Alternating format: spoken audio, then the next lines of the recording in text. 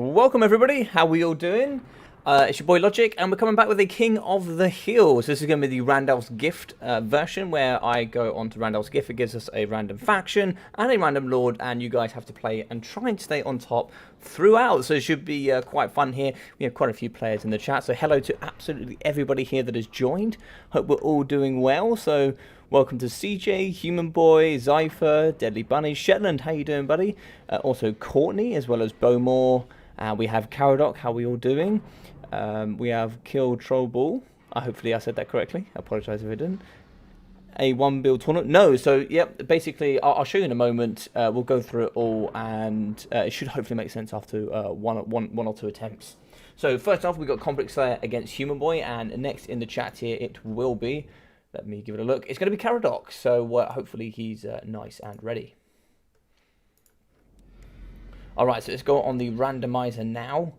We'll hop in here with that. Just have to remember how to do all of this.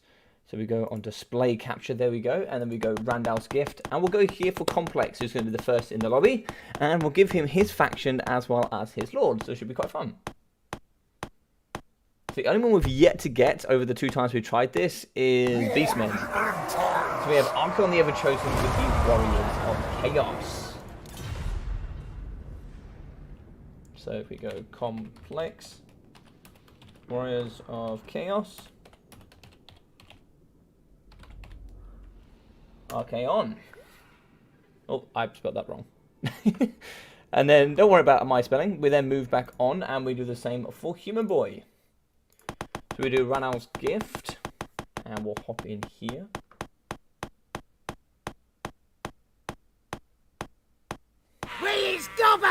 So we have Azag the Slaughterer here for the greenskins, which should be quite fun. So we'll pop in here, we'll turn that off, and then we'll hop back in.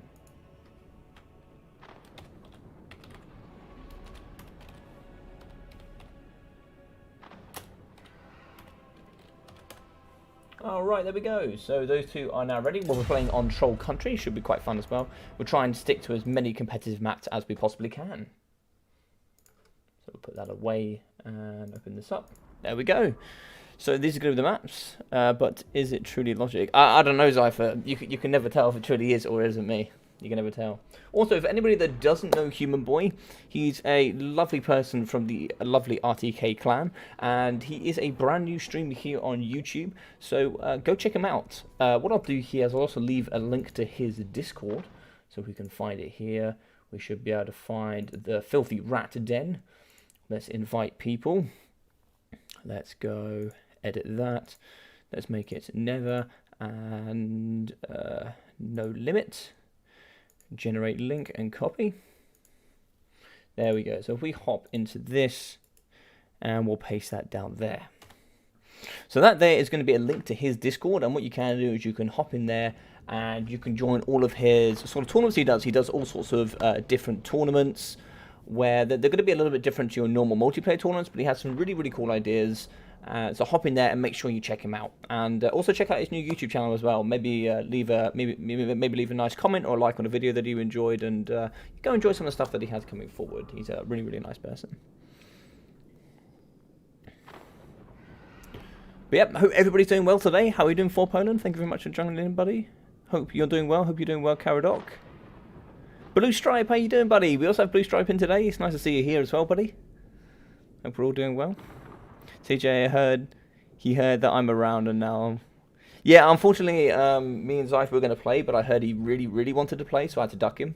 I had to go to the gym instead, so... I didn't want that coming down on me. He was just too strong. You're about to get... Guy... Crumped. I love it. I don't know what that means, but he's about to get Guy Crumped. But he has Azag the Slaughterer, who's been pretty good here on top of his Wyvern. That'd be some fun stuff. But how you doing all? Let's, yeah, what sort of factions are we hoping for? We actually haven't had Beastmen yet. It's the only faction we haven't had. So it should be quite fun if we do get them. And everybody, just so you know, tomorrow, it will be going out as soon as this is all done, depending on how long we take today. I will get through absolutely everybody. But if we go through the King of the Hill, after that, you will be able to find tomorrow we have a tournament. which is quite the fun one. So we're going to be having old versus new. Now, what does that mean? That means we're going to be having Warhammer 1 factions here fighting up against Warhammer 2 factions in a nice big festa to see who has the best factions. And what me and Ducky did was we sat down and we put factions up against each other that we thought would be a fair matchup. Now we have 8 from the old and we have 7 from the new, so there will be a nice sub-faction in there as well for the new ones that will face up against one of the old factions. So it should be really, really fun games, and we have people that have come in for each faction as their main faction. So, so we'll have, I think, like, for example, we have Human Boy and Bowmore. They're both phenomenal Skaven players, so they will be representing Skaven depending on the random generator who gets that. And then we'll have that tomorrow night starting from 8 o'clock, so there should be some really, really fun stuff. So looks like they're both ready. We're going to be on Troll Country and let's head in. But if anybody would like to head on and put their name in the hat to try and get up to that challenge, do feel free to jump into the description here of this live stream, and you'll be able to find my Discord. So you can join there for all of the cool tournaments we have coming forward. And even if you don't get the faction you want, there'll also be an extra random generator where everybody will have an opportunity to get the last sub-faction left that hasn't been announced yet. That hasn't been announced, but it's quite a fun one. It's quite a fun one. Although you're more than likely going to be playing against some very strong players, so it should be quite fun. We have Cypher on HE and another phenomenal HE player. Guessing it's supposed to say git crumped. Yeah, probably. But it's, yeah. Right, and also if you guys have got any screen blockers you want to send in with some like really cool images or photos and some stuff you've seen, or anything you want to promote from a friend of yours that maybe does some sort of artistry or anything like that, feel free to put it on their channel or send it to me on the Discord and @Logic, and I'll try and get it up during the video. So here we're going to have the classic Forest Goblin Spider Rider archers in the front line with some Goblin Wolf Rider archers, 2 units. Pretty sweaty here from the beginning, and oh my god, the man of the people, we're going to see the double giant. You never ever see this here as the greenskins. They just never come. We're also going to have 2 units of black chalks, which should be pretty good with the black chalk boss. He's going to be having Get Back Here as well as the brass cleaver, and he'll have him into psychology. I think he's missing one element. I really like his Rabble Rouse. I think Rabble Rouse is perfect there for him. But we'll have some Night Goblins there. No Fanatics from them, so interesting stuff. Fanatics obviously very good here. Orc Biggins in the front for the bonus for large and it harder. So the bigger the things are, the harder they hit, pretty much. Yeah, pretty standard. Yeah, so some more Spider Riders on the edge. And here we're going to go for the man, the myth, the complex. And he's going to have a meaty front line. He's going to have some Chaos Warriors with the great weapons for that AP. And some more Chaos Warriors with the great weapons. More great weapons. And just some Chaos Marauders as well. We'll also have, more great weapons from the Warriors. And some more Marauders with the nice Mirror Guards. Mirror Guard are a super, super fun unit. They're actually really strong as well. If you compare triple chevron, just normal Chaos Warriors up against these boys, not only are the triple gold more expensive, also the stats are phenomenally worse, and they don't have immune to psychology. So they're always worth it, in my opinion. They're such good value for money. In the back here, we will be having Archaon, the Ever-Chosen, of course, here alongside the Swords of Chaos. Now, these are a really, really cool unit that have that fire damage. Very good up against Greenskins. Not only that, they have Apocalyptic Charge, as well as the Guardian and Fear. So, for Archaon, the Ever-Chosen, we will be having Burning Head, the Flaming Sword of Ruin, Fireball, Kindle Flame, the Slayer of Kings, Foe Seeker, and Stand or Die. We'll also be having 2 units of Marauder Horsemen here on the left-hand side to deal with some of that skirmish cavalry. And 2 more here on the left-hand side as well. Now, where's Big Azag? I didn't see Azag. It looks like Azag's going to be on foot. I love that even more. He's going to be on foot, and what's he going to come with? He's going to come with Azag's Odd Armor, which is phenomenal, and Spirit Leech with Slagger's Slashes. So that's some good stuff. And get on with it for the +8 leadership. Awesome stuff. Awesome, awesome, awesome. The shooting here in the front line, I think it's going to be very difficult to take down these Swords of Chaos. These Chaos Knights are going to be a bit painful to take down. Here, the Orc Biggins, they're going to do okay here. They're not going to do brilliant. They'll beat Chaos Marauders, but they will not beat. They won't beat the Chaos Warriors, that's for sure. Chaos Warriors with the great weapons should absolutely munch for these boys with no problem. They'll have a nice big hit to begin with because I think they have bigger charge bonus. Yeah, just a weeny bit more, not too much, but over time there will be a bit of a crumping. As you can see, the Marauder Horsemen, with those throwing javelins, actually do some really, really good damage value if they do get in range. As you can see, they're absolutely destroying the Goblin Warfighter archers. They have zero leadership in comparison, and yeah, these guys can fire whilst moving, so it's just going to be a bit of a kite fest, unfortunately. But here we have the double chaos in with the nice fanatics coming down the line, and look at this damage value. Fantastic stuff here, coming straight through the Chaos Marauders, breaking up nearly 2 units. Standard Eye going down here, and a Burning Head, which is just going to miss here. Good micro from the Night Goblins, although those Black Chalks are going to take the full brunt. So what's going on here? If we do manage to get the double giants here with Azag's nice armor on top of Archon the Ever-Chosen, that is going to be some meaty value. Looks like we lost some cheapos there in the front, and coming in the back, some of the skirmish is just going to be valuing up against some of the skirmish. If you manage to rappel these around and you do actually push the Marauder Horsemen, it's like they've just been left on skirmish, so you can pretty much just push them. So here in the pocket, we are going to have the Giants as well as the Black Orc Big Boss. A nice +9 men attack here. It's very good with the Brass Cleaver alongside the Giants. But these boys are also having Terror is going to be very good at just pushing off the Chaos Warriors with great weapons. It's really nice stuff. This may be a bit of a meme, but this is a perfect counter actually against this build, because it does mean Archeon is coming in with Slayer of Kings. He will slap up one of the Giants, but the Giants in return, even with Slayer of Kings, will do so much damage value back. And saying that, where is Archeon? Is Archeon in the mixture? Archeon is in the mixture, so he's going to be fighting up against Azag the Slaughterer, just like the Slayer of Kings, as well as the Flaming Sword of Ruin going down there, and he's not going to do enough damage there for that value. That's really scary with all of those units, all those items going down. He's not going to get the value there that he was hoping. Balance of power here strongly in the greenskin favour. As you can see, we have lost these Swords of Chaos.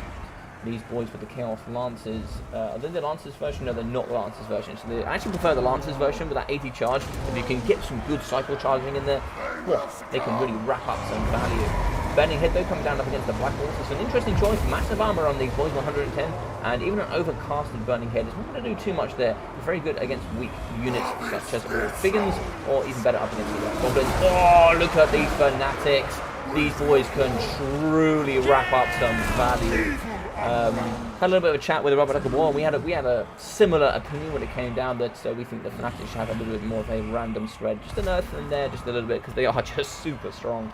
But here in the pocket, Archon is about to get absolutely crumped here as the boys here come through. Looks like Fireball came out. I'm not too sure what that hit, but it's certainly going for a while. Over here in the back, what's happened to the skirmish game? So the skirmish game, we have 2 in the middle that's going to shoot into the back of Black Orcs, and so we have 2 units at this spot. The 4 Spider Riders coming in will do some good stuff as well here. In the pocket, looks like we are going to be terrifying up against the Chaos Wars with great weapons, and Archeon can run all he likes, but Spirit Leech going down there, good Spirit Leech, will do some nice damage value. He doesn't have any magic resistance. And in the pocket here, charging on their own is going to be the Swords. The Swords will go down, and you're going to be very close to army losses here. So Orc Biggins, Azag's armor going down. It's actually been pretty clutch here, considering it's been a nice blob build, especially with the double giants. Double giants, they only have 30 armor, so it gives them plus 30 armor, so it doubles their armor and gives them some serious melee defense as well. 54, pretty good for such a large unit. And they have 84 melee attack thanks to the Brass Cleaver here. So this is a dirty box push build. It's certainly nasty for sure. Yeah, looks like the infantry is going to be going down. A lot of it's going to be shattering left, right, and centre. Archeon's just about holding, but no, there is army losses. And a fantastic game here coming out of Human Boy. Awesome stuff. Oh yeah, Logic, I saw your Dowie game against Butcher BM. Bonnie, let me send you this. Let me send you what happened on the other one. I made a bit of a mistake against Butcher, not realising the matchup, but let me send you this. See if I can find you.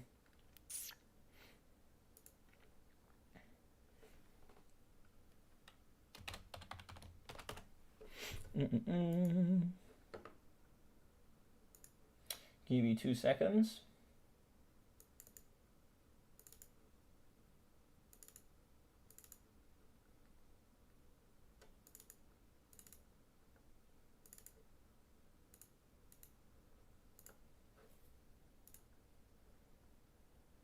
Watch that, buddy. And that's why I brought them. Perfect, let's hop back in here then.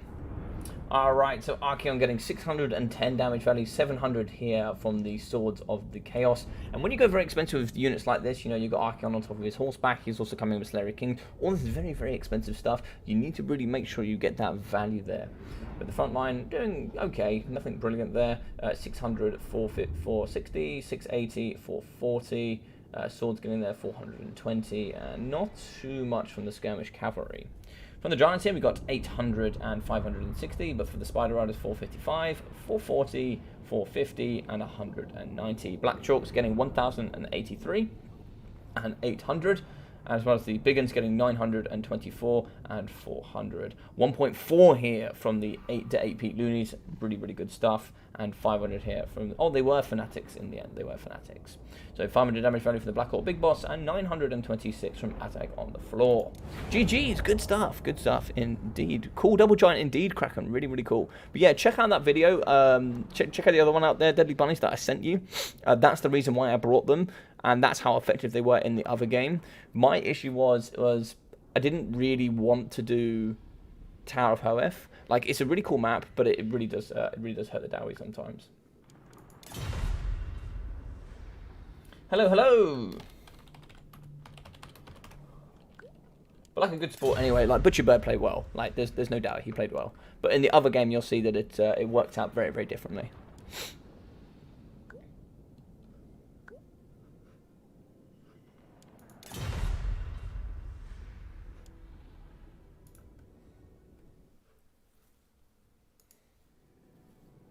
Alright, let's have a look here. Right, let's get this going. Let's get this on the road. Oh, I think we've got some more messages coming through here.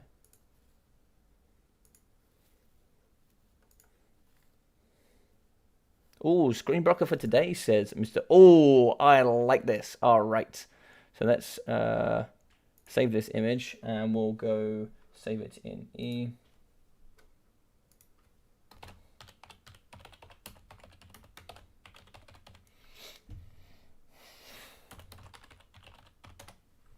Alright, so we'll upload that in a moment. Let's get this going here, and let's pop in here.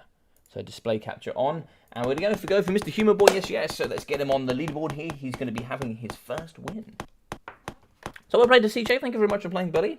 But Mr. Human here, with one win. Oh, if only CJ had got this, but it's going to be Tomb Kings with Ark in the Black. Here for Mr. Human Boy.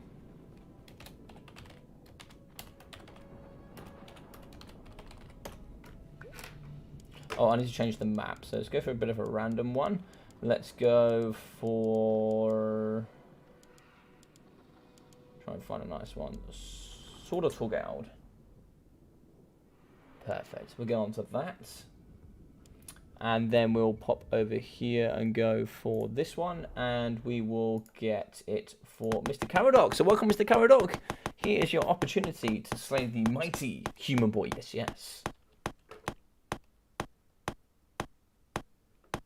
Time to kill. So Throttle and Clean the Stadium. Oh, this should be a fun one. This should be fun.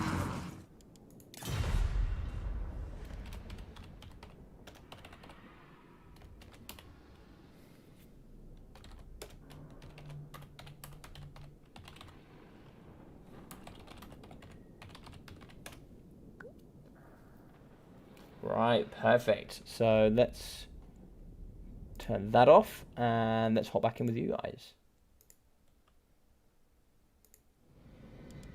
Perfect.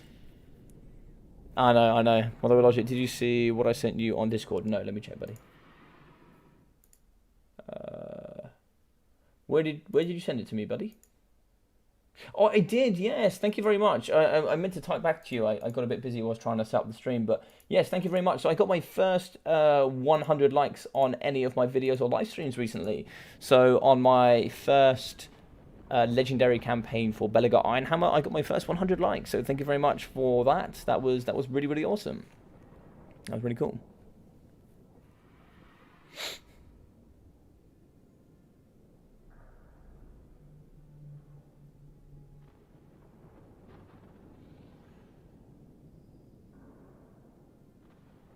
These are some mental builds indeed, Beaumont. These are some mental builds. This will be good. Gotta take Throt on foot here, in my opinion. You say that, but if you have Throt on the back, oh, thanks very much, Bibliton. Welcome, buddy. Yeah, you say that, but the mobility of 95 speed is like so helpful as well, and you just get so much more like damage output with Creature Killer as well, and you bring other units like Rack Ogres to go with him with a summon, and just that more mobility really, I think, benefits him. You could put him on foot, but he's very susceptible to getting caught here with summons, etc. For sure. But yeah, perhaps you're right. I'm not the best. I'm not the best with... thanks very much, Bowmore. I'm not the... also, only 4 subs off 300. Yes, indeed. The support's been phenomenal. I can't lie.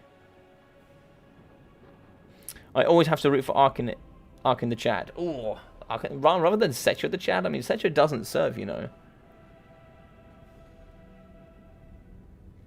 Yeah, I believe... I'm not too sure where I'm at. Let me have a look. Haven't checked in a while, actually. Yes, 296. I appreciate that very highly. Thank you very much, everybody.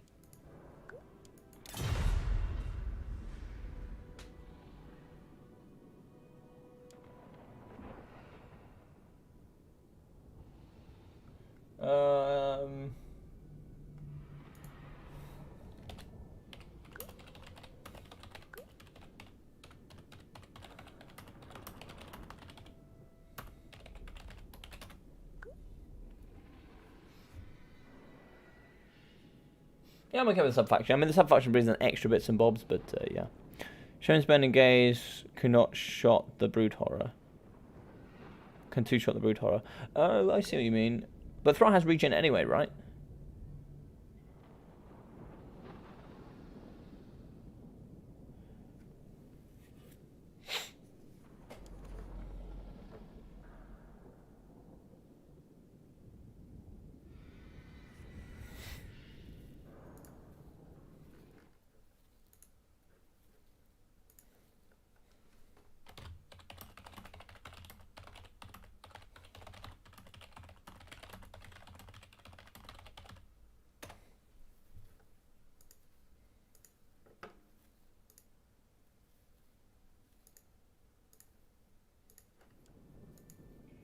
Alright, so it looks like Human Boy is ready.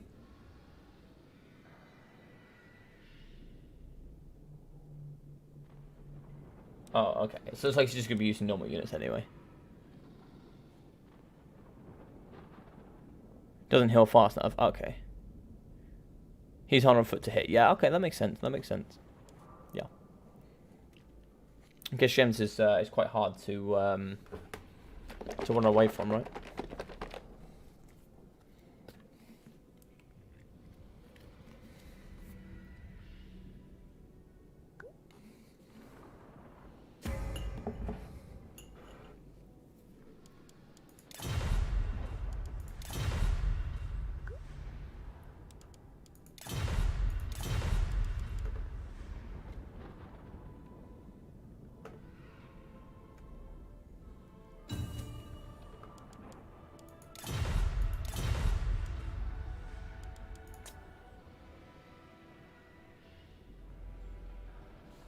So what are we thinking here? So you obviously you have to take Throt.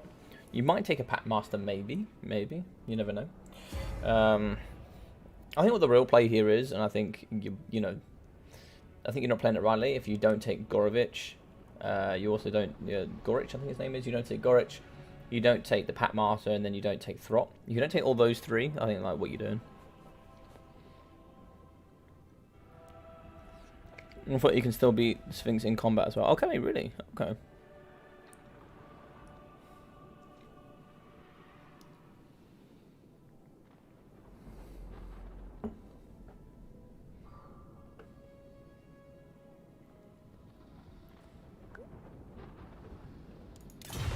Alright, let's do this. So Sword of Torgald, we are going to have Caldrock is the Skaven up against Human Boy with the TK. Let's get into it.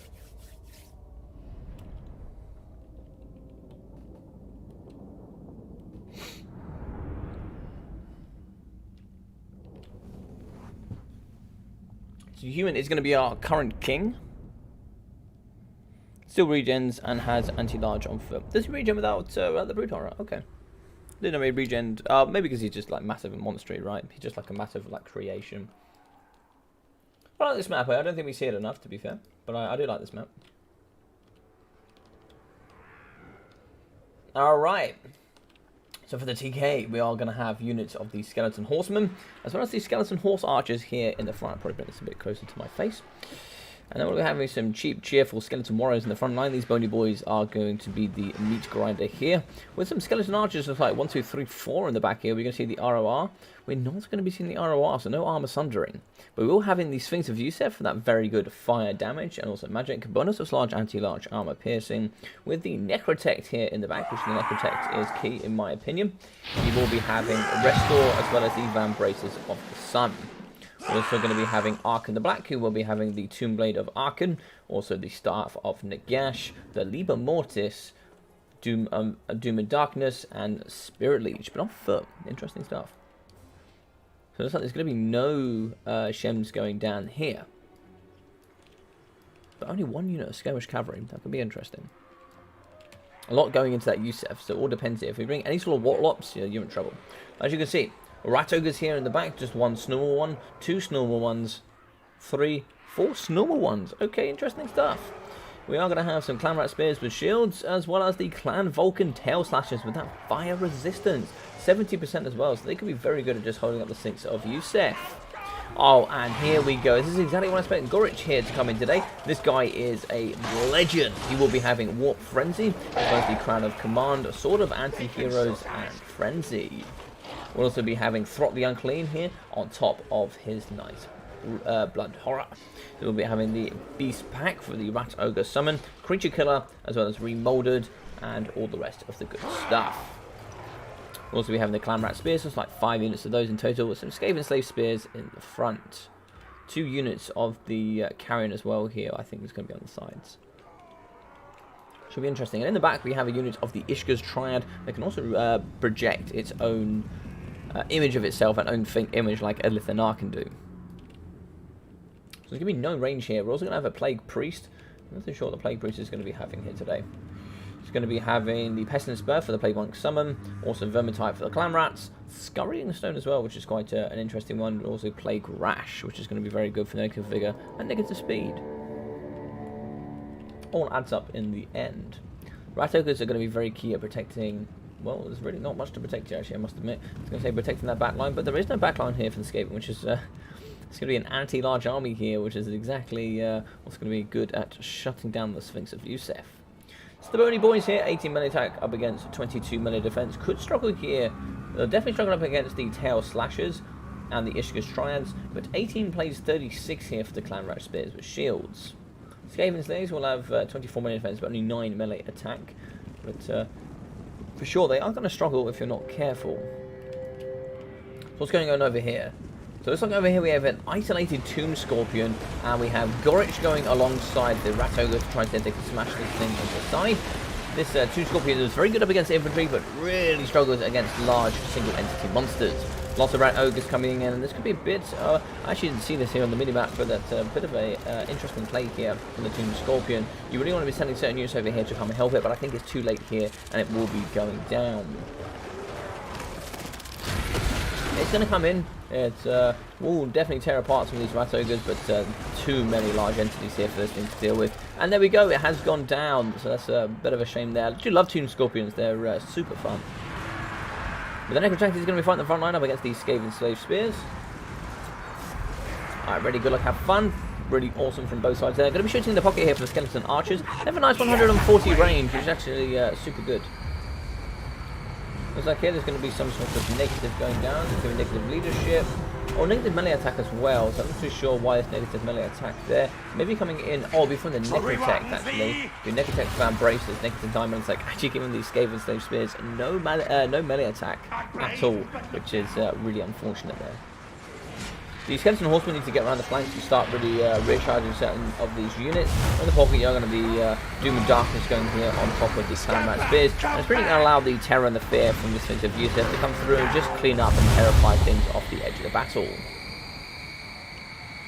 what's going on here in the back. Looks like a remolder going down on the Rat Ogres, which should be very good at restoring that regeneration. A nice Plague Monk summon here in the pocket up against the TK, as you are going to see the map-wide faction health regen here from the Skeleton Archers.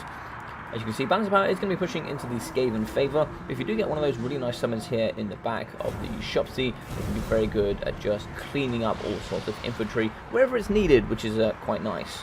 You want to keep these Necrotech nice and close to any of the Skaven Spears, means they'll have no melee attack. They will be able to shut down up against the Skeleton Archers, but the Skeleton Archers will punch back pretty hard. Arkan is going to be isolated, fighting up against some Clan Rat Spears. Clan Rat Spears will keep him busy for sure.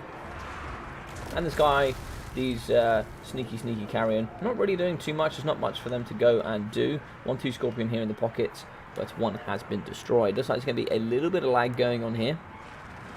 Luckily, it managed to settle itself. As we can see, debilitating here in the front line of these Skeleton Warriors. And it's really starting to push into the Skaven favour now. I don't know if there's too much left the Skelly Boys here can do. As long as they isolate here up against the Sphinx of Yusef, there's really not much the Sphinx of Yusef can do. It's down to, it's up about a third health already. It really needs Restore ready, so Restore has gone down, and it needs to start punching up against the Unclean. That's where he's going to be utilised the most, or he needs to get out. You can't get that value, or you can't get the value up against Gorich, who also has the Warp Frenzy, as well as the Sword of Anti-Heroes going down for the increased armor piercing and base weapon damage. Lots going on here in this pocket. Very difficult to see with all of these negative buffs going down due to the Van Braces as such. So we lost the Toon Scorpion in the middle. We're going to be very quickly losing this Sphinx of Yusef if you're not careful. That charge will help, but he needs to go to the backside of Throt. Looks like Doom and Darkness going down on Throt. Creature Killer going down as well for the bonus first large plus 16. But if we can get him with that 5 damage here, with the bonus first large anti-large armor piercing, Throt will go down in a moment of seconds. Looks like a first melee attack has missed. Big hit they're going through. Not a tremendous amount of damage value. Maybe some of that armor there was negating that. Let's see if we can get some more hits going forward. I believe you only get one restore as well. So the double Necrotect here would have been really nice. You're going to have one Necrotect either side with a -9 melee attack as well. Would have been very good at protecting here. But the Ishka's Triads will be in the pocket as well, which have that armor sundering, which will be going down here on the Sphinx of Yusef, giving that -50% armor. And in the pocket, and looks like we have a summon of Yushati, which would be very good at pinning in and helping the Sphinx here fight up against Throt the Unclean. Throt's doing pretty well, but there's a big hit there come through for the Sphinx. So some really good work there. Necrotech's going to be in as well. That will also increase that fire damage, giving a fire weakness here to Throt the Unclean, making them 50% weak to that fire damage. And this is when it comes through. Look at these slams going down here on Throt the Unclean. Some brilliant stuff there coming from the Sphinx. The combo here between the two of them, making that nice, cheap, really good effect there with also Restore as well. Gorovich is going to come in, and Gorovich is coming in to finish off here. And what's he got? Looks like he's going to be fighting naked here up against the Liber Mortis with that 44% damage resistance here for the Sphinx. Looks like that just ran out, but here it's going to be a mano on a mano. These boys are going to be fighting each other to the death. And looks like the Sphinx is down to 100, and it has gone down. And that's a huge shame here for the boys of the bony variety. As you can see, there's not much left for them. These rats will come back, and when they do go down here for the Skelly Boys, there's no way for them. And there's no summons here, I don't think. Maybe Arkin has a couple of those skeleton summons for the front line, but really not much. It looks like here the clan of Vulcan Tail Slashers will be fighting up against Arkin. They also have that imbued fire damage, getting plus 25% damage value up against him due to his wraps. And it looks like here Gorich will go down. What's Gorich fighting up against? A Necrotect. The Necrotech will go down, and that'll be army losses. Interesting stuff. I really like the build here, but the Bony Boys just didn't have enough to deal with some of the mass onslaught of Skaven and large entities. Really unfortunate. If he managed to get on top of Throt just a little bit earlier, that would have been really good. That would have been really good. I love the combo here of the Necrotect as well as the Sphinx of Yusef. Awesome stuff. If you also had a Tomb Prince on foot, you also could have come in there with that physical resistance to help protect the Necrotect as well. So not only would you have had that -9 melee attack, you would have had the physical resistance here for Arkan, physical resistance for the Necrotect, and you just keep buffing the Sphinx of Yusef. Really nice stuff. Did you love seeing Gorovich in action? Yeah, so do I, dude. So do I. I think he's such a cool character. I really do. 1,100 from Throt the Unclean, 222 for the Plague Priest, and 1.27 here from Gorich. Gorich is such a cool guy to come in. He's like, just not worth it, but it's just so cool to see him. So 1,050 damage value on the Clan Vulcan Tab Slashers. Do some really good work up against Arkan, as all the Legendary Lords do have that weakness to fire. 1,000 damage value for the Iskios Triads, and 507, 627, 775, and 1,088 here for the Rat Ogres. Doing some really good value here up against the Double Tuned Scorpions.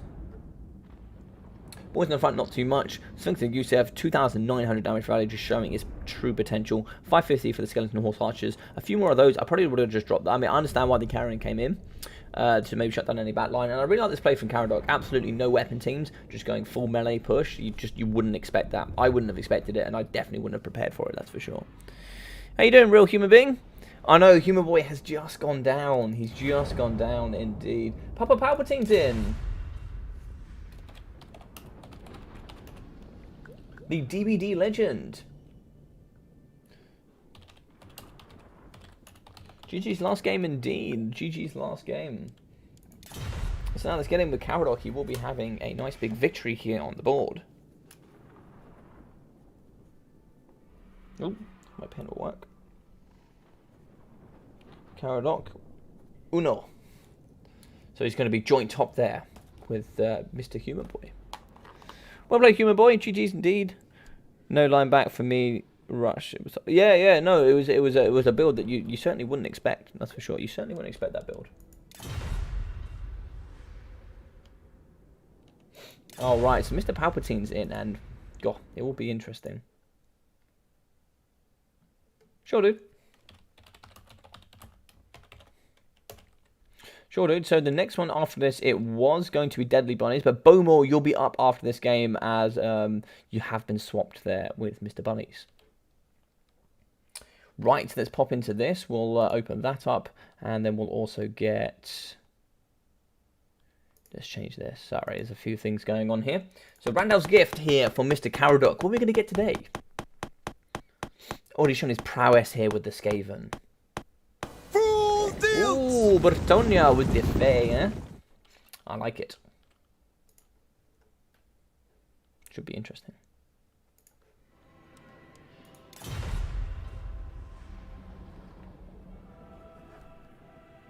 Oh, thank you very much for the subscription. Somebody just subscribed. That's not a name, but it's got pictures of two little faces. I like it. Thank you very much. I like that a lot. So let's go.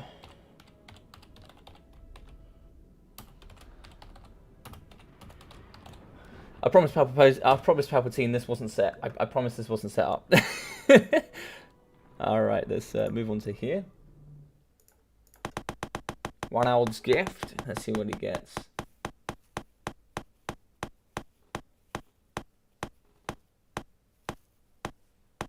Time to kill. I just let's go again.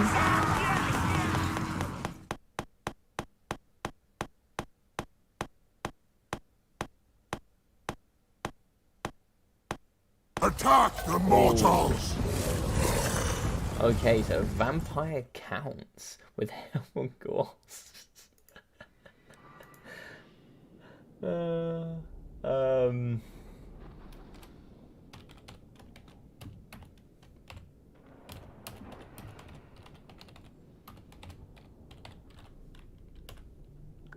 I think I spelled that wrong, actually.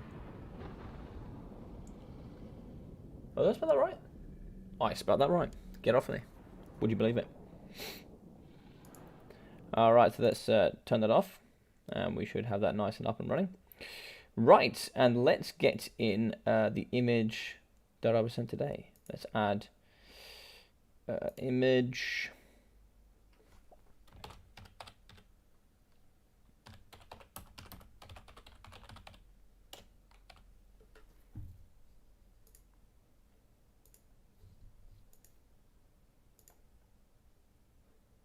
So if anybody wants to send in anything, please feel free.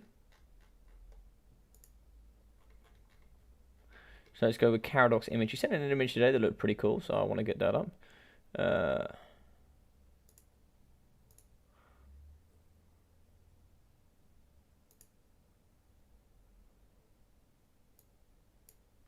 So yeah, new one from him today, which is a pretty cool one if you ask me. I think it looks pretty wicked.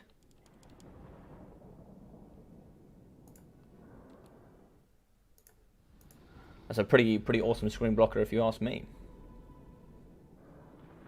Poor Papa Palpatine have to play the LOL. Can I have it? Do you want to change it? Do you want me to change it, Papa? I can change it. I can change it. It's not a problem. Do you want me to change it?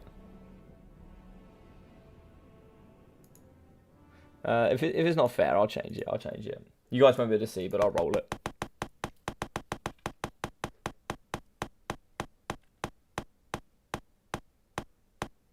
The true king. Yeah, cool. I think that's a bit better.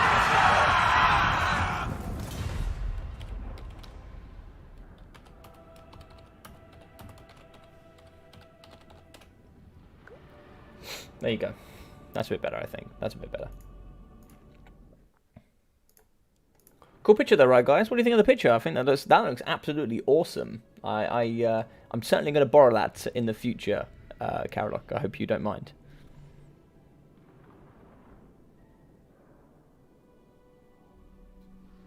Yeah, cool. Papa Palpatine went for Marathi. Yeah, I don't blame him.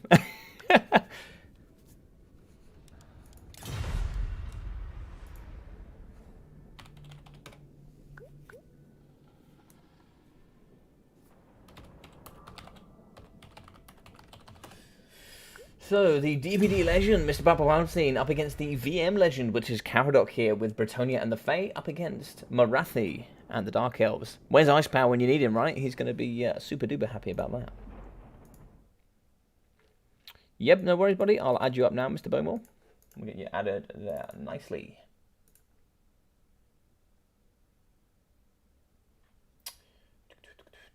Add friend. Friend indeed. You've got a friend in me. Right, you've been added, Mr. Bowmore. I saw something from I saw something from Ice.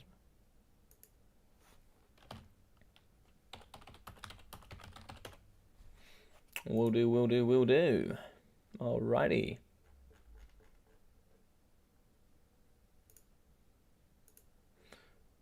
Okie dokie. Mr. Blue Stripe, I can see you typing in the Discord.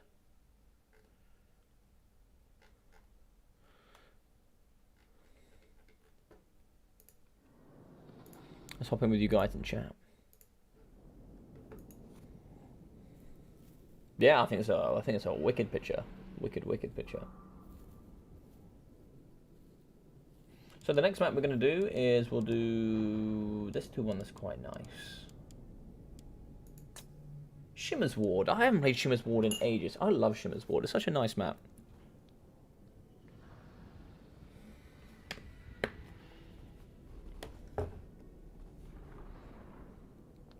Had to eat. Did I miss anything important? No, buddy. Well, you did. You missed a full melee combat build from the Skaven from Mr. Caradoc. I'd say he did. You missed Gorich. You missed Throttle Yang Clean on top of a Bloon Horror. And then you missed Ark and the Black as well with the double Tomb Scorpion and the Sphinx of Yusef. So yeah, I think you actually missed quite a cool battle, unfortunately. But no worries. Feel free to check it at the end. It was quite the fun battle.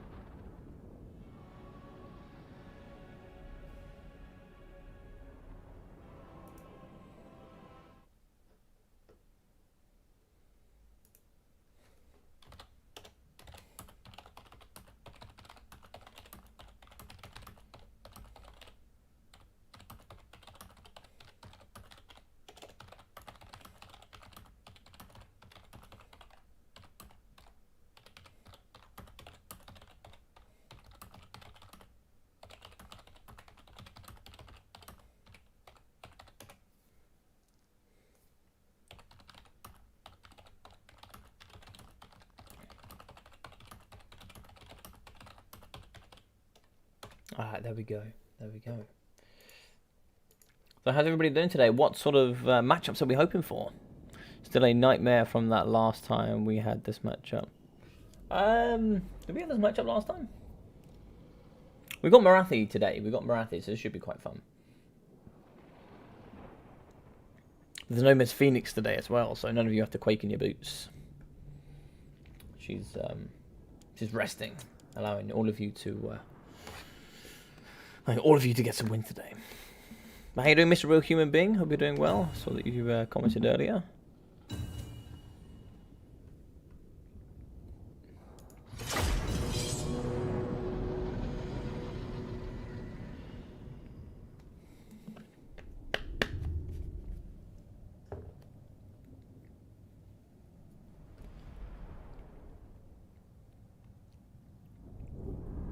Glad you're doing well, Mr. Cypher. Glad you're doing very well, buddy.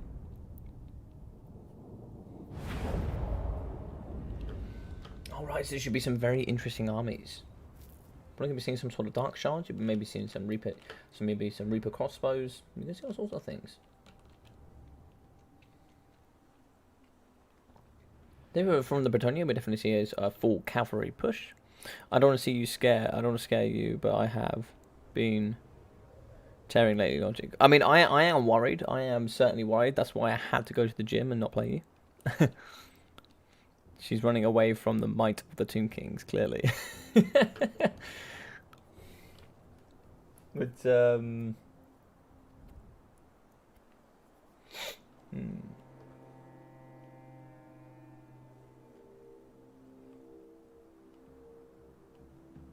I think you're going to see a lot of cavalry here on the Bretonian side. Well, maybe not. Doesn't look like it, but let's get in. Maybe a bit of a different build here today. So we are going to have the Cold One Knights, bonus for large, anti-large, and armor piercing. And it looks like here we'll also have... Let's hop in. So we have 2 Cold One Knights. We'll also have some Dark Rider repeater crossbows. So some good stuff with the double Dark Riders with shields. Nice. And in the sky we'll have the double Feral Manticores with the Siren of the Red Ruin. So the Siren of the Red Ruin is really, really cool. Has some really good range, as well as the Well of Malice. Has lots of armor piercing, and its magic ammunition could be a really nice tool if it's utilized correctly. We'll be having Marathi in the sky. Not too sure where she's gone. I should be in the front here. So we'll be having Marathi in the sky. We will be having her wand by the looks. Yeah, so she'll be having her wand, as well as Soul Stealer, the Heartrender, and the Dark Sword for the -9 melee defense and melee attack. But also she's not going to come in with our other ability to give the extra 9 melee attack, which means it's normally -18, so she's not going to come in there with her, I think it's Enchanted Beauty, I believe it's called. But lots of Bleak Swords and Dread Spears on the front line. That's some really, really awesome bits and bobs there. Yeah, lots of utility here to help win this fight for sure. We're going to have some questing knights here from the Bretonians, with the foot squires on the front, of course. We'll be having some spearmen at arms with those nice shields. And yeah, in the back we'll be having some of those sweaty peasant bowmen there with the pox arrows. Any fire arrows here today? Most likely not. No regen here expected. And looks like we're going to have 2 mounted yeoman archers here on the flank with the Wardens of Montfront. Now, I think that for the skirmish cavalry here in the game, I think some of the best in the game for their faction in particular. I really like the mounted yeoman archers here, especially with that poison for the Bretonians. In the back, we will be having, was that 2 units of questing knights? Is there a third? So there is going to be a 3rd unit of questing knights, as well as a field trebuchet. We'll be having the lovely Fey Enchantress on the floor. We'll be having the Chalice of Potions, Favour of the Fey, plus Greater Arcane Conduit, the Dwellers Below, Earthblood, and that nice Mortis Mist of the Lady. We'll be having the double Simp on the floor there, on top of their horses, one with Guardian, one without. I do like giving the one that doesn't have, the one that has Guardian, I like giving him the shield for the 22% damage resistance, because it kind of gives him Guardian, but not really. A little bit better really in reality, but still. Just allows to protect that one a little bit longer. Oh, damn. That is totally my bad.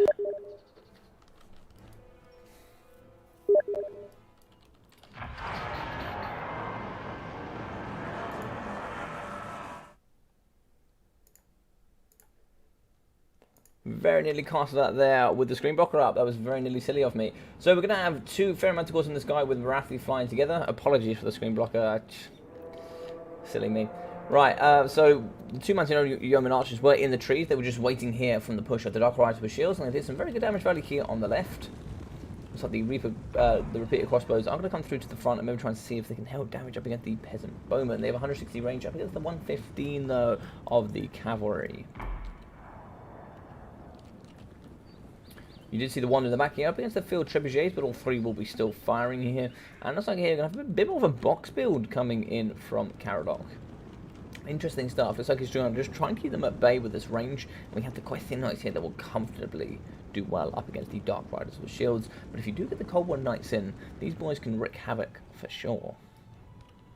Far high in the sky, trying to dodge all sorts of missiles is going to be the Pharaoh Manticores, and the Fae is going to be nice and close to that Mortis Engine effect. Another shooting in the sky here up against Marathi. Marathi has to keep moving. She only has 40 armor. She's very susceptible to getting shut down. Here on the left, we are going to have the Dark Rider with the shields fighting here up against the Questing Knights, and now we're going to have the Cold Ones come in for that bonus of large anti-large armor piercing. And being that they're not going to get charged, oh, is this going to be a fat soul stealer going down, or what is this going to be? This is what is below went down, but it does break the Dark Riders. But now it is going to actually force the Questing Knights here into that. So that's a little bit unfortunate there. But I don't know if that was really worth a Winter Magic. But good stuff from Caradoc still. He's still able to shut down the Cold Ones and actually shatter the Dark Riders. So getting rid of that mobility here for the Dark Elves can be quite important. Over here on the right side, we lost a unit of the Mounted German Archers. But the Wardens of Montfort still standing strong. That poison coming through. Some of the best skirmish cavalry in the game for sure.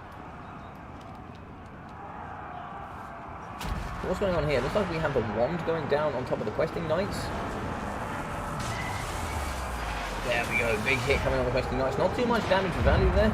And we have a nice chalice in the pocket as well on top of the Dread Spears. Dread Spears will be fighting up against the Questing Knights. They have broken them. Just need to chase off here using the Cold War Knights. It looks like we do have Marathi chasing after the Fae. A Soul Stealer going down. It looks like it is a Soul Stealer. Yeah, Soul Stealer will be going down on top of the Peasants as well as the Questing Knights. So getting some value there and some healing for sure from Marathi. And this pocket is just about holding strong. As you can see, the Siren in the back is going to be getting shots here by the Peasant Bowmen, and they'll take her down slowly but surely. Only 30 armor for her. The front line is holding of these spears. Spears with the 38 minute defense. So against the Dread Spears with the 27 minute attack. They won't win, but they'll certainly hold. They'll certainly hold. Looks like here we do have the field trebuchets firing into the line over here. Not too sure what their planned attack is. What's going on here? There's certainly a spell going down. It looks like the Whale of Malice, which is going to do some damage up against the Spearmen at Arms. Oh, looks like we shattered one of the... very nice. Looks like we shattered one of the Pharaoh Manticores. Probably coming in the snipe here for one of the Paladins. Let's keep a closer eye on Fae now. I think sniping out Fae is the way forward. One of the Manticores is rampaging in the front here, but has terrified some of the Spearmen. That is going to allow some of the Dread Spears to whip around this flank and shut down the field trebuchets. Balance of power nice and even, but you are going to lose a Manticore here for your trouble. It's gone off relatively quickly. And the second one is rampaging. Very low health threat as well. This is really scary. Faye can't be fighting this on her own. Looks like we have the Siren of the Red Ruin in. Siren of the Red Ruin does have terror, so it can be very good here up against the Paladins. He's going to be in the back, shutting down the Peasant Bowmen. Soul Stealer going down, Earthward Overcasted as well to try and counteract that with the Rampage Manticore that is now broken. We do have Marathi here fighting up against the Paladins and the Fae. The Fae's super weak here from Caradoc, so she does need to run. The double simps do need to come in and try and finish off Marathi. Marathi is absolutely no joke here. Really good luck, have fun. In the back here is the terrifying Siren of the Red Ruin. She can take out these peasants. That'd be some good work. Going to be very difficult shutting down the Wardens of Montfort. I don't know if there's too much here that's fast enough to catch her and her troops. We do have 95 speed for the Fae. Arcane Conduit going down for her. And yeah, there's no Dark Riders left as far as I am aware. Pretty much only Marathi. So a Chalice of Potions down in the pocket. Looks like it did course the Rampage here at the Cold War Knights. That'll give them bonus there to the stats, but it means they will break more than likely very quickly. We do have the Dread Spears coming in as well. They're going to be fighting here up against the Paladin, and they should do some good value for sure. The bonus for large, anti-large, and also the armor piercing here for the Cold War Knights. In the back here we do have the Fae, and the Siren there going down for that damage value. Trying to see if she can get some damage onto the Wardens of Montfort. Not too much, I imagine, but it looks like here the Siren, as well as Marathi, is going to come in for the snipe on the Fae. Going to be negative melee attack here, 13 only from the Wardens of Monfrom. They don't have any ammunition left, so they're just going to be a nice barricade here to allow the Fae to get away. Balance of power will be going into the Bretonian favour, but not too greatly. If we get a nice big fat soul stealer here from Marathi, could be some good work for sure. And look at this, we have Peasant Bowmen on the periphery, as well as some questing knights, arrows, spears, and a lot here from the Bretonians. Soul stealer going down in the pocket though. Soul stealer could do some really good work up against the foot squires, as well up against the wardens. She gets some nice healing here for her while she is fighting. I think she's trying to get out here. She's a little bit trapped among this mess. These boys do have 92 speed though from the Bretonians, so she's not going to get away anytime soon. And you don't really have any units left here on the battlefield that's going to be able to help supplement her escape. Wardens are going to come over here, maybe try and see if they can help with the Dread Spears. Just help chase us off. Chase off the infantry. You've just got Marathi. Marathi has shattered. And GG's, and well played to Mr. Caradoc. Very sorry there about the screen and blocker.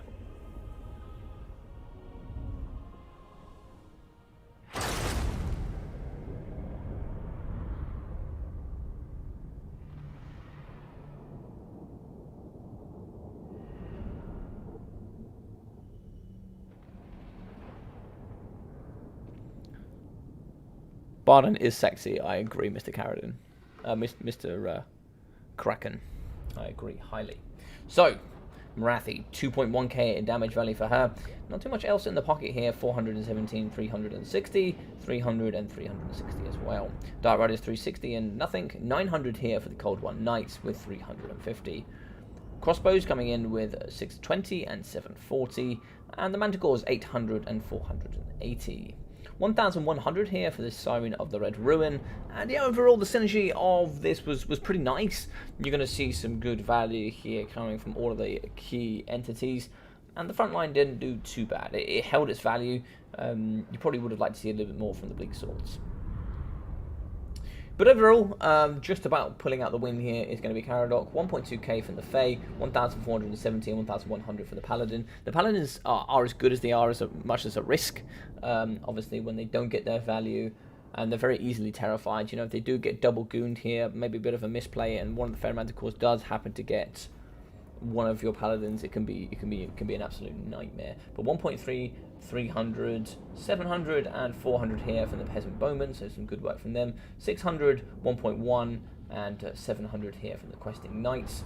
600 damage value from the Foot Squires, 920 from the Wardens of Monfrom, a very good choice in my personal opinion. 280 here for the Mounted German Archers. Front line held, for sure, it did its work. The Spearman at Arms doing some good value there for the AP as well. 900 damage value for the Field Trebuchet, which is an interesting pick. I like to see it. You don't often see artillery here from the Bretonians.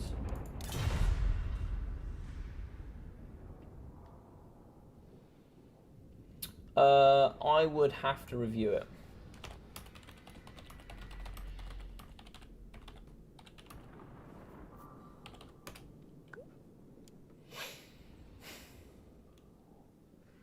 I would certainly have to review it. Don't get their value. They're 650 gold, which really doesn't matter if they don't. Which one's that? Sorry, bunnies. Is that the Paladins? Thank you very much, Bowmore. I appreciate the message, buddy. I wouldn't have seen otherwise.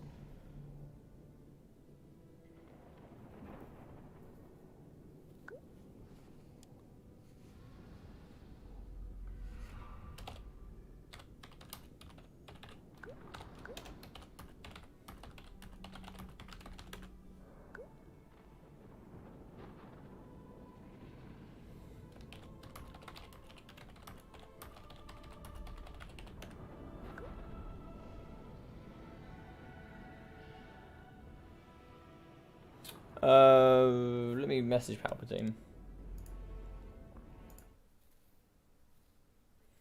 Let me message the Papa P.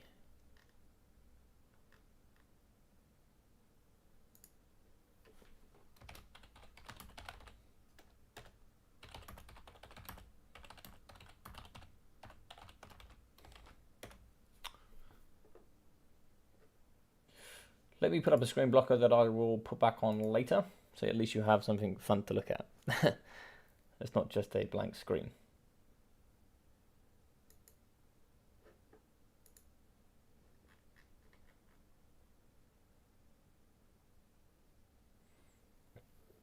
Okie dokie. Well, for now, let's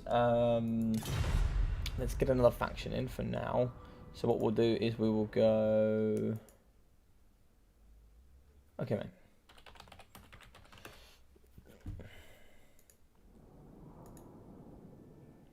Right, looks like he's fine with it. So what we'll do is we'll go display capture here. Let's go that. And let's get another one here for Caradoc. I didn't see he was too close to the line. Maybe towards the end, possibly. But I think... I don't know. For Heldenhammer! Alright, so looks like he gets back to the Sargelt. So, you know, all the memes do come around. So, if we can open that up, please.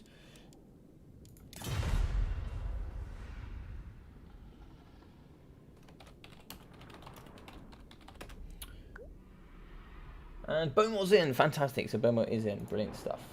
So let's hop on here. We have Randal's gift.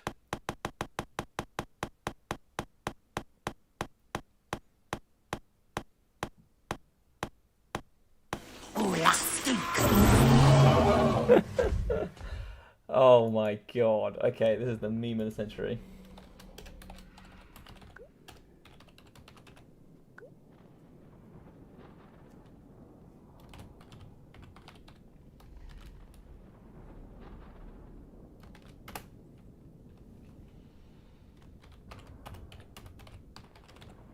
Well, this is certainly going to be a game. Right, let's go on Prague. Dear God.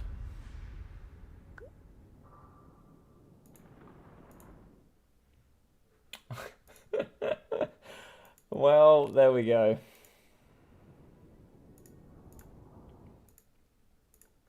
This is certainly going to be a game. Oh, the Paladins. Yeah, I know what you mean. I just feel like... but there's some of the units that have a good output, I think. They don't necessarily need to get their value. I just think... They are there to protect the lady, right? That's the point. But they have a large potential to have some good output as well. I think more particularly in that specific matchup, I think they're very good at, as you saw there, taking out the Manticores. Well, the Manticores, of course, with that Terror can also flip that on the other side, where it's always cool to see the cut. Indeed, Mr. Kraken, indeed. But indeed, here it's not just going to be. We're also going to have the meme himself, Mr. Balthasar Gelt.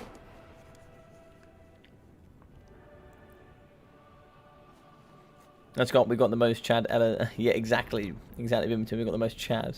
We got the most Chad guy here.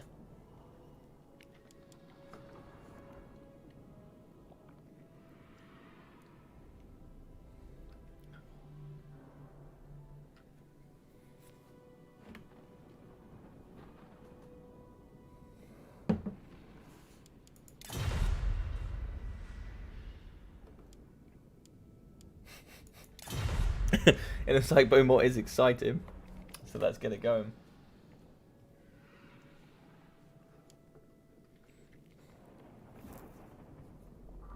So after this, let's have a look who's next.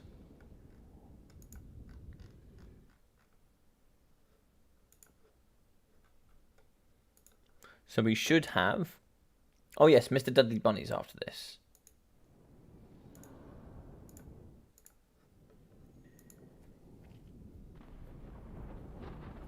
Mr. Dudley Bunnies will be after this, up against the winner of these two. So we have Caradoc on 2 wins and Human Boy on 1.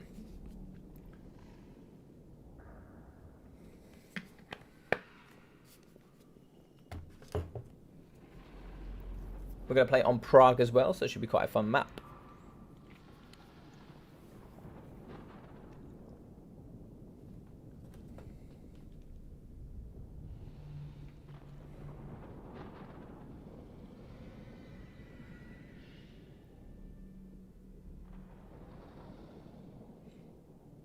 Is there anybody else that you guys are super excited for?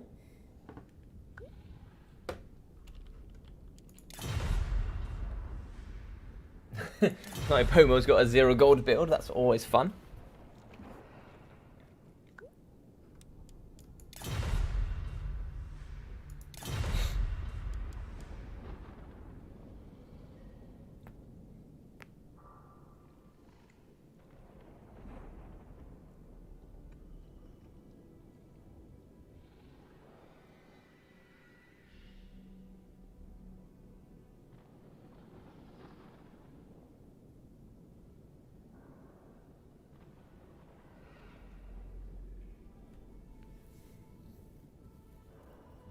Oh, really? That's awesome. Be nice to hit 300. That'd be really cool. Really nice to hit 300 subscribers. That'd be a really nice milestone, for sure.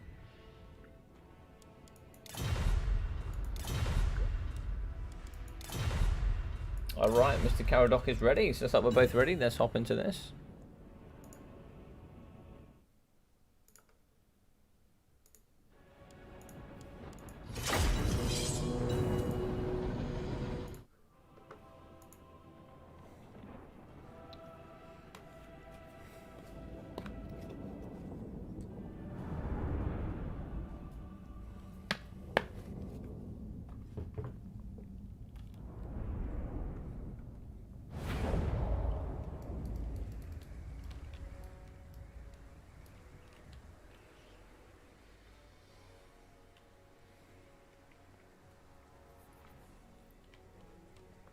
Alright, so for the Lizardmen, we're going to have 3 units of the Cold One Riders for that very nice armor-piercing shock cavalry, 3 units of the Chameleon Skinks, as well as the cohort of Sotek for that very nice Refuse to Die. We're going to have 3 units of the Saurus Warriors with shields. No, make that 4 units, and a spare unit of the Blood-Crested Skinks. In the front, we will be having the Skink Priest of Beasts alongside Nakai the Wanderer. So here for the Skink Priest, he will be having, of course, Transportation of Godom, as well as Flock of Doom. Nakai will be naked here today, which is quite interesting. Just maybe see if you can just make him as cheap as humanly possible. Some Skink cohorts in the front as well, just like 1, 2, 3 units, just to make it nice and wide here. Maybe make that a 4, just so you can just try and whip around the flanks here up against the Empire. So for the Empire, looks like we have some Free Company Militia. Not too much armor piercing here. This Sterling's Revenge, the Silver Bullets, as well as some Free Company Militia. So if you look at the Free Company Militia here, they do look pretty cool. But these boys only have 2 armor piercing per model, so not massive, but Sterling's Revenge certainly have a lot more. And the Silver Bullets should be quite nice with their armor piercing as well. We have some Sigma Suns in the front, with a couple of units of Spearmen and Greatswords. We have a unit of Reichsguard. We don't see the Reichsguard very often, but they are a pretty cool unit nonetheless. They are anti-infantry, shielded and heavily armoured. So it's like we have 3 units of Reichsguard instead of having the fire variant here with the Knights. I've forgotten the fire variant, but then we also have the Light Wizard and Balthasar Gelt. So the Light Wizard here probably just coming with Net of Amatok, of course. And in the sky here, we'll be having the Staff of Valans, Arcane Conduit, Final Transmutation, Plague of Rust, and Syrian Doom. Really awesome stuff. He will also be 105 speed, and then when... Oh, he doesn't have his ability, so he's not going to have his ability here in the sky. Of course, there's going to be no tic-tac-toe to chase him, but yeah. Could have been very interesting there if any Pterodons had come. Now, the absolute bane of Balthasar Gelt will more than likely be the Chameleon Skinks. You're going to need to be dealing with those boys quite shiftily. Logic, we found a fun screen blocker in case you want to use it. Cool, send it in, buddy, send it in. Yeah, so we have Nakai here up against the man, the myth, the Balthasar Gelt. So for anybody that didn't see, up higher in the Discord, if you check in the chat, Human Boy that was playing earlier, if you'd like to join onto his Discord, where you can also find his YouTube channel. He's a pretty cool streamer, and he has some really awesome tournaments coming out Monday and Tuesday, which you guys should definitely get involved in. So do go check that out and get involved.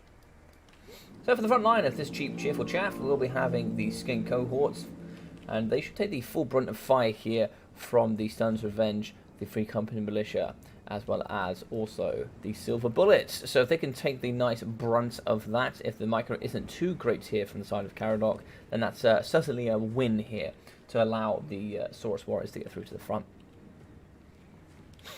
Both are slowly going to come towards each other. If these Chameleons get too close to Balthasar, nice quick poison, and can certainly get some good value onto him. Only 50 armor there, so that poison can certainly do some good value. There's going to be nothing else to take him down either, so you're really also going to have to protect these Chameleon Skinks. You don't want them getting shot too hard, because taking out Balthasar is going to be difficult. It's going to be difficult. You might not need to. A Transformation of Godon might do it. If you're able to poison him, that 85 speed from that Manticore could do the job. 24% off that will be, it'd be something like negative 25 speed, so it should put him down to about 80, so it should allow the Manticore to catch. It will take a while, but it should catch, and poison doesn't last terribly long. Poison lasts only 10 seconds, so it has 10 seconds to catch with that plus 5 speed. It's unlikely unless it's consistently poisoned. So ready, good luck, have fun from both sides. Awesome sportsmanship, and this is exactly what you didn't want. You didn't want these boys firing straight into your Camille's, because they're the only thing here to take out Balthasar Gelt. They're the only thing. Or the other thing is you just ignore Balthasar Gelt and try and take out the rest of the army whilst he's fluttering around. This is the problem. Your chameleon skinks here are outnumbered 4-3, and they're going to be taking so much damage coming into this front line up against the guns of the Sterling's Revenge, as well as the rest of the boys. And they've done pretty much little to no damage in return as well, which is really disappointing to see here off the front. That's a bit of a shame. Looks like we do have a nice Manticore coming in the front line, though. And if we could actually chase after the Light Wizard, the Light Wizard just needs to go boop, net, and then that thing's going to get shot to death. Yeah, nothing else here going on too much. Lots of guns firing here up against the chameleon skinks. And around the flanks here, we are going to have some skink cohorts trying to whip round and to get into the back. Skink cohorts don't have brilliant stats, but they do have 24 on 20 on top of 24, and you're playing 41 for 41 on the Sigma Suns, and you're playing 21 for 43 here for the Spears. So that Manticore is going to be coming after the Light Wizard. He did get a nice big hit there, and he's going to be swooping down. Can he get rid of those nets? He's going to miss on that attack animation. But he does have that 85 speed, so hopefully he can get into the back here and shut that down. But we do have the right guard that is nice and close, and the right guard will be able to charge in and pin him in place. With 120 armor, these boys are not easily moved. Refuse to die going down, and they're going to be getting into the back on top of the silver bullets. That poison is going to be very handy, and the charge here coming from the beautifully designed right guard. Shooting into the pocket, though, is going to be going over to the flanks up against these Saurus Walls with shields. These are very nice Sons of Revenge. Have some good armor piercing, so they should be able to hit the flanks, and those shields will be negated. Oh, there's no shields actually here, because these are going to be Saurus Walls without the shields. But here we have the nice yellow Spearman, which will be fighting up against the mass skink cohort that has managed to wrap around with the rear attack here from the Saurus Warriors. That's going to help with the negative to leadership, and really going to help punch them through and off the line. Here, the worrying thing is going to be the Great Swords. Once you have to take them down, you probably just have to kite them here using the skink cohorts. They will be pushing forward, but you'd rather have your Spearmen pushing this than an elite unit of Great Swords. Over here in the back, this is where it's all going down, though. We do have Nakai, oh, bit of lag there. But we do have Nakai here, as well as some Cold One Riders fighting up against the right side. Looks like he is going to be smashing in the front line up against them. And yet, one Cold Rider is going to be pushing away. It looks like they have shut down the Free Company Militia, but it looks like the Silver Bullets, as well as a unit of Great Swords, is going to be able to come through here and help. Those Great Swords could definitely do some good work up against Nakai, the one The gods have abandoned us! Okay, second Manticore will be coming through here, and the other Manticore was going to change. It can certainly come after the Light Wizard again, but it only has nets on it. It's not going to be able to catch up against Balthasar Gelt, I don't believe. So you might be worth actually just shutting down the Silver Bullets, or maybe going after the Sterling's Revenge here in the pocket that's nice and free. Shut down the Sterlings, there's pretty much no AP value left apart from the Great Swords, and they're really not too difficult to deal with. Just have 2 units of Saurus here to chew them apart for sure. Looks like we're getting into the back, and he is going to be coming after... Oh, it looks like he's coming after Balthasar Gelt. He won't catch there. Oh, Balthasar Gelt still, though. No, that's such a shame. Oh, looks like he's going to miss that attack. I would go after the Sterlings at this point. If he gets netted and shot by the Sterlings, that's going to be really painful.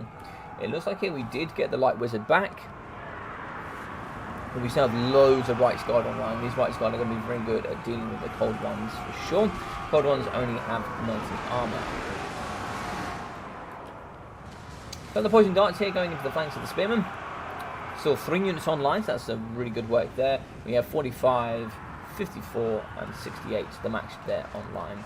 They're going to be fighting up against a weak unit of Free Company Militia. They're going to get shut down from the Skink cohorts nice and quickly. And here in the middle, we are going to lose the Sterling's Revenge up against some Saurus Warriors. The Sigma Suns are in there, but I don't think they're going to help their demise. It looks like here, Bowmore and the crew are going to come through with Nakai for the win today. We have a rampaging unit of Cold War Knights, which is fine at this point.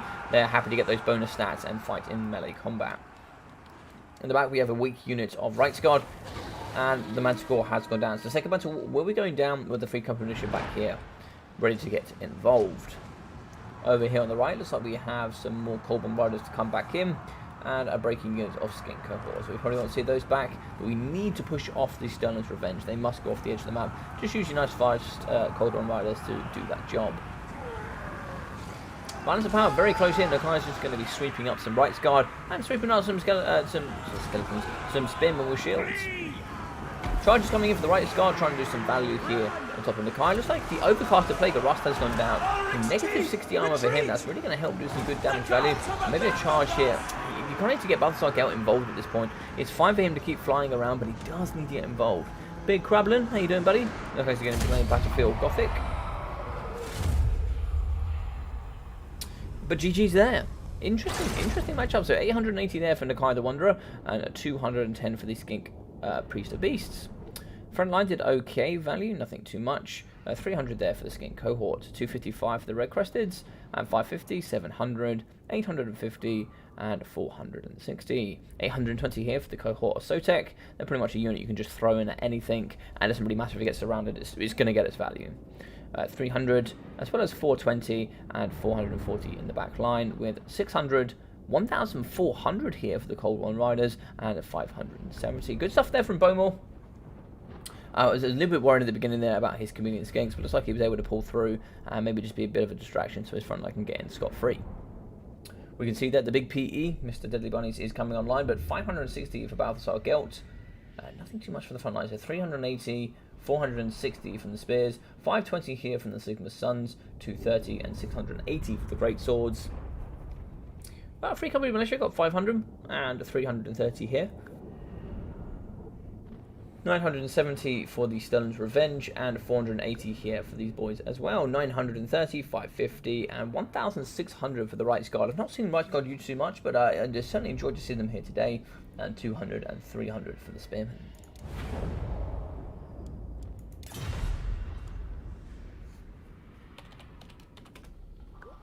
GG's indeed. So, well played to Mr. Caradoc. You should enable Super Chat, man. I don't have Super Chat, buddy. You need to have 1,000 subscribers to have Super Chat. But how you doing, Dubril? Hope you're doing well, buddy.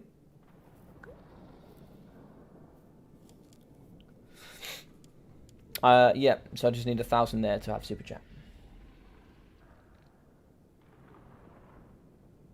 I believe. I don't know if you can enable it any other way.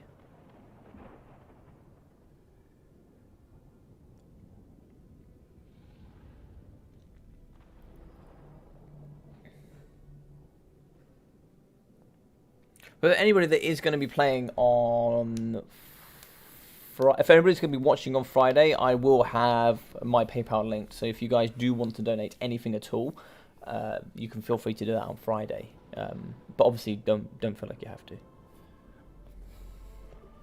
Don't feel any obligation to, and only do so if you have the means in which to do so as well. You know, don't do it if it's going to be a big burden on yourself. You now have one more. I appreciate it, buddy. Thank you very much. I really appreciate this subscription. I really do. Hello. So we have the Deadly Bunnies here fighting up against Bowmore. So let's get down and dirty with the boys here, and let's get that display capture for Randal's Gift. Or Ronald's Gift, I should say. So Ronald's Gift, let's pop in here. So we're going to be having for Mr. Bowmore, who's now come with his first win, equaling Human Boy. Attack the mortals! We'll see. We'll see if he wants to play it. So Bowmore with 1. I don't think anybody wants to play Heinrich Keller, but I'll put it forward. I'll put it forward.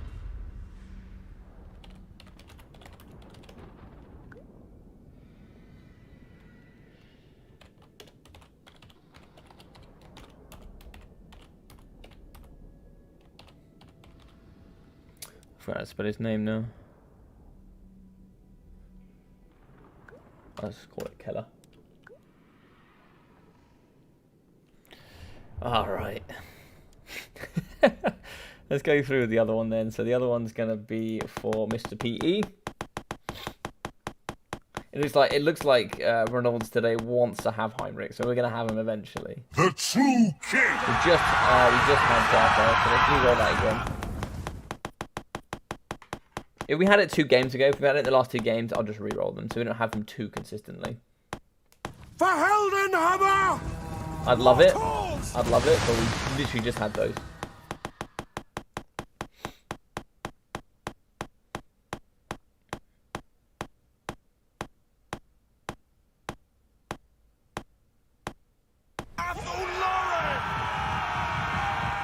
Oh, that is such a bad matchup.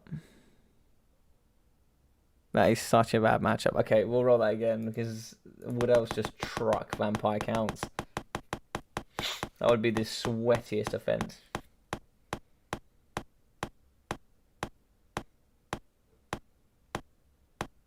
Okay, we can do that. Archeon. Oh, we've already had Archeon. I'll just give him another Lord. We'll do Warriors of Chaos and we'll do the Ever Chicken. There we go. Warriors of Chaos. Ever Chicken. Cool.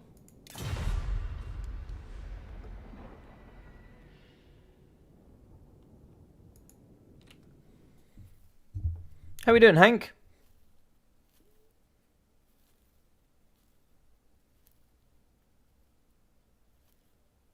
So tomorrow's stream is actually going to be the let me get rid of this here. Let me sort this out. Let's get rid of the display capture and we'll put Caradox blocker while I get up the other blocker whilst we talk. So tomorrow's stream is going to be quite a cool one. It's going to be the old versus new. So it's going to be Total War Warhammer 1. And that's going to be going up against Total War Warhammer 2.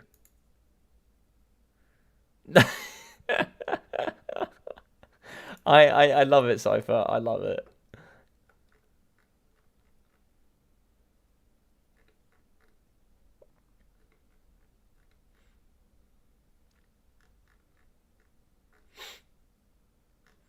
There's some other cool ones in here as well. We could try and get some of these up. Well, let's try and get this one up for... So let's save that image into here.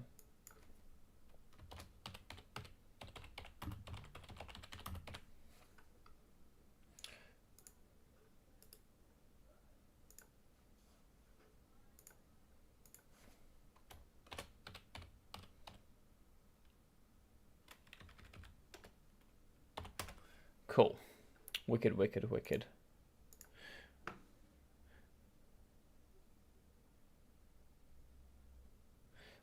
It is, but he has to use Heinrich Keller. It's not quite as abysmal as Wood Elves against... I mean, they're both abysmal, to be fair. They're both abysmal, but at this point, at least we can... he has to use Heinrich Keller, to be fair, so he can't use like a dragon, like a Blood Dragon Vampire Lord, so he's quite heavily nerfed.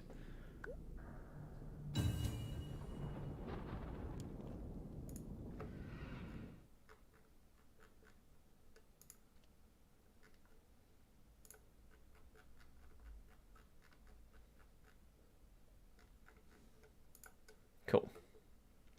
Right, so we've got some more there that we can pop up in a moment.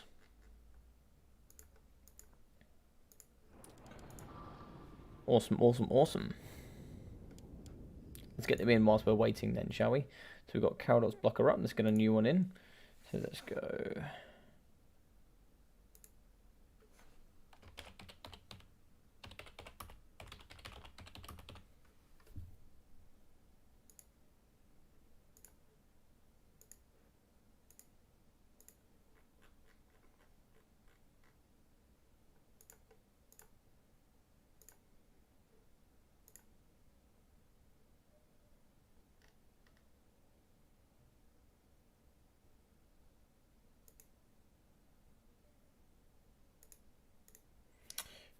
let's put that one there.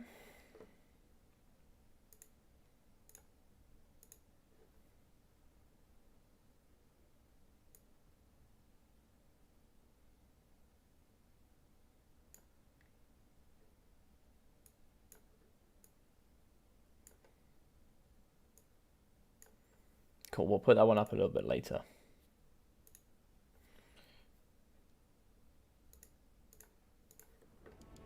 Looks like we're just waiting for Bowmore. I just hope Bowmore's never played this one either before, so yeah.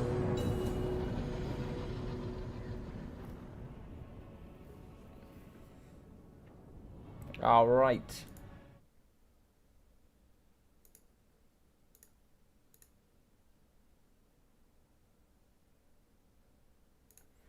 Let's do it.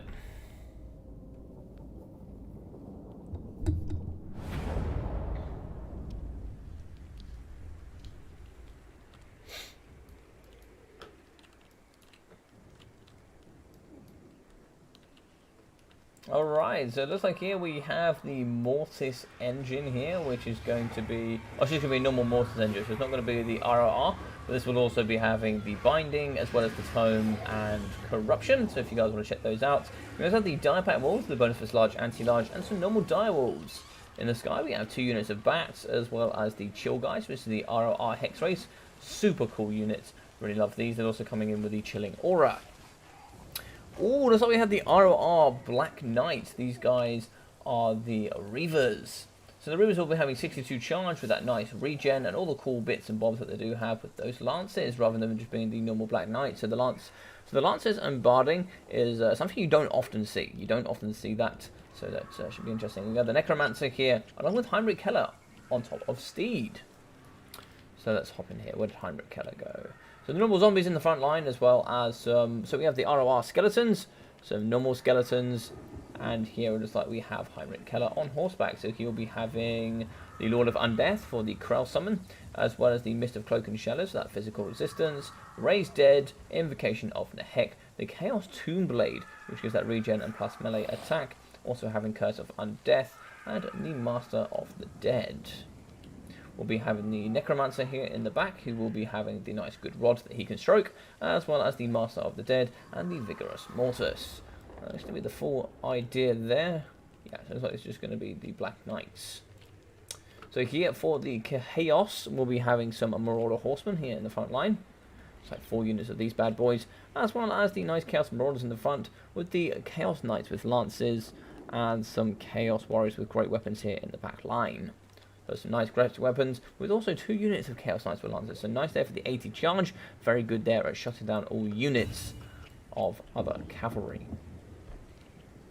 We also have the Demon Spew Forsaken for that nice poison. They do have a little bit of a low melee defense, but these boys can certainly do some good stuff with the Swarm of Flies for the negative 5 melee attack in the 30 meter radius. We also have the Ever Chicken today. Ever Chicken is going to be on his own, and he will be having Stand or Die, Arcane Conduit, Final Transportation, and Searing Doom. So lots of good abilities there for damage value. So here we go. The front lines are going to engage, and comfortably here the Marauders will just chomp up these zombies. They'll beat skeletons in combat as well, pretty comfortably. Fairwords here, so it's going to be very interesting to see what they target. They can maybe try and see if they can swarm on top of the Marauder Horsemen, do some damage value there, just shut them down from shooting for that short while. But as you can see in the front line, the nice charge here coming from the Chaos Knights with Lancers up against the Dire Pack Walls. Really doing some good value there, for sure. Looks like there was a potential charge here from the Chaos Knights with Lancers up against the second unit of Dire Walls, but looks like that's not going to go down here today. What's going down here in the front lines? We have a summon of zombies, which will be pinned in by some Marauder Horsemen, as well as some Chaos Marauders. Pathetic!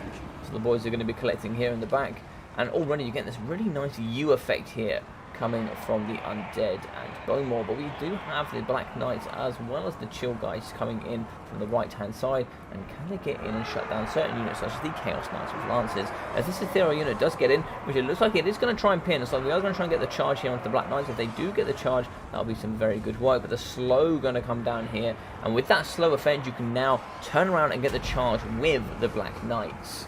Looks like we have the Demon Spew and as well as the negative 5 melee attack. I don't think they have magical attack now, it doesn't look like they do. Looks like we do actually have the Mortis engine in the pockets. I'll be doing some good air effect damage over time. We have a really nice upgraded Final Transportation going down on top of the Chill Guys. Some really good magic damage value there on top of them. Maybe Invocation of the Heck might go through to heal these boys for sure. As we do pop over to the top of the map, we are going to see some nice elite Chaos Knights. Going to be charging to the backside of the Black Knights. Black Knights have 110 armor, but you have 110 also here for the Chaos. No, they have 120, I beg your pardon. Looks like the Black Reavers, these boys are very good with their regen. The other units will not be having regen, so they might struggle a little bit later on.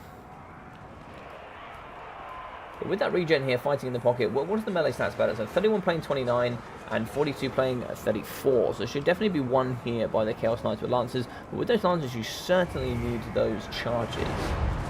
Seeing Doom here in the front line, up against units of the Sternsman Graveguard, that regenerating Graveguard unit, very good with the bonus infantry. And in the front line, it looks like we are going to be having Krell fighting up against Starfall the Everwatcher. In the back here with the Skirmish Cavalry, they're going to be firing into the nice big large target, which is the Necromancer here on top of his Corpus Cart, and he's going to be fighting up against Chaos Marauders. If we take him out quite nice and easily, he'll be losing all those abilities for healing, as well as the +5 melee attack and melee defense. Charging in, using Starfall the Everwatcher is some really, really good stuff, and Krell will be coming through here with the bonus plus large, anti-large, and armor piercing. Perfect at dealing damage up against Starfall the Everwatcher. Looks like the Fellbats are just in the sky, flying high. It would be quite nice to see them try and shut down some Marauder Horsemen, just try and fly over and just, you know, just distract them for some short time. It looks like the Black Knights here, they will be trying to heal as much as they possibly can, but they'll also be losing some HP when they do drop below that 0 leadership. Black Knights, I'm going to be charging here into the Chaos Knights with Lances, and Southlaw is going to be helping in the back with that nice Terror. Invocation of the Head going down on top of the Reavers, but I think it's going to be a little bit too late for them to be saved up against the nice double Chaos Knights. In the front here we do have the armor piercing great weapons. They're going to be fighting up against the Direwolves. They did just kill a unit that I didn't see, but the other units of Chaos Marauders will be fighting up against zombies.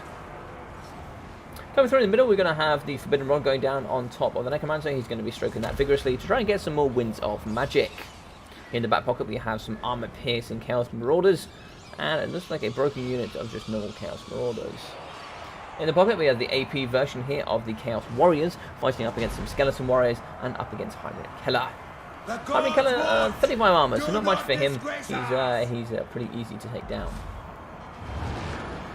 Balance of power here will be pulling slightly in the Chaos favour, not too greatly, but obviously balance of power will be getting shifted here by the Necromancer, and obviously all of the items that have gone down, especially the expensive cavalry, losing the Chill Guys as well as losing the double Black Knights is going to be massive on the balance of power.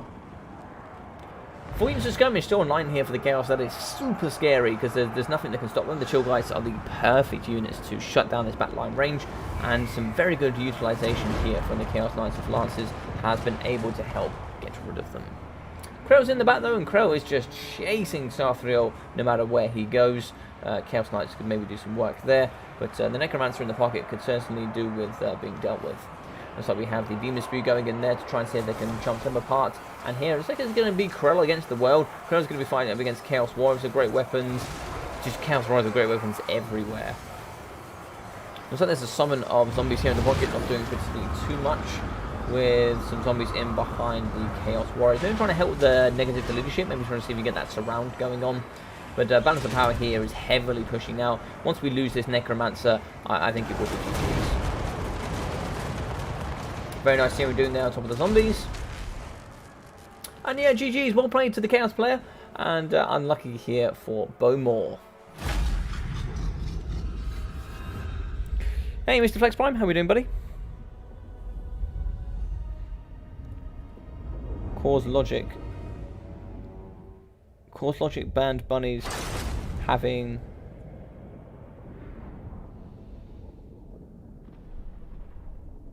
oh, thank you very much, guys. Thank you very much for the 300. That's really awesome. Thank you. Honestly, the support from you for everybody here in the community has been awesome. So thank you very, very much. So, 1,700, 1.8k for Southlaw the Everwatcher. Looks like lots for the front line as well, so pretty good wear. 570 here for the Chaos Marauders with the great weapons. 302 kills of 550, 131 for 960, and 511 here for 156. 1,270 for the Demon Spew, as well as the Lancers getting 1,288. We're also going to get 2,061 here for the second unit, and the Skirmish Cavalry getting 700, 900, 500, and 425. That's overcasted. What's the spell called? final transportation was pretty much what took care of the Chillgeists. And Chillgeists were perfect at dealing up against the Marauding Horsemen for sure. But Henry Keller, 156, 79 here for the Necromancer. Front line would have done garbage. But 240 here for the Skeleton Warriors and 160. 202 here for the ROR Stalkers. 500 from the Sternsmen. 500 here for the Black Knights. As well as 84 for the ROR. So as you can see, these guys really struggled here in this matchup. Especially up against the heavily armoured Chaos Knights with Lances. 881 from the Chillgeists. And yeah, not too much here from the Bats. 280 and 200 from the Direpack Wolves, with 410 from the Mortis Engine. GG's, well played to Bowmore, so he comes through with a single win there. And then we'll be having the nice big Deadly Bunnies. So Dead on the line with 1 win there, and he will be fighting here up against, let's have a little look.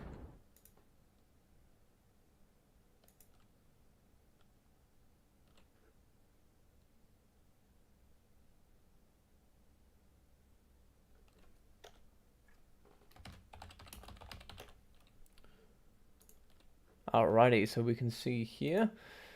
Let's pop in. We're going to be having Mr. Blue Stripe. So Mr. Blue Stripe can't play. So Kraken, you'll be heading up the next battle. Let's get it going. Let's see if we can find Mr. BBB Kraken. Yes, we can. Let's get him in here. And let's go.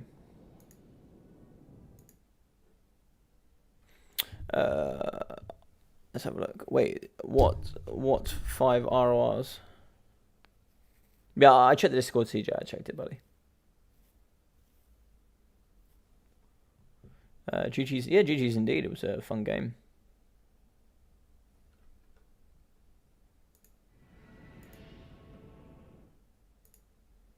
So let's get this one in from Caradoc. I like this one for sure. This is a really nice picture from him. Hopefully we can see that there. Should be able to. Yeah, that should be visible. I would have thought.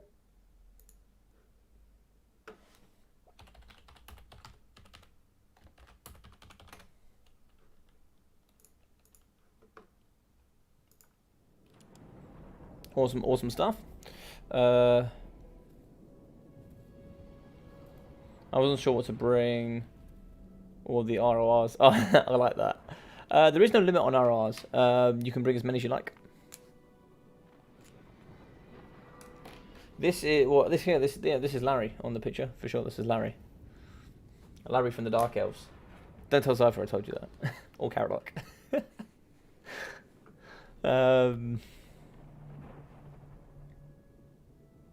Melting but fine. Yeah, it must be quite hot. It was really hot here, so maybe it's hot up in Canada as well. Here we go, Mr. Kraken is in, so let's get this going. Yeah, Hammond, yeah. So hop onto my Discord, and what you can do, when you get onto the Discord, you'll find media content. Under media content is pretty much anything you want to put up there that's media related to Warhammer, or anything else that might be quite cool. And you can put some screen blockers up there that you really, really enjoy. And then you'll see them here on the channel.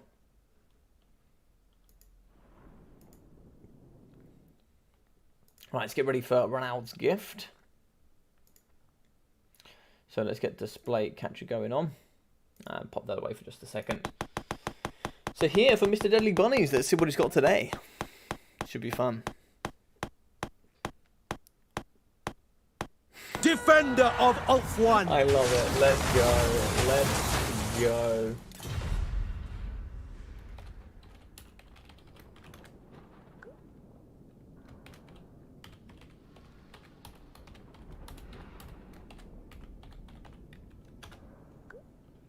That's awesome. I'm really happy with that.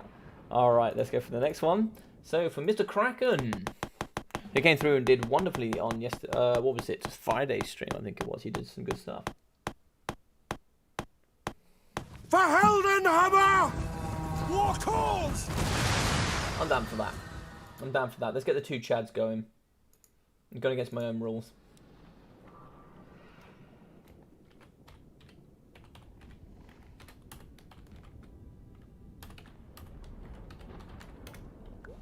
All right. I want everybody to root in the chat. Who wants the Chad? Which Chad is going to win here? This is a Chad versus Chad battle, and I want to know who you think is going to win.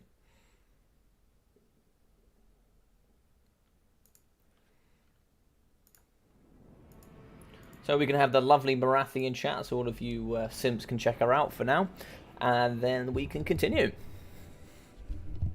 The biggest simp of them all, Zypher, but he looks like he's on... Oh, no, he is here. He is here, Mr. Zypher simp. They've got your lady up. You should be very happy.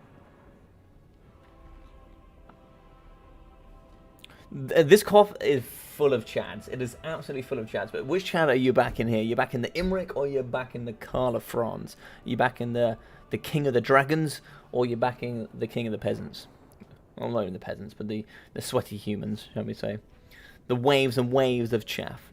No, this is Marathi, I believe. This is what I thought it was Alariel first, but he tells me it was Marathi.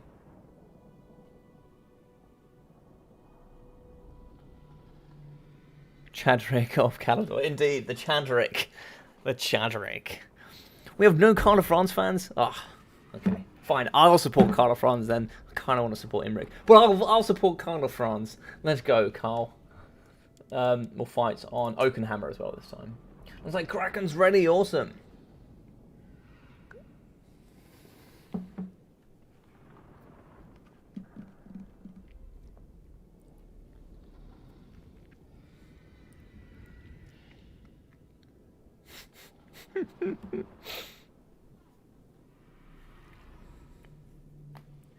I mean, in law, I actually don't know who would win. I assume Imric would win pretty comfortably, but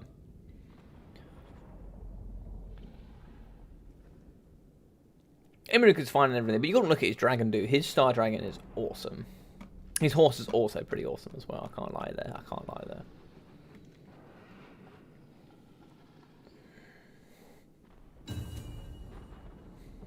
Toot toot Dragonhorn indeed. How you doing, Virtual? Nice to see you here, Virtual Meiji. Hope you're doing well. Hope you're having a brilliant day. Hope you're enjoying the Marathi picture. I thought it was Alariel as well, but Karadog does tell me that it is. He has said that it is Marathi, so can't see why I wouldn't believe him. But it definitely has a high elf feel to it. Certainly has a high elf feel. Although I believe the next picture you're going to see, it's going to be it's going to be pretty excellent.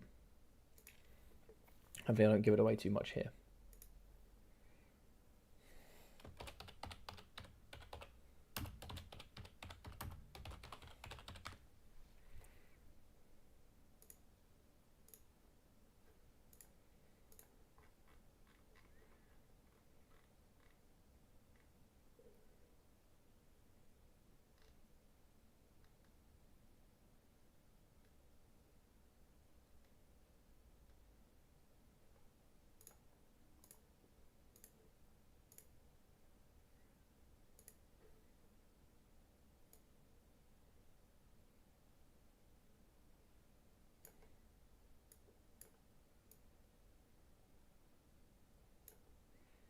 Let's move that as well whilst we're waiting.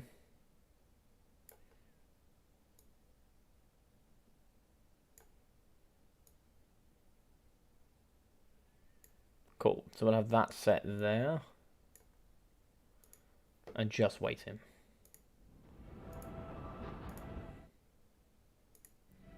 So much going on, so much going on. Marathi as a handmaiden. Oh, is it? I think it is a weird Caradoc fetish. I agree. I think it is a weird Caradoc fetish. Alright, let's we're both ready. Let's hop into this.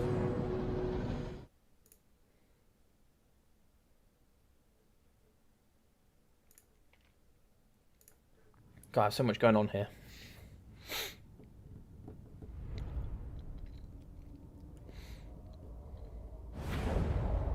Yeah, so if you want anything going on today's stream, submit it now and just at Logic so I can see that I've got something in there. And then I can check it out as the stream goes on. And I'll just keep throwing them up. You know, we'll be going for here for maybe 4 or 5 hours. And I'll just keep throwing your blockers up. So we can check out some cool content together.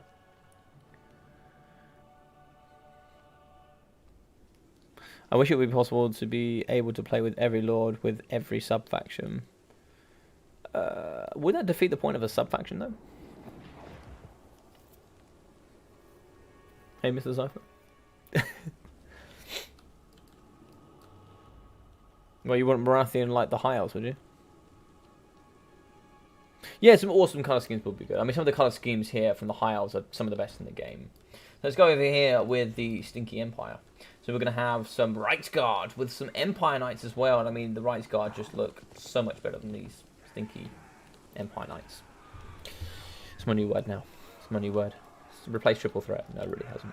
We have some halberdiers for the bonus for slide, anti-large, and armor piercing with some nice spearmen with shields. We also have the mortars here, which will be good at dealing with that infantry, as well as some more spears and the Sigma Suns.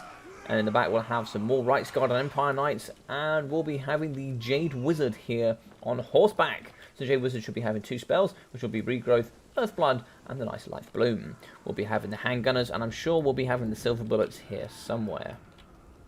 So Handgunners, yes, the Silver Bullets here on the left-hand side, with Carl France in the sky, which I'm sure will have all of the abilities. You'll be having Galbaraz, as well as the Rattling Roofang, the Stand Your Ground, Foe Seeker, Hold the Line, and the Blood Roar. Blood Roar's really good here for the Empire, I must admit. So any Tempest here on this side, and he's kind of screwed. But some Spearmen here in the front line for Mr. PE, otherwise known as Deadly Bunnies. And some more Rangers, Rangers are excellent at dealing with most of the Empire infantry. Heralds of the Wind, which is the fastest skirmish cavalry in the game with that 105 speed. And also the Silver Helms with shields here at the back. Looks like 1, 2, 3, 4 units of Silver Helms. Good stuff. We'll be having some more in the... Oh, a bit laggy here. Nope, they're certainly not Silver Helms. Give me a moment. We'll see what's going on here. Nope, looks like I'm stuck on here. Aha. Oh, looks like PE dropped. Alright, so we actually had from him 2 units of archers. Yeah, it was a pretty nice army overall. We had... Oh, Major Metal with Imric, so we didn't actually have any Tempest.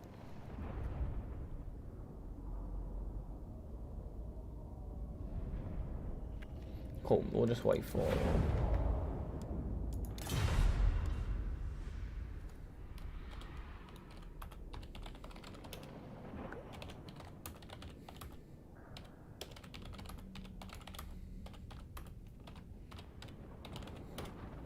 Alright, so let's roll through and see what we got here.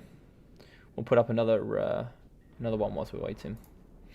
I'm sure we got a few.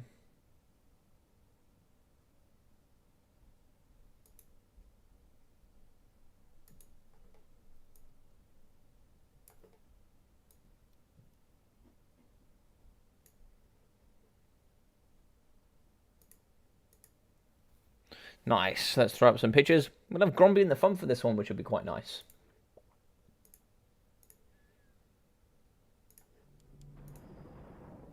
Right, so it looks like he's coming back online now, which should be fine. Silver Helms with longbows. Oh, really? Is that what the ROR are, the Heralds of the Wind? I tried to look up the picture, and apparently it's just concept art of a high elf. Oh, okay. Well, never mind. It still looks cool. She still looks decent. So,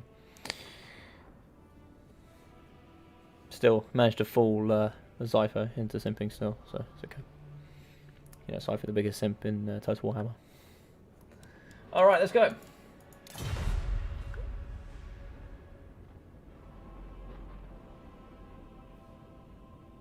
Alright, okay, no worries, buddy, no worries, Kraken. I'll put you down as a win anyway if you do win.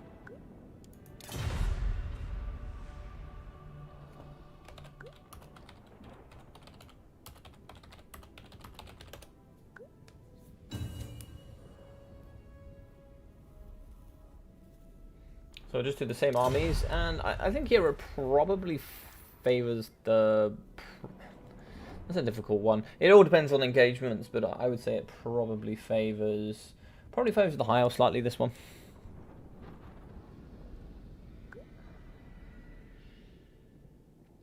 Oh, yeah, it's just some normal archers. Yeah, because thingy dropped.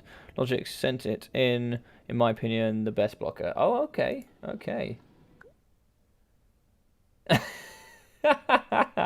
Alright, we'll put that up in a minute. Oh, I love it. Alright, we'll just wait for it. I'll save it whilst I wait him.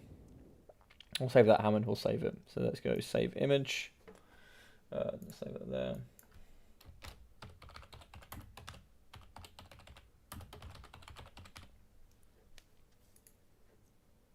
Cool.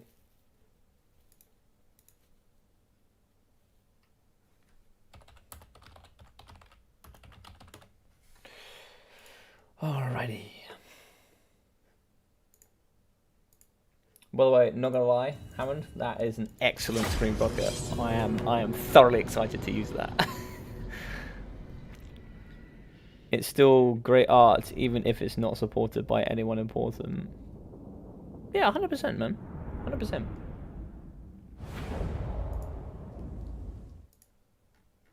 If you enjoy the art, then it's great art.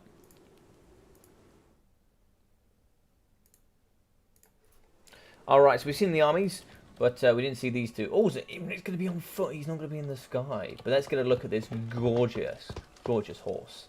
Look at this thing. It is magnificent. The fact it only has 110 armor doesn't do it justice. It just doesn't do it justice. Does not do it justice. Hashtag justice for Imric's horse.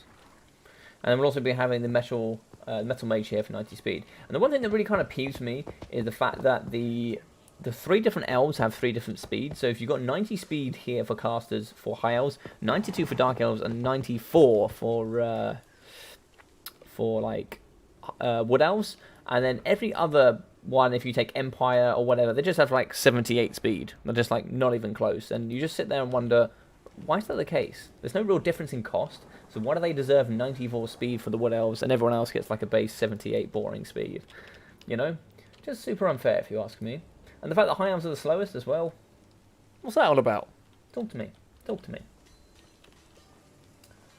Yeah.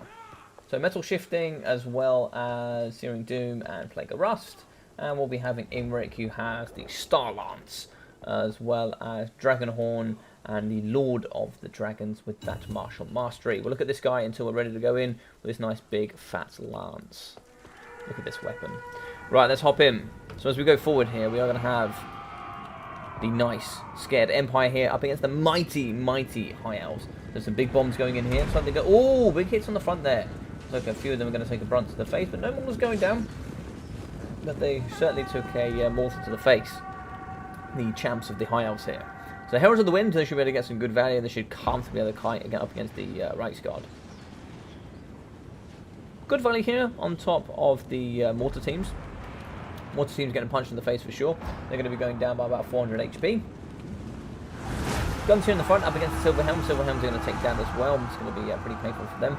Looks like it's going to be an overcasted Plague of Rust going down there. Stand your ground, really trying to be helped by Karl of France. While we have the double Silver Helms trying to charge into the Reichsguard. Trying to shut down the cavalry here from the Empire can be super important. Getting rid of that mobility is going to be so dangerous. You know, you're going to lose an elite unit of Reichsguard and probably going to lose the Empire Knights after that. The Lord of the Dragons going down. This is some excellent stuff here from PE for sure. Regrowth going down top of the Reichsguard. That's not going to save them, I don't think. And Assyrian Doom going down. Good micro there from Kraken. And some more guns that do need to be shooting into the front line. They're going to be shooting into the archers. I don't think you're going to get the value there you would expect. You're going to get a far much better trade from those archers. And the Reichsguard are going to be fighting here up against the Rangers. In the pocket, you are going to have the Jade Wizard going hand to hand here up against some spears, so it's not very good engagement for him either. And in the sky, we are going to have Karl of France. He's just going to be waiting for that moment to pounce. We do have the nice big Imric Lord here. We will be having the Star Lance, which gives a fire weakness, as he will be fighting here up against the Empire Knights. 2 units of cavalry have gone down. Balance of power still relatively even, though, so it's going to be 700 up against 600 here.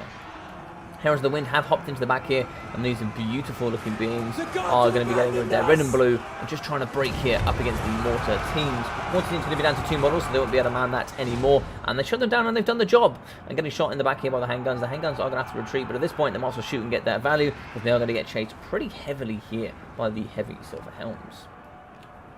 This time we lost a single unit of Rangers. Some more Rangers fighting in the pocket here up against Spearmen. That's their perfect spot to fight. And some looks like some Spears up against some Spears from the Empire. So we have the Silver Helms fighting in the back here, up against some hand gunners. Looks like they shut them down quite effectively, but Karl of France, like the man, the myth, the hero he is, Sir Chad of the Empire, is coming through and just slaying Silver Helms left, right and centre, and just shutting them down and really showing him what a true leader can do. But coming through here, the biggest Chad of them all, Imric the Dragon Slayer. This big boy, or is he the Dragon Tamer? I think he's the Dragon Tamer, but he's going to come through and he's going to show him what it's really all about. He's on top of his dragon, so I'm a little bit disappointed, but still, he's going to be on top of that beautiful horse. Here's the Wind, lots of ammunition left for these boys, so keeping them alive could be quite nice, and a big fat charge here into the halberdiers could be some good work as well. But it's something I'm going to be trying to kite and shoot into Karl of France, and I'd really love to see Imric fight up against Karl of France to see who can win that duel. So it's going to be spears on spears in the front line, and that's exactly what we've come here to see. We've come to see all sorts of defensive units fighting up against all sorts of defensive units. And so these spearmen don't have any shields, so they got well and truly shagged. And here in the front line, do these guys have... they have shields as well, so it's like they have some shield and shield action here. This is going to be the most boring fight in Warhammer history. But in the sky, we are going to be seeing Lord of the Dragons going down for that negative melee defense and negative melee attack. And it's not really going to be very well utilised. I think he was trying to chase after the Major Metal. And as long as you keep him nice and close, there's really not much he can do. He's going to fly down. It's a bit of a risk. Negative 40 melee attack. Really going to make sure he struggles. Looks like that has gone off. Bow Seeker was good. Oh my god. Is that Lord of the Dragons going down? So Star Lance and all the big stuff going in. And this is the fight we came here to see. Look at the Lance coming in there. Karl of France, Garmaraz, as well as the Reichling Runefang.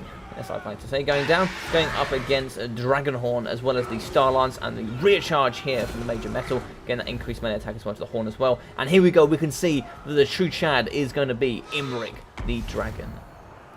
Is he the Dragon Slayer? He's definitely the Dragon Slayer, right? I'm definitely not making that up.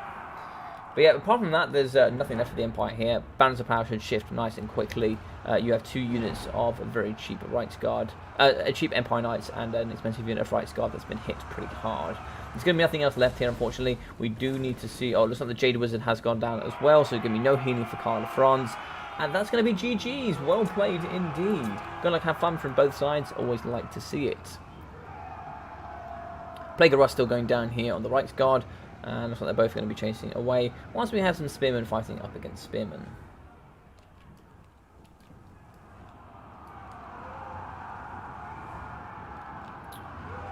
So looks like he's still going to be fighting though. He's going to still try and get back in with Karl of France. Do I blame him? No, not really. I guess you can still fight. Maybe see, oh no, has shattered with the J Wizard, so there's no saving that. No healing for Karl of France, so that's game over.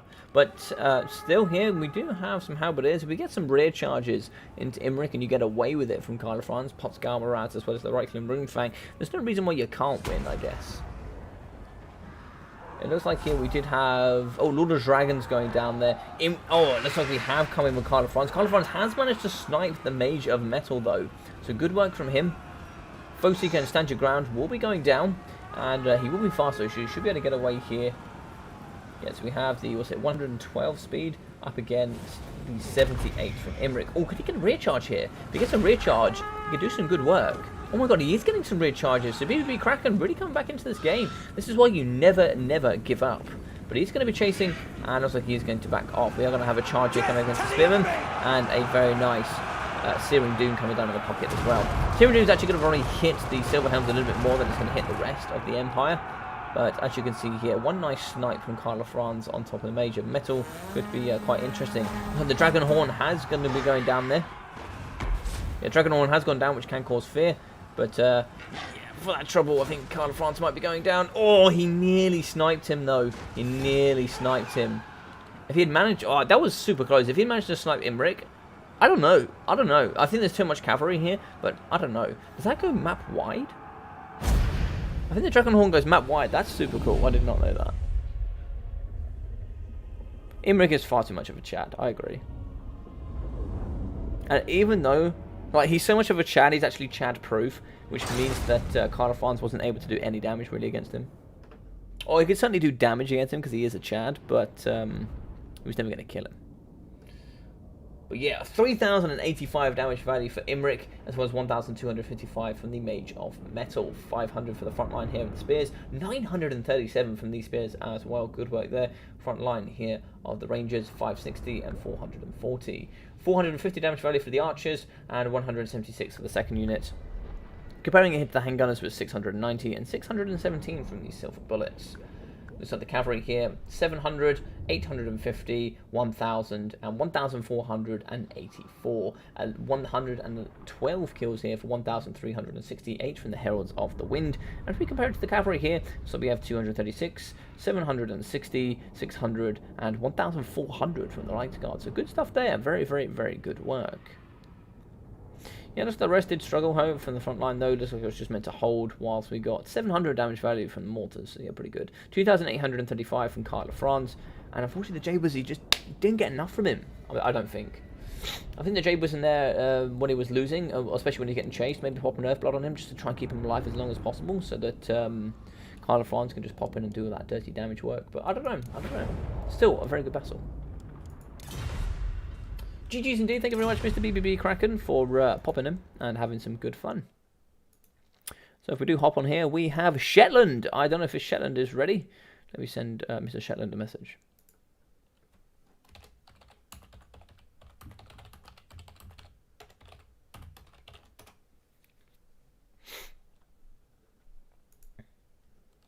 So he should be up now. Alright, so if we do pop in here with you guys, we'll get that going as well. Actually, what we'll do is we'll pop another screen blocker now. What screen blocker have we got next? We had another one from Caradox. Let's get this one in. So we have the Big Bad Dwarf. We have the nice Slayer image coming in from here as well. I think this is this meant to be Gotrek specifically? It could be Gotrek specifically, but I was very happy to look at that. Makes me happy. Yes, CJ, so if anybody, there is a stream tomorrow. It will be old versus new, which is going to be Warhammer 1 factions up against Warhammer 2 factions. So everybody has been lined up with their factions. It will be going out tonight who's playing who and when. But yeah, it should be best to see here who's going to be the best. Is it going to be Total War Warhammer 1 or is it going to be Total War Warhammer 2? And that'll be kicking off at 8 o'clock tomorrow. That'll be 8 PM GMT. Yeah, GG's well played indeed, Mr. Kraken. It was very nice. I thought you might have sniped Imric there, but it looks like here, you looks like you got outchatted, I'm afraid. Oh, it's Matt White, is it? Oh, nice. Just like wow, that's really cool. I like that. That's really made me enjoy him just that little bit more, actually. I don't know if that makes him truly viable, in my opinion, but I like that indeed. Yeah, no worries, CJ. No worries. All right, let's go on to a different map here. So we have. Let's see what else we got. Let's go on to Astillion Tomb. Quite like Mr. Astillion Tomb. So let's get on with Mr. Bunnies. Mr. Bunnies is going to be 2 now. I think that's one of the 2s. So we'll just see if we can hear back from Shetland. See if he's able to pop on.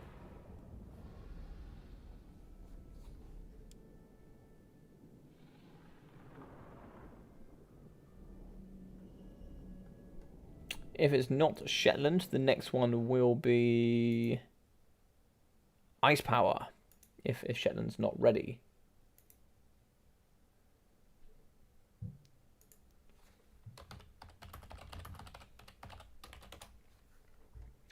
I'll send both of them a message. We'll see who replies first.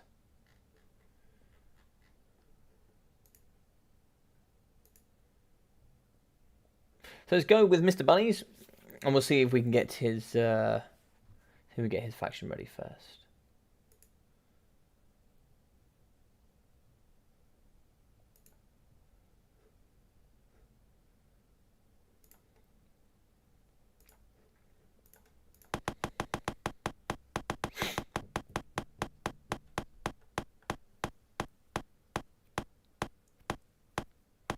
Defender of Ulf 1. Just Ohio.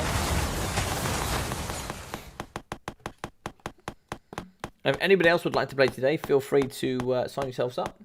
Full deals.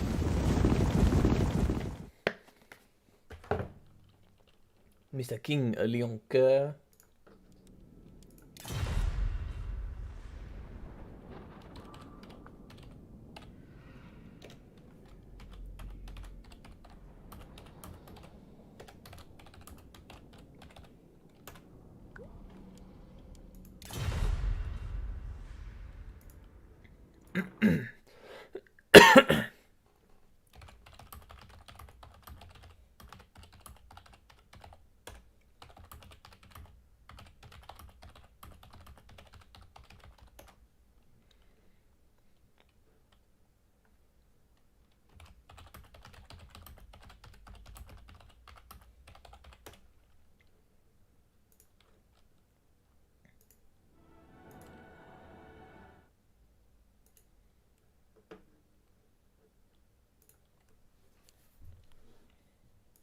Just wanted to see who's going to be in there.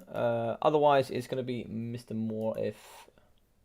Okay, looks like Ice Power is coming. So we'll get Ice Powers ready. Let's do it.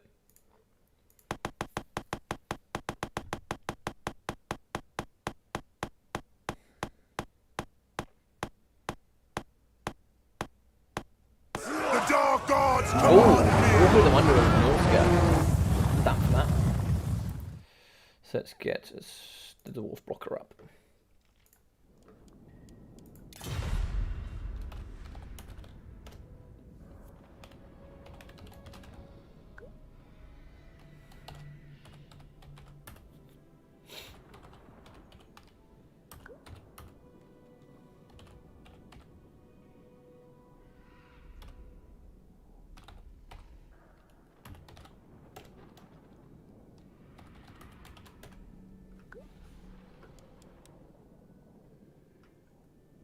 Alright, so it looks like we're going to be having him as Wolf the Wanderer, and he's going to be fighting up against King Leon Kerr, which should be quite fun as well.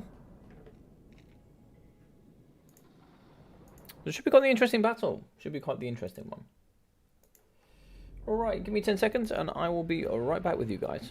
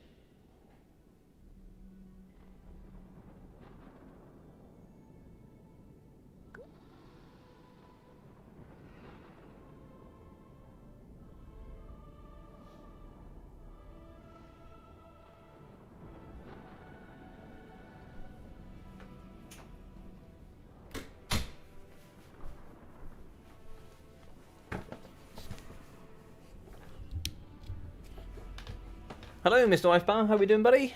Nice to see you here on stream. All right.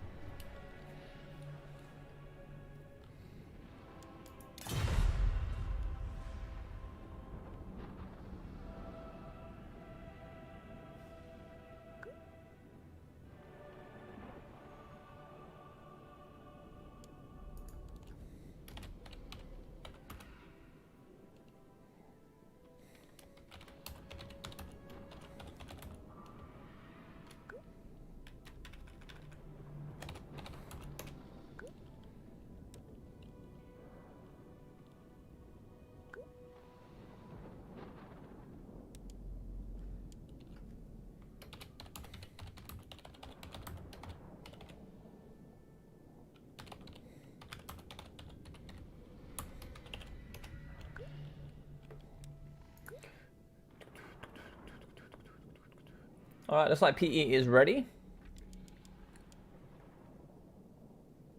We're going to be on Estilian 2. Hi, I can't play on here this evening. Just dropped into the stream to see what's going on, and just in time to catch Norca 2. Yes, buddy, yes you are. Hey, more. You're going to be after this one, buddy, so be ready. You'll be in. But nice to see you here, Mr. Steel Bonnet. Nice to see you back again, so thank you very much for dropping in. Tomorrow will be quite the big one. I hope you're ready for that, Mr. Bonnet, as I believe you're playing Dowie. You're representing the Dowie tomorrow.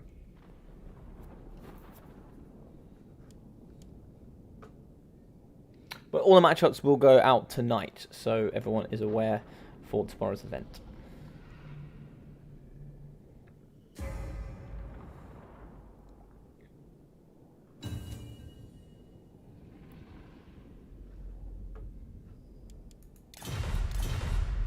Now this is a hard matchup for the Norskans.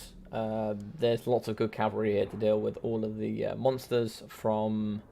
I mean, it's pretty hard anyway. You're talking about a low-tier faction up against a high-tier faction, but there's lots of poison, arrows, all sorts of things here to deal with skirmish cavalry. You also got your own skirmish cavalry, which in my opinion is better, and you also have lots of very, very, very good cavalry. You do have wind walls, though, which can do some good work. You also have Wolfric on top of his mammoth that can also have some good terror and just put some awesome damage value out. But then you do have to fight up against King Leon Kerr, who's very good in the sky and very good on top of his griffin. Sword of Corone as well is extremely powerful. If you do go naked skin walls, they're very susceptible to being shot, also getting poisoned, getting slowed down, and just generally getting hit by cav. So it can be pretty painful. It can be pretty painful. It's not exactly a massive map either, and the skirmish cavalry here from the Bretonians is actually pretty good in my personal opinion. Fantastic, Bonnet, fantastic. But what do you guys bring here as the Norskans? So you guys are in chat here. What do you bring as the Norskans, and what do you bring as the Bretonians? What sort of things would you normally expect to see in this matchup? I know this isn't a serious one, but what would you bring? What would you do? I think that's the whole idea here. We are sometimes forcing a few bad engagements. If it's like absolutely awful, I won't do it. Like if we had Durfu, we had Durfu as the Wood Elves up against VC, and it's just one of the worst matchups in the game. It's terrible. I mean, Durfu is better, but like it can still be awful.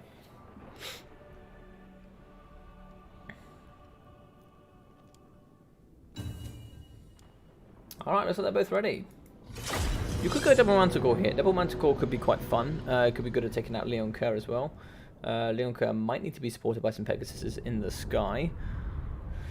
Some Royal Pegasuses could be quite nice. I think it's Pegasuses. It could be Pegasi. I'm not really too sure on that one.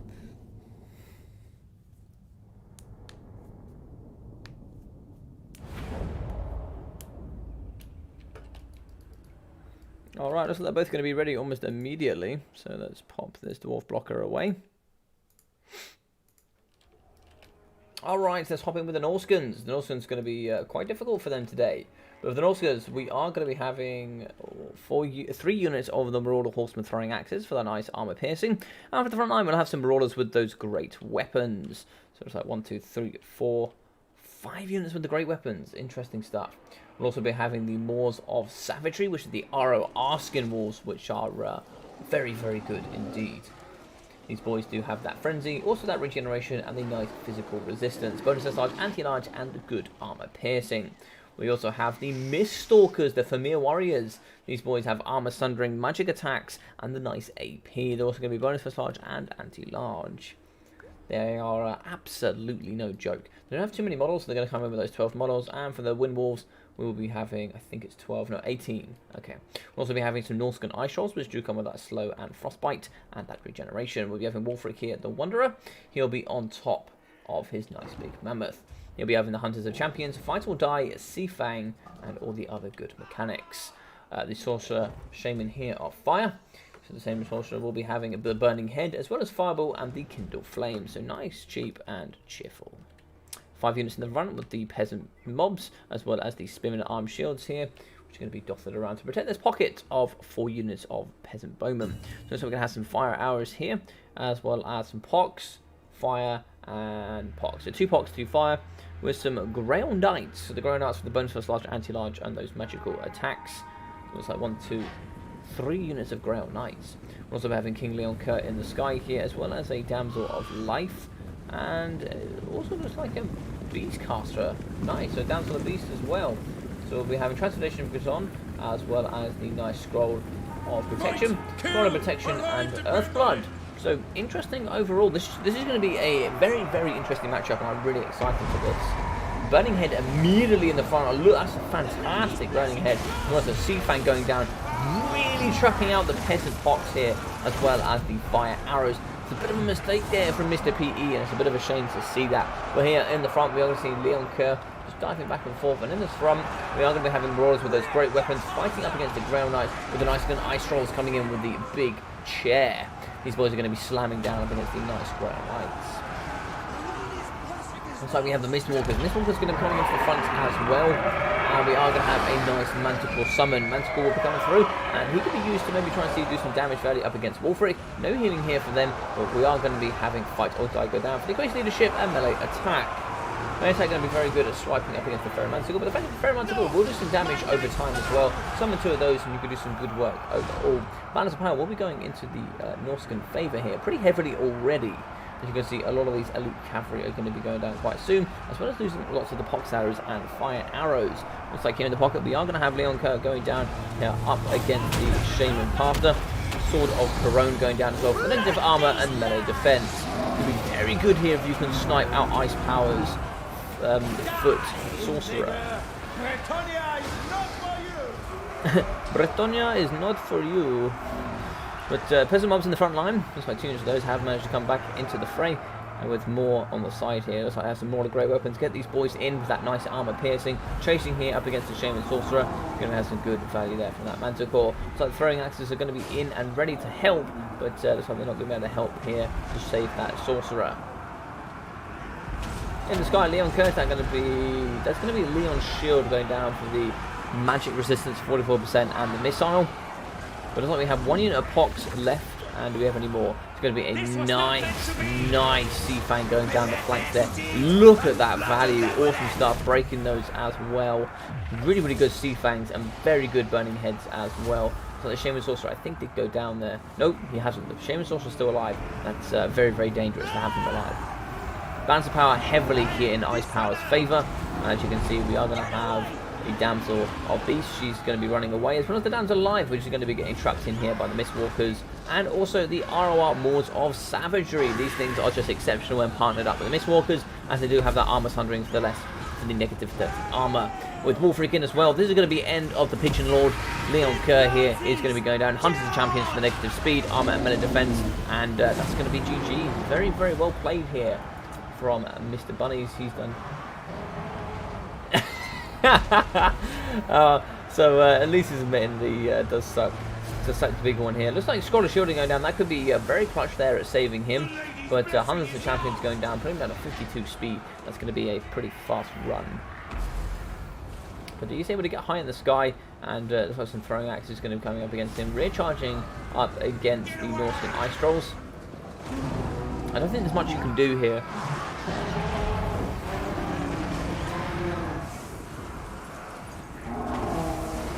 How do you win with these guys? I don't know. I think King Leon Kerr is needed in this matchup, but it's tough.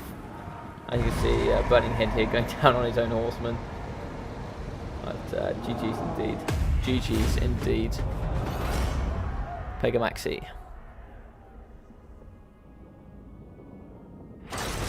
Very, very interesting game here from Ice Power. I thought he was really going to be up against the cuff here. But as you can see, we'll go with the Bretonian Lord, Mr. King Leon Kerr. He's going to come in with 665 damage value.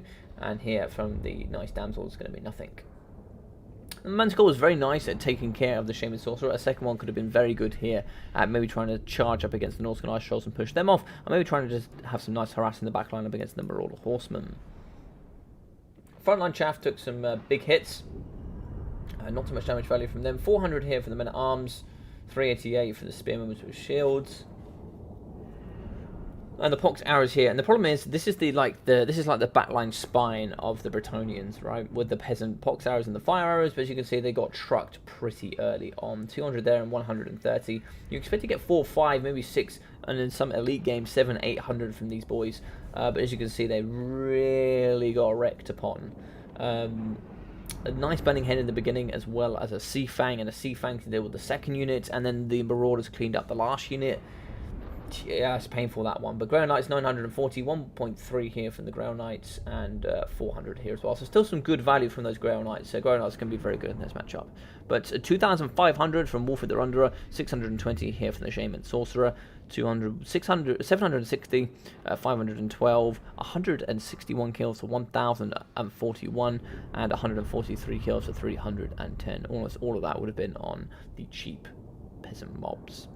But the Icehorn Marauders, which are quite a nice unit here, 360 damage value, 300, 400, and 550 here from the Marauder Throwing Axes. 1.6 from the Norscan Ice Trolls, 1,400 from the Moors of Savagery, and 1.4 here from the Mist Walkers. Sorry, Stalkers. GG's indeed, GG's. Man, Brett got to be my weakest faction in infantry. Yeah, same with me, bunnies, same with me. Brett is by far my weakest faction. By far my weakest faction, and this was a awesome build. But the thing here, and something I will state, is that protecting the Mist Stalkers, protecting the Moors of Savagery and the Norscan Ice Trolls, to put them in the correct locations at all times, and protect the massive target of Wolf of the Wanderer is no easy job indeed. It's no easy job.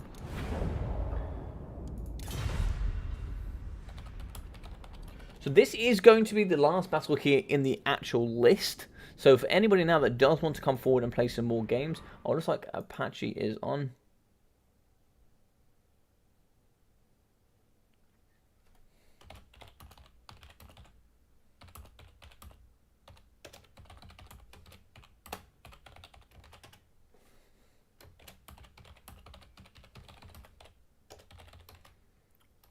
Alright, looks like here I did get a message back from Shetland, so it looks like Shetland's going to be after AC, and then it's kind of open to play whoever's. But welcome, Killer. Thank you very much for joining in the Discord. We'll say welcome to you.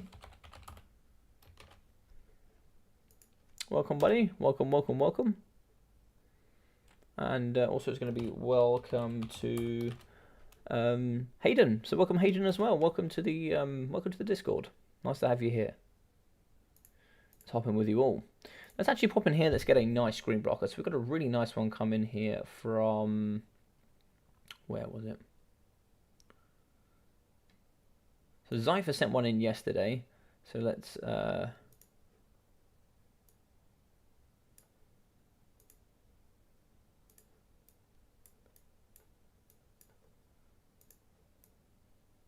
Let's fix that one up properly, shall we?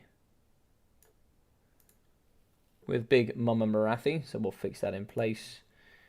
And then now we have the two of these in. Let's go on to Randal's Gift. Actually put that away, and then we'll go with the display capture first. Let's get in here, and we're going to be getting Ice Power's Faction. That's something new here. So we haven't had any VP, we haven't had any Wood Elves, we haven't had any Beastmen, Dwarfs. Oh, as I say that, Luther Harkon. Okay, let's see that.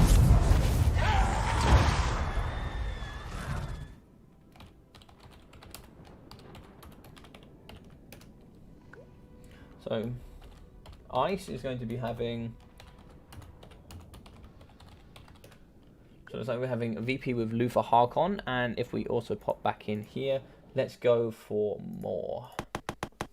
If Moore actually gets Skaven again, I think he might throw me out the building. You know, he had to play Skaven. Was it him? No, I don't think it was him actually. It was some... Ooh. Oh, this is going to be interesting. So we've got Orion with the Wood Elves. I don't know how this goes.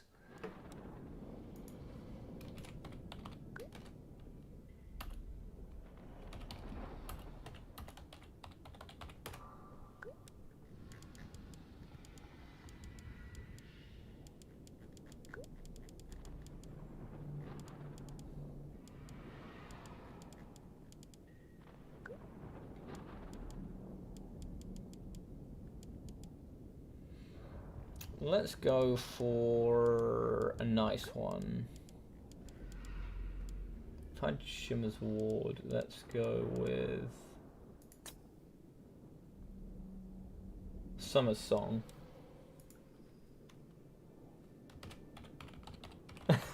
It's like Moore has no idea how to play Wood Elves either. This is going to be super fun. These two have no idea what to do. Fantastic. Fantastic, fantastic stuff. How are we doing, Shetland? I'm back and happy to play. Awesome, dude. We'll get you in after this game with AC Moore up against Ice Power. Which should be quite fun. Mr. Rubber Duck War, if you would like to play, buddy, there is room for you. So as soon as Shetland has played, he will be the final one here in the rotation. And hello, Mr. Blackthorn, Mr. Quack Quack to you too, sir.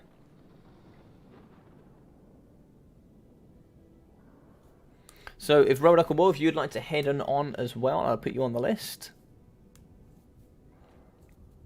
As well as you, Mr. Blackthorn, if you'd like to play as well, or anybody here that would like to play, or maybe even play again, we now have the opportunity to play. As well as you two, Biblington, if you'd like to hop in and have a couple of games. The list is open, that's for sure.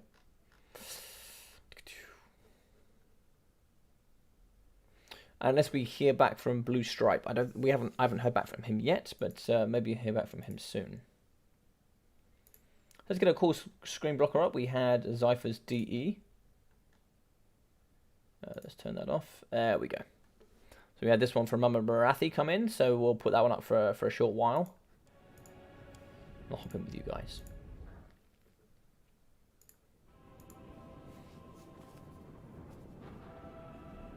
The Ducks of War are here. So yeah, what do you guys think of the matchup? So we've got Wood Elves here up against VP. So Ice Power is going to be Vampirates, and AC Moore is going to be Wood Elves. Who does that generally favour? What do you think?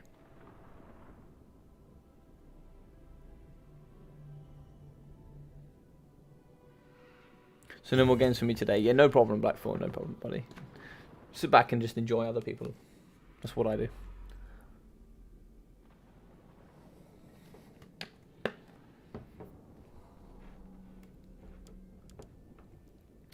Hello, Killer. How you doing, buddy? Ice loves to play versus Wood Elves Rush as VP. Oh, really? You could do a VP Rush. A VP Rush could be quite nice. Don't know some songs the map for a VP Rush, but we could see. We could see. Could be quite interesting. Wood Elf favoured heavily. Oh, really? Okay.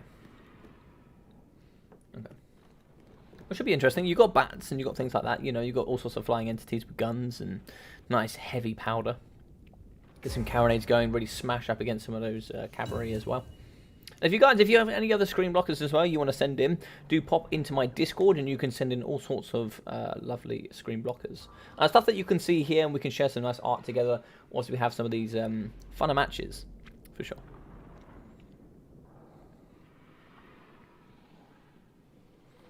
So we had this one here sent in by Zypher, and we had some other cool ones sent in by other people.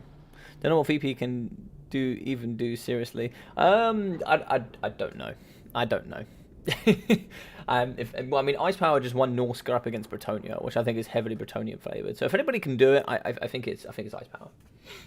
And AC Moore has no idea what to do with the Wood Elves. So all these matchups I wouldn't take seriously, because the thing is also Ice Power actually gets to use. I mean, he has to use Luther Harkon. I've got it, buddy. I've got it. I thought I'd put this one up for now because I haven't actually set it up yet. I'll set it up now for you. I'll set it up now. The one you sent today. Oh no, I can't put that one on. That one's minging, bro.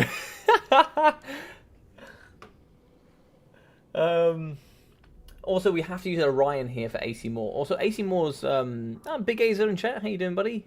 Big Azer playing Counter Strike.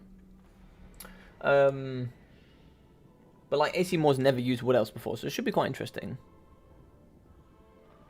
You know, we had another match earlier where you're going to get lots of people using factions and lords that they've never used before, so it should be quite fun. Similar idea to TK versus Wood Elves. Okay. What, so you're thinking of lots of you've got Chosen the Gods and you got all that sort of thing, yeah. No problem, still. Thank you very much for checking out, buddy, and dropping by. I really appreciate having you here on the channel, so thank you very much for stopping by. Catch you tomorrow, and take care. Just layers of range. Yeah, just layers of range and chaff and all sorts of things. The only thing is he has Luthor Harkon, so he doesn't have all the mass summons that you would normally get from... what's he called? I've gone brain dead today. I have just gone well and truly brain dead. I'll be able to find him here. I normally get from Count Oculus, so... But yeah, you got all sorts of things. You've also got the Shade Wraith Gunners. They're a pretty nice unit. Shade Wraith Gunners can be very good up against like Ethereal Cavalry. I don't know what other magic damage they've got.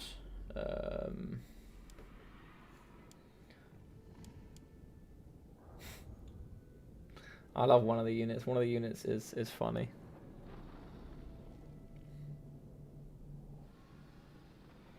But no, I'll put up your pictures, Ifa. Let me set these up. For God's sake. Yeah, let me set these up. Did I save them? I don't think I saved them. Let me save them.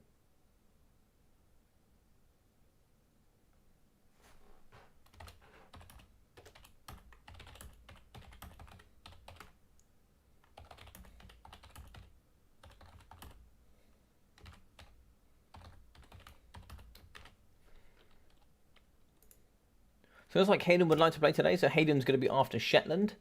So we've got Hayden in there. Let's get some of these pictures up whilst we're waiting then. So multimedia.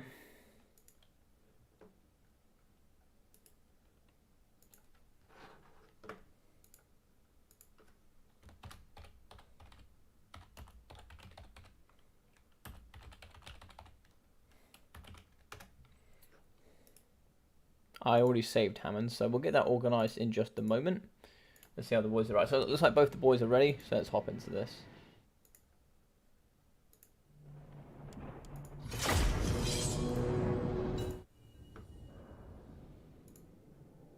Nice.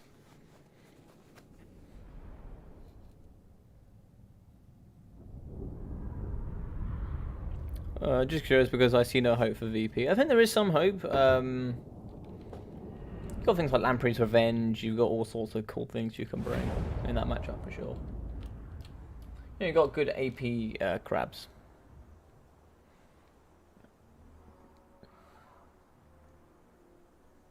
I play almost no VP. Yeah, same.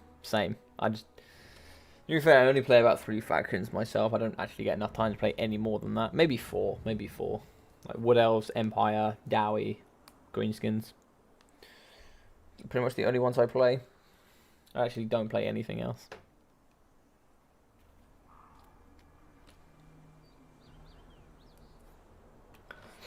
Alrighty, so from the VP here, we're going to have 3 units of the Scurvy Dogs. So they should be pretty good. 95 speed from them. Also coming in with that fear. Let's get move a little bit closer here. So this one we are going to be having the Rotting Promethean Gunnery Mobs. So we're going to have 3 of those, including the Lamprey's Revenge. So almost kind of called it. But these bad boys here will be having regeneration, as well as all the other good bits and bobs. AP from the missiles and AP from those crabs. We're also going to have a bloated corpse. I love this. So coming through the full meme here from Ice Power for sure. And looks like we're also going to have a Vampire Fleet Captain, which will be good there for Invocation of Nehek, as well as those summons and the Hornswaggle. We'll also have Luthor Harkon here in the sky. We'll be having poison melee attacks, AP for the weapon strength, as well as Disrupted here for his missile strength, with Hornswaggle, Death Streak, and that nice regen.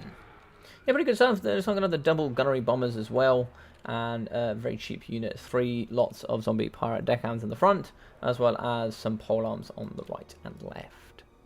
So it's like we are going to be having the Lost Silver and Knights, so not going to be anything to work up against them. And a full push here on the left-hand side. So we're going to be having some Dryads, mixing in with some Deepwood Scouts here. Of course, that Vanguard, as well as the big Orion. Mel Gibson here today. Look at him, looking absolutely proud. He's going to be having the Hawk's Talon, Cloak of Isha, and that's it today. And we'll be having a Waystalker here for those arrows of Kurnos. And also the Branch Wraith. So Branch Wraith's pretty cool. Runs pretty weird as well, but he's going to be having the Scroll of Shielding, as well as Mystify Miasma, Earthblood, and all the other good stuff that he normally comes with. So lots of Dryads and lots of Deepwood Scouts. So it should be interesting. Not Silver Knights are going to be difficult to deal with as well. That's why I always end up bringing these Shade Wraith Gunners, because they're just very good at dealing with those. Bloaty indeed. I'll actually keep an eye on Bloaty. I'm not really sure where he is. Well, where is Bloaty? Bloaty McBloat is he behind? Oh, he's hiding behind the pillar. I like it. Bloaty McBloat. He doesn't do magic damage though, right? Nah, lob him in up against the Silver Knights. That'd be fine. He'll get some value. We believe in Bloaty McBloat. I really don't worry. Also, actually, if he gets pushed here in the box, he explodes somewhere in here as well. It could be really, really bad. I've seen it as well with like bloated corpses in the middle. Just get destroyed. Alright, some shots in the sky here up against Luther Harkon, but Luther Harkon will take to the face proudly and then go away and regen. What to do here, I'm not too sure. So there's no real skirmish cavalry, like you're not going to see any Glade Rider Hagbane tips or anything like that. Certainly very good at taking care of those scurvy dogs. But in the back here, you can see the Vampire Fleet Captain, maybe an overcast spell there, but he's taking a bit of damage. So I've got to be a bit careful there in the back. And as you can see here, shooting into the zombie pirate bombers, these are getting wrecked. These meat sacks are for sure going down, 3,000 HP left, 2.8. They are really struggling there on that leadership. Luther Harkon and the Fighters are going to be fighting up against the Deepwood Scouts. This is where the Dryads need to come forward. Lost Silver and Knights here as well. They're going to be fighting up against the big bad crabs. Charges in on the front line. They have some good AP as well as that nice 76 charge, so very acceptable there. And they're going to fight up against Luther Harkon as well. Luther Harkon won't be doing too much, and he has no magic resistance. We get a nice little overview here as we see the bombers are coming in. Notice the bombers here on the right have gone down. Where are the ones on the left? The ones on the left are just hiding behind this precipice. The nice hill there. And the crabs are in. The crabs are going to be fighting up against the Dryads. And yeah, it's going to be monsters on monsters here. These big trees are going to be getting snipped in half by these nice big crabs. And you can see the Vampire Fleet Captains coming through into the middle. Does he have the gun variant though? No gun variant, just going to be in that melee combat.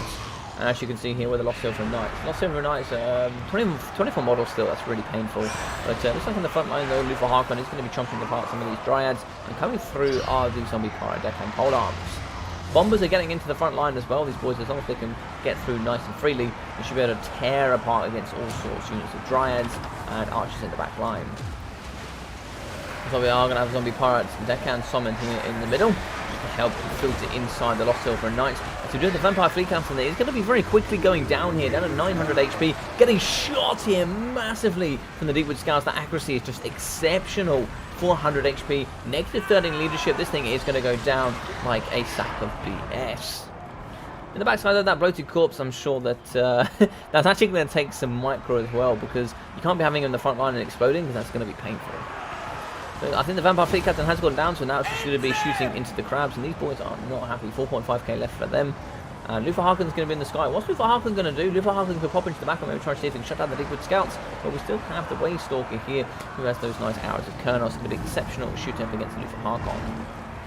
Crabs in the back though, those crabs are coming, and they are coming for vengeance. They've been shot half the game, and now it's their turn to come in and provide some of that juicy, juicy vengeance. Here the boys are in the green. I'm going to be running away, and the crabs are going to give up chase. They're going to be having that 55 speed up against the 38 of the Deepwood Scouts. I'm a little bit surprised that they're going to go up, but it looks like it's going to be a bit of a surround here. It looks like they're going to come try and save Luther Harkon, as he was trapped here by the Lost Silver Knight. Such a really cool unit, which is the Hornsparkle going down on them. Negative speed, negative armor, and melee defense. Just arrows everywhere here from the Wood Elves. All four units just destroying this build left, right, and center. And the Lamprey's Revenge are just, they're not happy bunnies right now. 7 models left, and these boys are down to 1.5k health. You're going to be having the meat sacks here, the zombie pirate deckhands just going to be falling around. And we do have one health unit of Rocking Prometheans, but nothing too much left. As you can see here, we're going to get the bloated corpse. Is the bloated corpse going to be forced up? Oh no, so it's not the bloated corpse. Sorry, that's the bombers. Why was the bloated corpse? Did he get his vengeance? I didn't see. No, the bloated corpse. I don't think it happened. I don't think anything happened with him. I think he just died. But Orion is in the pocket. Orion. Oh, nice. So we're going to be seeing. Oh, that's a nice arrows of Kurnos going down there. And Orion's pretty healthy. Orion's going to be 3.2, and Ice Power will pull out. Unfortunately, here there was nothing for Ice Power to do. Yeah, those Deepwood Scouts shooting there was a. I feel like they should. I agree, Shetland. I think like they're a nice meme, but the bloated really can't do anything. It did explode. It got 330 damage value. Nowhere near paying for itself. But 2,346 here for the Lost Silver and Knights. As we can see, 1,000 for Orion. 1.2 here for the Waystalker. Good value for the front line, nothing too much. But the Wardens of Sithral, 570, 560, 550, 550, and 600 for the Deepwood Scouts. And for the nice big crabs, Rotten Promethean, 780. 1.2 for the Lamprey's Revenge, as well as 770 here for the Rotten Prometheans. The Doggos, 300, 230, and 350. And yeah, pretty much nothing else for the front line. Luva Harkon, 718 and 52 here for the Vampire Fleet Captain. Actually, maybe having Luca Harkon on foot might have been maybe a little bit nicer. I don't know. I don't know.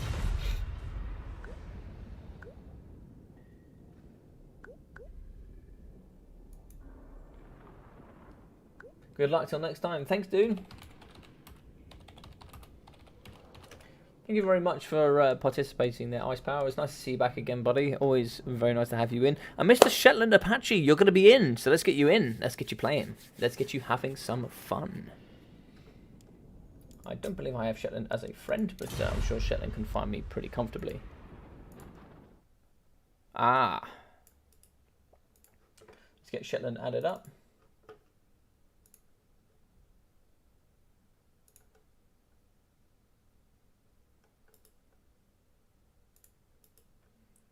Paste that and send.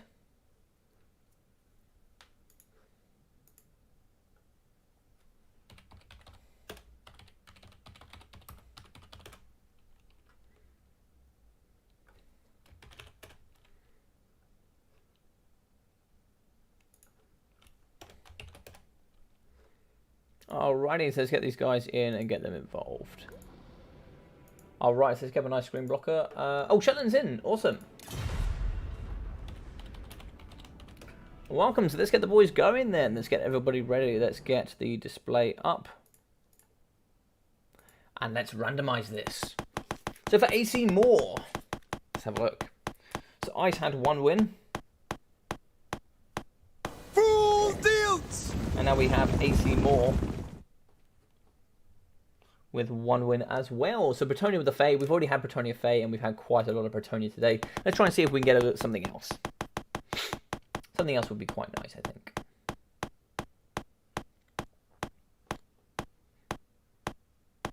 Time to kill. Ooh, Skaven with Deathmaster Snickage. I don't think he's going to have any problem with that.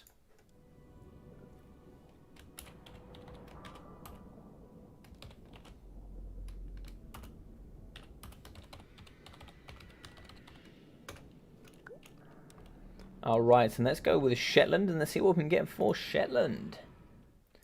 So Deathmaster should be quite fun. I think Deathmaster's a pretty good pick in general. What are we going to get though for Shetland?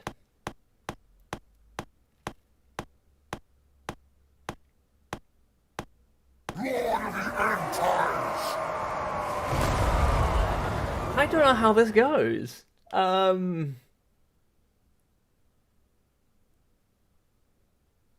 can send it forward. Let's do it. Let's do Warriors of Chaos then.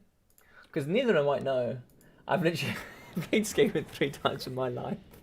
And one of those was already logics. Okay, so we have...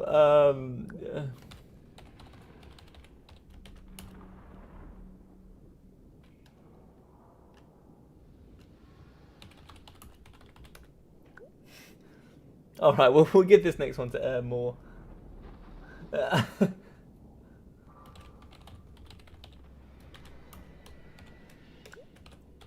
Warriors of Chaos.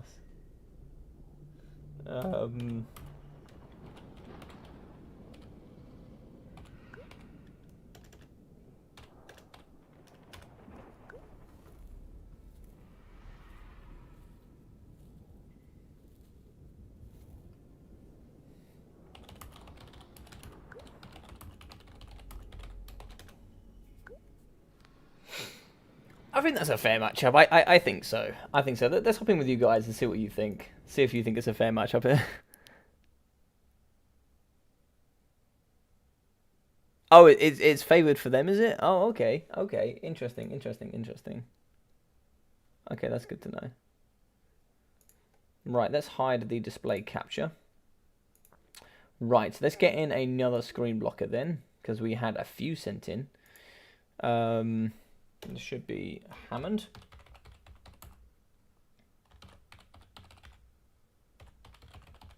Screen blocker, okie dokie. So we'll go browse. So we got quite a cool one sent in from Hammond. Let's see if we can find this. It's not going to be too high up. There we go.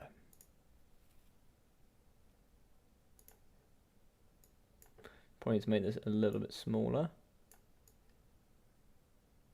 A little bit smaller again, I think.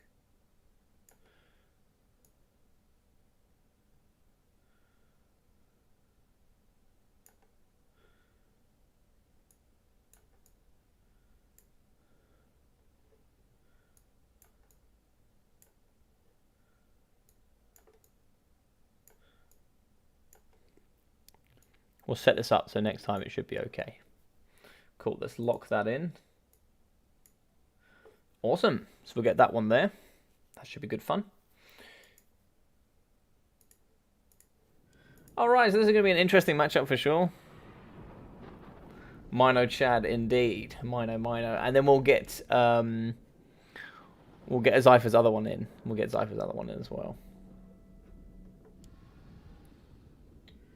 So I don't know how this is going to go, but I think this is the fun idea of all of it, right? Is the fact that AC Moore's like never played Skaven before. I mean, yeah, he's got to play up against Shetland, who's also another fantastic player. But I think that's part of the fun of it, is the fact that you're going to get some really, really cool matchups that you just don't normally see. This is pretty heavily favoured Chaos, I believe. Now you say that, I can remember why. I think if you just go wide with Chaos, there's not much you can do. But if you do snipe, and also Papa Kolek's pretty expensive, right? I think the correct way to do this is to go Sigvold. Somebody might have unsubscribed. Yeah, somebody might have. Did I go down to 299? That might have happened. I think that happens quite often. I think I just go up and down, up and down. I can check.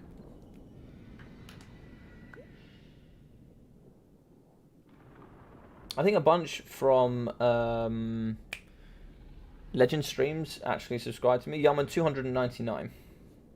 But a bunch from Legend subscribed to me. So maybe because a few of them have seen I do the majority multiplayer. Maybe some of them just unsubscribe to me. Maybe. Also, some people will follow me based on just the video they've seen. Then they'll go and see that I've done maybe not too many campaigns, etc. And then they'll just start to unsubscribe. Yeah, Sigvold or else Lord gets sniped. Yeah, pretty much. Even Sigvold can get sniped pretty hard. And, you know, go like full Warlock Giselle and just shoot Sigvold and he dies. But then you'll lose to everything else. But I think if you go like two Warlocks and you just try and focus down Kolek, you get that negative 16 leadership. You can make it a bit even.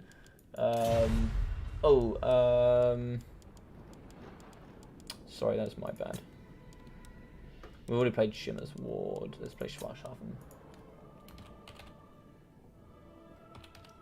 Schwarzschaffen.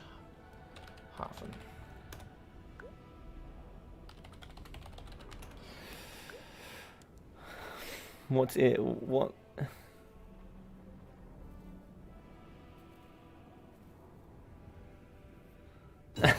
I think those makeshift long rifles. I think they might take down Kolek.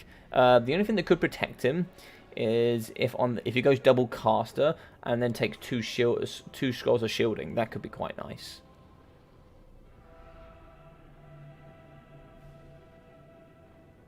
Oh, if you've beat Hadri's with Skaven, I managed to beat Hadri's. Yeah, I remember playing up against, I can't remember his name now. I played up against the top guy in the ladder on the quick ladders, and he brought Chaos against my Skaven, and he beat me. You would say it's 50-50 with you, Thorn? Yeah, it's going to be pretty fun to see, you know.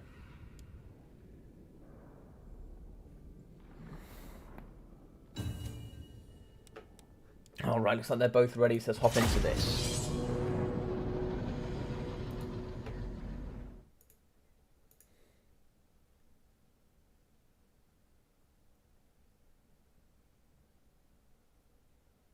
Logic, give your Steam code to Hayden, please. Oh, what to add? Yeah. I'll do that now.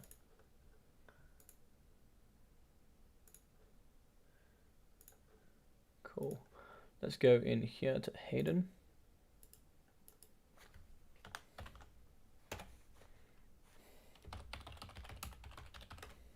Friend code. Sweet, that's been done. Alright, so it's like we're hopping in here. Yeah, just check Discord, buddy. Just done it now. Cool. You missed it, Caradoc. I was putting up your all your pictures. You missed all of your pictures. Alright, so for the chaos, we've gone nice and wide here. So we have some Marauder Horsemen. Let's get this nice and close so you guys can hear me. You'll say it's a bit loud here for the multiplayer. So, looks like we have 2 units of the Chaos Warhounds with Poison. We have some Marauder Horsemen here in the back as well. So, it looks like we have 4 units of those, as well as the Chaos Knights, 2 units. The double Chaos Chariots here. And Shetland's Apache are going to go Mass Chaos front line. We're also going to have Codex Sun Eater and also the Sorcerer of Death on his nice steed. He'll also be having... Oh, he just do with Darkness and Spirit Leech. So, and yeah, nice. Oh, Life Leeching, sorry. So no Spirit Leech, which is very interesting. He looks so cool on this. Like, he does look sick. Big Kolek here with a nice big hammer. But he's just going to be having Lord of the Storm, so he's not going to be having the Star Crusher. I'm very disappointed, Shetland. I am so disappointed. Everybody knows you have to bring Star Crusher. Right, so Gutter Runners with Poison in the front line here. So it's like going to go lots of slings. So 2 slings here, 2 of them with Poison. It looks like we're going to have 3 more on the front. More with... only 1 with Poison there. We're going to have some Death Runners as well to go here alongside Death Master Snakeage. Very thematic. I like it. As well as the Ishka's Triads. Ishka's Triads are going to be very good at dealing damage there up against Lord Kolek. We have some Rat Ogres in the back. Looks like 2 units. Yes, we brought some Rat Ogres this time. And we're also going to be having the Plague Priest. Plague Priest here in the front. He will be having the Pestilence Breath and Vermintide. So it looks like more has come along and learned from last time. Should be pretty good. Looks like let's get that shift and confirm. Lovely. Nice. This should be quite the fun battle. I'm excited for this. How are we doing?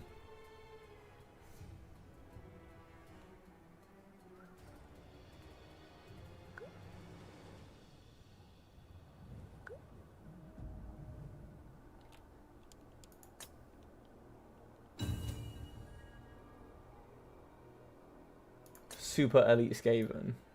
That's pretty elite for Skaven, actually, to be fair. This could be a very interesting match because it is pretty elite, but you do actually have the Chaos Chariots. They have 78 speed and they all comfortably catch here. So we have 48 speed from the Gutter Runners. They do have Scurry Away, which I think that only comes in when they are fleeing.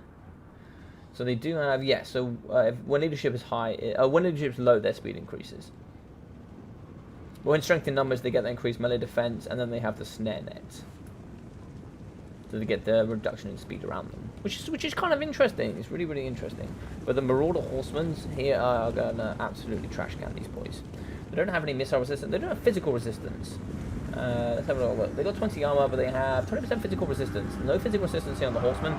But I think they're just going to charge in anyway. You know, they're just going to say, do you know what? Screw it. We're going to go in. We're going to go combat, and we're going to like it. Ishka's Triads here. Looks like we do have the decoy as well as the normals as well. Over here on the left, we do have Big Bad Kolek, who could fire up against Deathmaster. If Deathmaster gets the correct engagement and gets in behind. Oh, the Sigil's gone down, so the Sigil has held him in place. And is he going to come through for the slam? He got whipped. Deathmaster got just absolutely slapped and thrown halfway across the map. In the back here, we have some Chaos Warhounds with Poison. They are going to clean up these Death Runner slings. Apologies if that was a bit loud, I realised. I'm sorry about that. We also have the Rat Ogres. Rat Ogres should be able to counter here up against the Chaos Warhounds with Poison. Very good. So the decoys are going to be chasing off the Marauder Horsemen. So that's some good stuff. They won't know their decoys. And so the normal units of Ishka's Triads are going to be chasing after the Chaos Chariots. Given the negative 50% armor, that's really important. And will allow the Poison Slings here to do some good work. So it looks like here the Warhounds have been broken. But so have the Rat Ogres. So you've lost some Rat Ogres for some Poison Warhounds. Don't know who wins there. I don't really think anybody wins there. But looks like here we're going to have some more Rat Ogres fighting up against Chaos Knights. Chaos Knights are doing really well, but there's a mass onslaught of just garbage being slung here at Kolek. Kolek's taking the brunt for sure. Balance of power, though, is going to be pretty heavily in the Chaos favour. So lots of poison slings here going down into the Marauder Horsemen, doing some okay damage value, but I've never really enjoyed Gutter Runner Slingers. I just don't think they're good. But that's my personal opinion. I'm not a massive player here at Skaven. So we need some more summons here in the front line, so we do have a summon of Plague Ones. That should be good at doing some damage up against the Chaos Marauders. They're going to be the Boniface Infantry variety here for the front line of the Skaven. And here, Kolek is really struggling. Kolek is kind of getting slapped by Deathmaster. Deathmaster does have his Cloak of Shadows as well, so given that negative on, I believe it's melee defense. So yeah, melee defense and leadership. That's going to be very good at dealing damage up against Kolek. But Kolek can come through here with that Trap Hammer. He can really come through. Doom and Darkness here going down on top of Deathmaster. That negative 16 leadership can be really important, especially now the Chaos Knights fighting alongside and surrounding him as well. You're going to have the Plague Priest in the middle. He's going to have that nice Contaminator for the negative 10 leadership. We need some more summons here in the front. We certainly need to help fight up against Kolek. And as you can see here, Deathmaster is in trouble. A very nice Thunderbolt going in the back here on top of the Gutter Runners. And here, unfortunately, Skaven are just getting run over all over the place. It's a bit of a shame here. But it'd be nice to see if Kolek go back to back here up against Deathmaster. That effect's still going off. He's about to get some extra leadership now. He's going to be fighting up against Kolek and he will be winning. But Kolek will come through with that hammer. Let's have a look here. Can't even see Deathmaster. Kolek is so goddamn ginormous. And he did terrify him and push him off the edge of the battlefield. So well played, GG's, and that was absolutely hilarious. Happy Sunday, Veg. Happy Sunday indeed, buddy. Really nice to see you here. I hope you're doing well. Hope you're having a fantastic weekend. That was awesome. Well played, AC Moore. Such a good sport as well, man. I love having this dude on the channel. He's super fun. He is super fun. But Kolek got slapped, man. Kolek got absolutely hammered. I love it. So Stick Edge 1.5. Let's have a look here. Runners, not too much from them, unfortunately. Ishka's 1.18. Slingers just really don't do enough for me to be viable in this matchup, even with the poison. I much would have rather going maybe some Globadiers, or maybe going to Warlock Giselle also would have been quite nice. But I really like the Rat Ogres. I really like the fact that there are Rat Ogres in this one. That was nice from AC Moore. Some good change-ups there.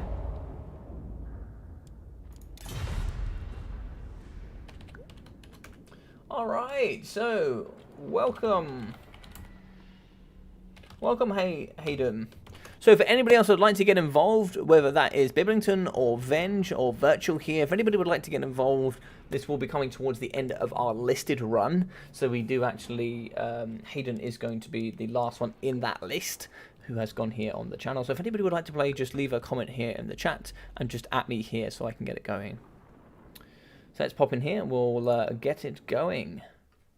So, looks like Moore here did get a win. The maximum win today is actually going to be 2 with Caradoc, which is quite funny. But Shetland is now at 1. So, and that's why like all of it's going to balance out overall. So Deadly Bunnies has 2 wins and Caradoc has 2. So these 2 will be on top of things, which is quite funny in itself. So display. Let's go. So Randal's gift. What are we going to get for the big Apache? Also, I love the name Shetland Apache. Like, cool name. Attack the mortals! Okay, we've already had Primary Killer, and I was not thanked for it. So I won't be so mean this time. Not unless they get... Ooh, let's go. Oh, Thorgan Grudge Bearer. Grudges are about to be bared. Bets on Skaven after poor Moore gets it multiple times. Alright. Shetland.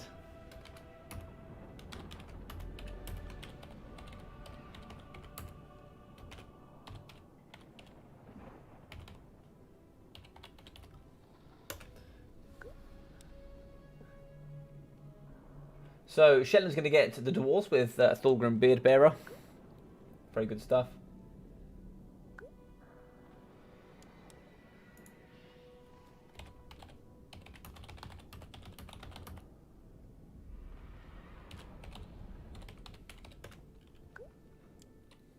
Right, and then for... Let's hop in here. We're going to do this one now for Hayden. And Hayden is going to be getting... Let's have a look. Please, Dobby! Oh, we have Azag the Slaughterer. We already had Azag, haven't we? Yes, we've already had Azag. So we'll do it again. We'll do it again, just because we've had Azag. I like the fact we're getting green skins. I'd love to get Beastmen, but it hasn't happened yet. Not unless they get Okay, we're not having dwarf on dwarf violence here on the channel. That's just not happening. I'm not allowing it. I'm not allowing it. If we don't get another sensible one, then we'll go with Azag again, because he was our first matchup. Ooh, this will be fun. Yeah, this will be fun. Lord Master Mundi. Let's do this. Let's do this.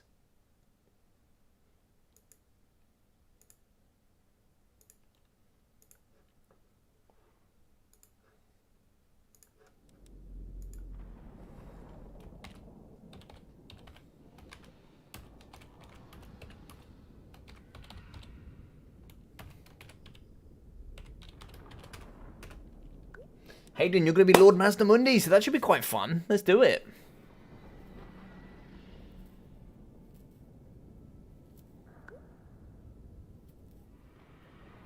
Logic, I think... oh, did he mention it? Did I miss it?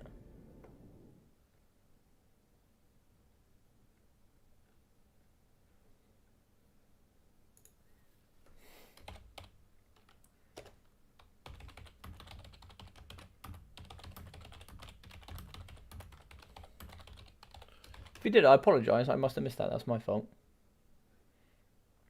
I sent it in the Discord, so hopefully they see that.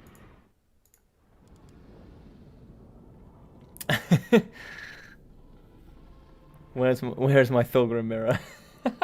Nobody wants that. Nobody wants that. Oh, the map, River of Axel. Actually, no, that's pretty harsh. That's pretty harsh for the Dowie. Let's see what. Let's go on a cat. Let's go on Carrick Buffdar.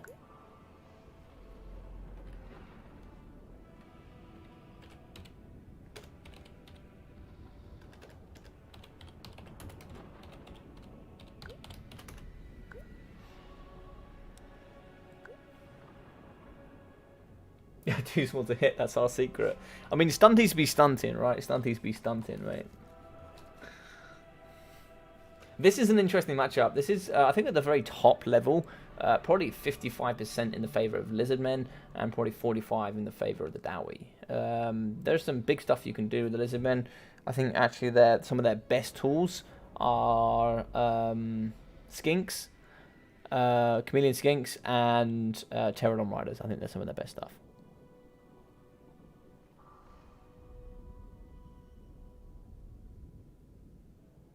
I mean, here's the thing, right? If you have Thulgrim against Thulgrim, both their chairs are going to get in the way, and they're not actually going to be able to fight each other.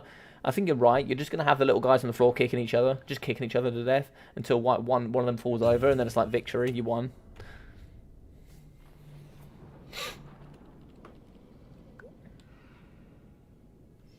All right, that's what we're in. We're ready.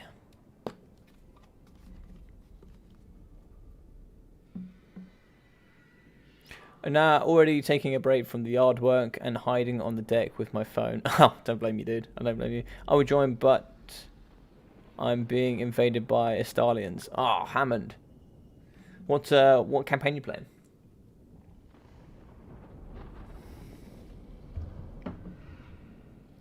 I assume that it's more than likely a Hit Claws campaign.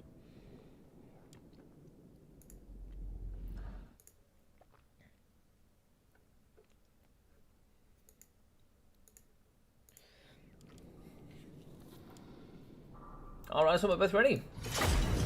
Let's hop in.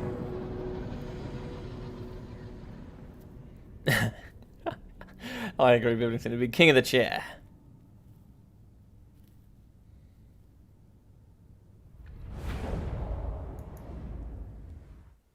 Right, let's get rid of that screen blocker.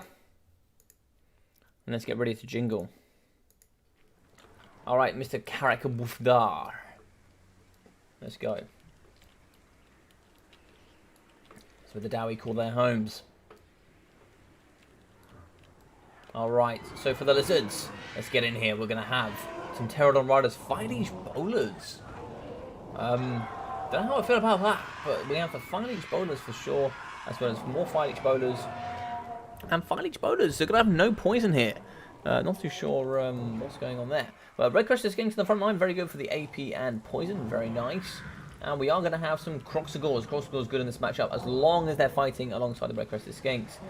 We're going to have the Revivification Crystal. Okay, so lots of us feel a certain ways. I don't know how I feel about this thing, but it'll be interesting to see what it's going to do. We're also going to have a Lord of Mazdamundi on the toilet chair.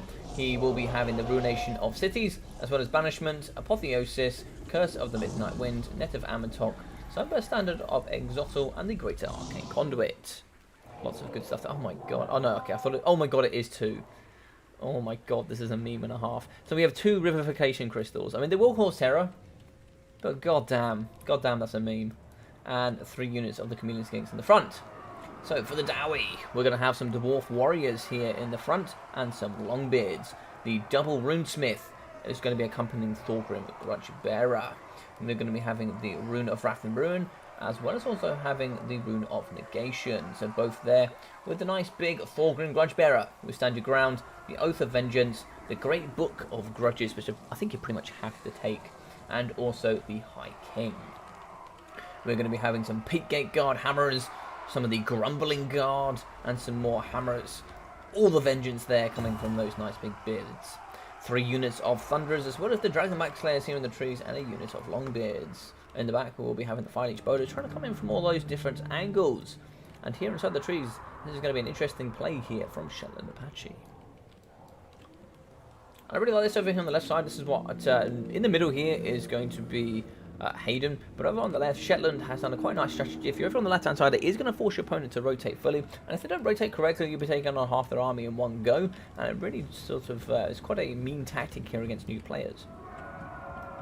Only 1 unit of Slayers here going to be in the trees. They're going to be hiding and waiting. So they have been spotted. So Thunderers need to get busy, and they need to get firing here up against the File Each bowlers to the other corner as well. That's such an unlucky gamble there. Double idol is illegal? I don't think so.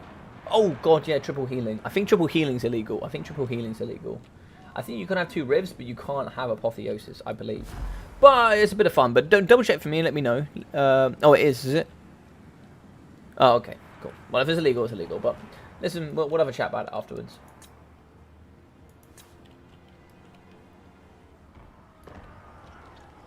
File Each bowlers in the sky though, they're going to come down and maybe try and wreak some havoc here on top of the Dragonback Slayers.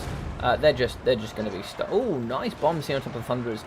Thunderers here have a bit of a problem to rock drops. That's why I don't normally bring Thunderers. I actually bring Iron Drake Hammer Torpedoes, because those rock drops just do sod all. You actually need to bring in the ROR Terron Riders.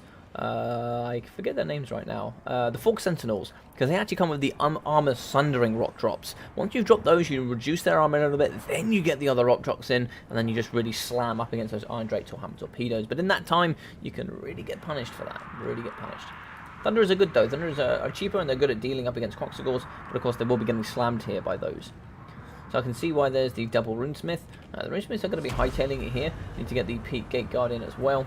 What's going on here is the Rune of Wrath and Ruin, but they're still going to be slowing down the Runesmith here with that poison. Going to be 13 speed up against 25. Still double, but he's going to be in that melee. Oh my god, there's a net going down on him as well. Thorgrim's going to have to go in. This is vengeance.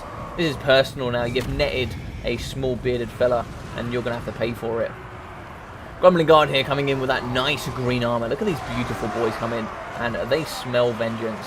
This has been in the damage cron for years, and these lizard men, especially Lord Mazdamundi, their great plan here is going to be up to the test. We're going to have a banishment here going down on top of the Peak Gate Guard, and also on top of the Grumbling Guard with the Runesmith. So it's going to do some... the damage value is not going to be massive. It's pretty good stuff, but you'll get a lot of damage value there for sure. What's going down here? It looks like we're going to have a Curse of the Midnight Winds. Rune of Negation going down as well. Be all sorts of winds of magic coming left, right, and centre. The Ruination of Cities as well. All of the winds of magic coming down here from Hayden up against all of the nice expensive entities. The Peak Gate Guard have been absolutely trollocked, and so have the Grumbling Guard. That's very painful there, and lots of abilities coming out of Lord Mazdamundi. The toilet check doesn't want to get too close. This boy can be very vulnerable here to getting slapped by Thorgrim. Rune of Wrath and Ruin going down on the chair. 10 speed for him, but he goes, you know what?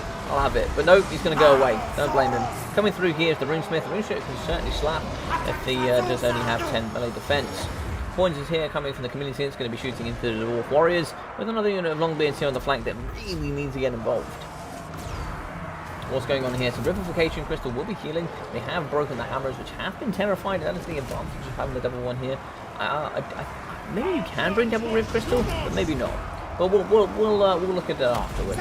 But the Peak Gate Guard is still going to be fighting in the pocket. One of the Runesmiths is going to be down to half health. The other one has left about 25%. And Thorgrim is going to be fighting up against the Croxagors. So where's the Great Book of Grudges? No, sorry, where is Oath of Vengeance? We need to get Oath of Vengeance in here. Really reduce that melee defense. Guns are involved now, though. Guns are going to be slamming into the backside of these Croxagors. Oath of Vengeance down on them as well. That's where the Oath of Vengeance went. Now you need to really slam onto the Revivification Crystal. That terror is going to be really important. PK Guard actually have immune to psychology, so that's going to be quite handy for them, but normal hammerers don't. They're going to be getting carved apart here by the Red-Crested Skinks since they've been broken. As you can see here, an unhealthy unit of Dwarf Warriors are going to be getting chased by the Chameleon Skinks, and they're just awesome in this matchup. Really, really good stuff.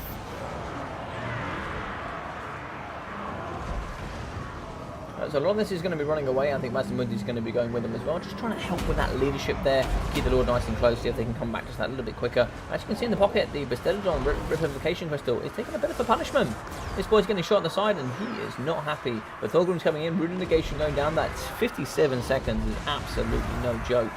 Sorry, it's not. I'm thinking of Scroll of Shielding, sorry. But I think that still lasts about 32 seconds or something. It's still massive. But yeah, there you go. One Revivification Crystal down. He's going to be going down due to being shot. No Lord nearby, and he's just getting absolutely wrecked.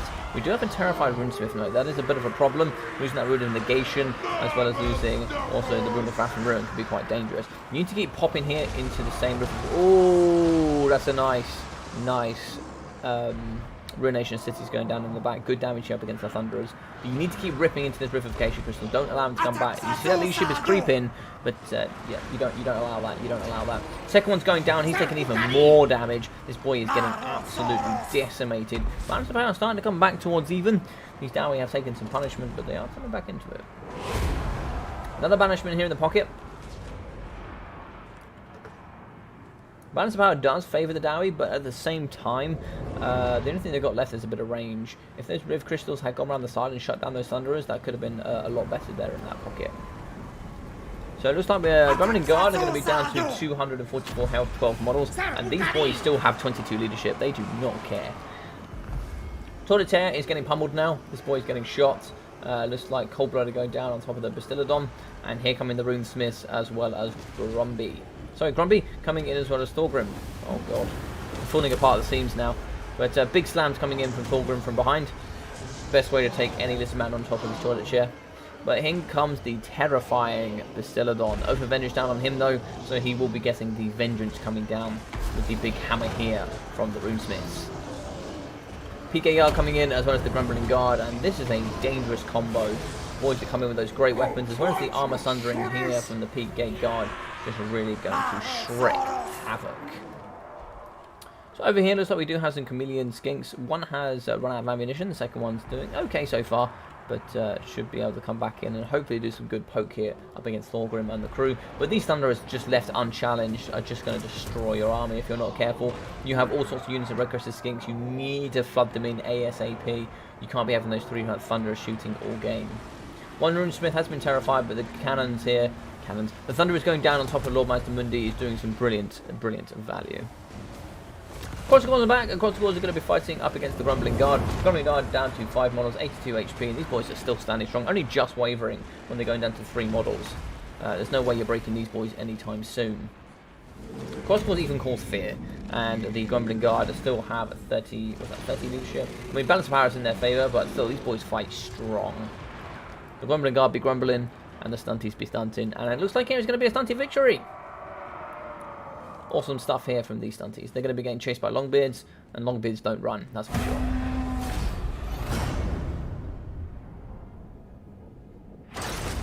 Had to dart out and take a phone call just after I arrived. No worries, buddy. There is room for you right now if you'd like to play.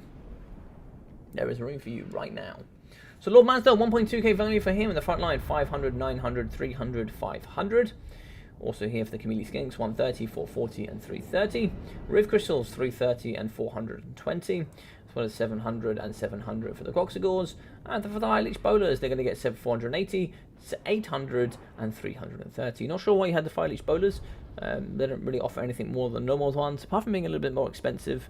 And the explosions, quite a lot of now we actually have fire resistance, especially the Dragon Max Slayers, so that can be quite sneaky there.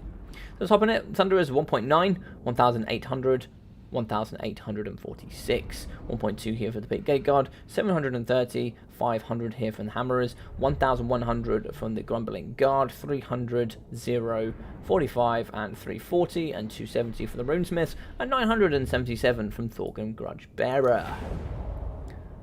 Let's do it. Mr. Rubber Ducker War is in. GG's, and we'll play for Hayden. Thank you very much for popping in, buddy. And Shetland's going to be up to 2 now. The big 2 in from Shetland, once I fall apart at the seams. But in comes the mysterious Rubber Ducker War. Are we going to get this boy in? Yes, we are. And Shetland's going to know what sort of vengeance is coming for him. Let's do it indeed. Let's do it indeed.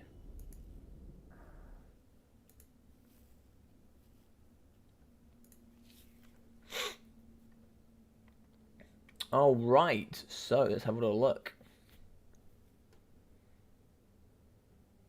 So Big Ducky of War. Just gotta wait for him to come in. Let's get it going though. We know he's coming, so let's get it in. Let's get up yes, Randal's gift, and let's get in the display capture. Lovely. So for Mr. Apache, if he wins this, he will be going up as the winner for today. But let's have a look. The true king. Ooh, Crone Hell of Ron with the Dark Elves. Give me likey.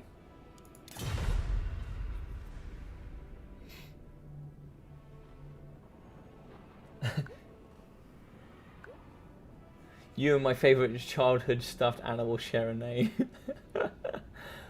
Oh.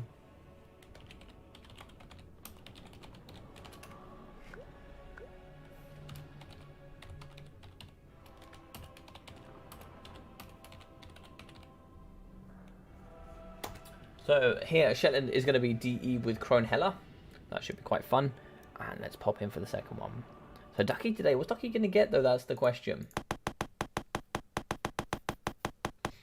I'd love to see the Beastie Boys. Don't think we're going to see it. Onwards, legions. Let's go. I think we're going to see a nice play here from Ducky. I think we are.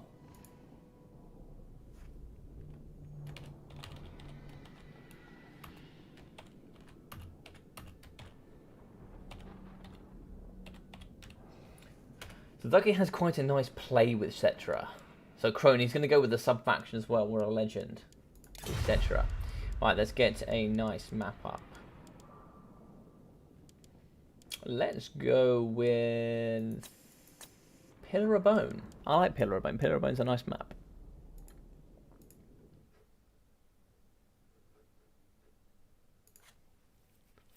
Let's take off the display capture. Let's throw that away. And I'm sure we've got another one here. Let's have a look. Let's throw up another one. I'm sure we've got another one here. Another image. Let's go for it.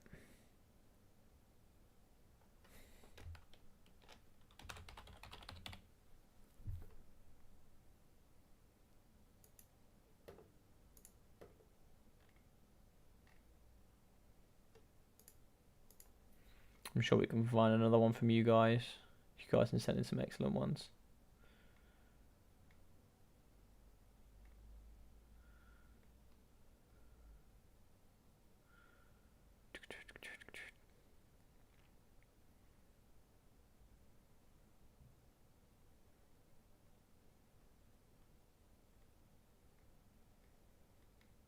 I'll tell you what we'll do. We'll remove that. I'll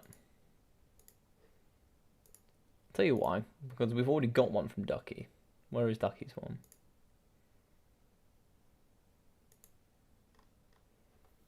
We've already got this gorgeous thing. So we'll throw that up for the man in the chat. Let's do it. Hellebron James, indeed, Mr. Hammond. Hellebron James is in the chat, and she's going to do some spanking here. Now, Citra the Imperishable, this should be quite the fun one. The reason being is Ducky normally likes the triple threat.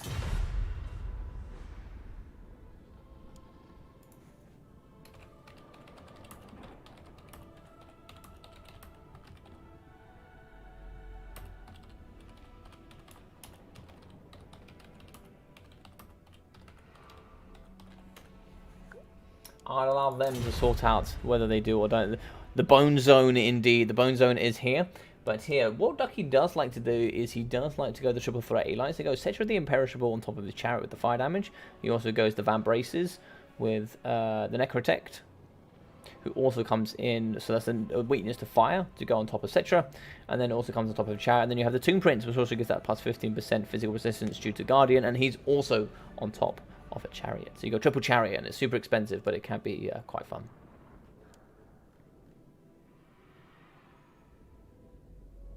Yeah, indeed, Thorn, indeed. Let the wheels balance.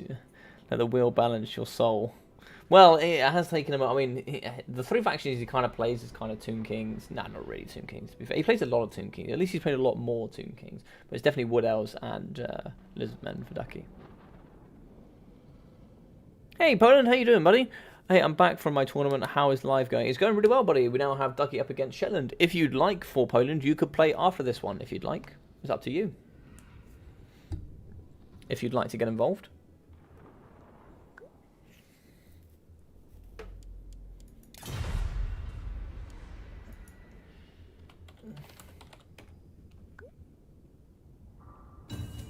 Zero gold build from Ducky. Looks like Ducky is ready. And we're going to be playing on Pillar of Bone. So if it wasn't already set up for Ducky already, he's going to be playing on the Bone Zone. Which should be quite fun.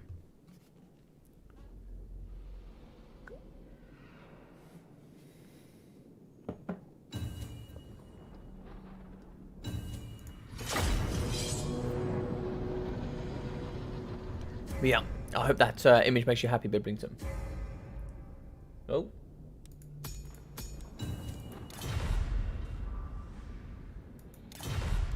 Love it.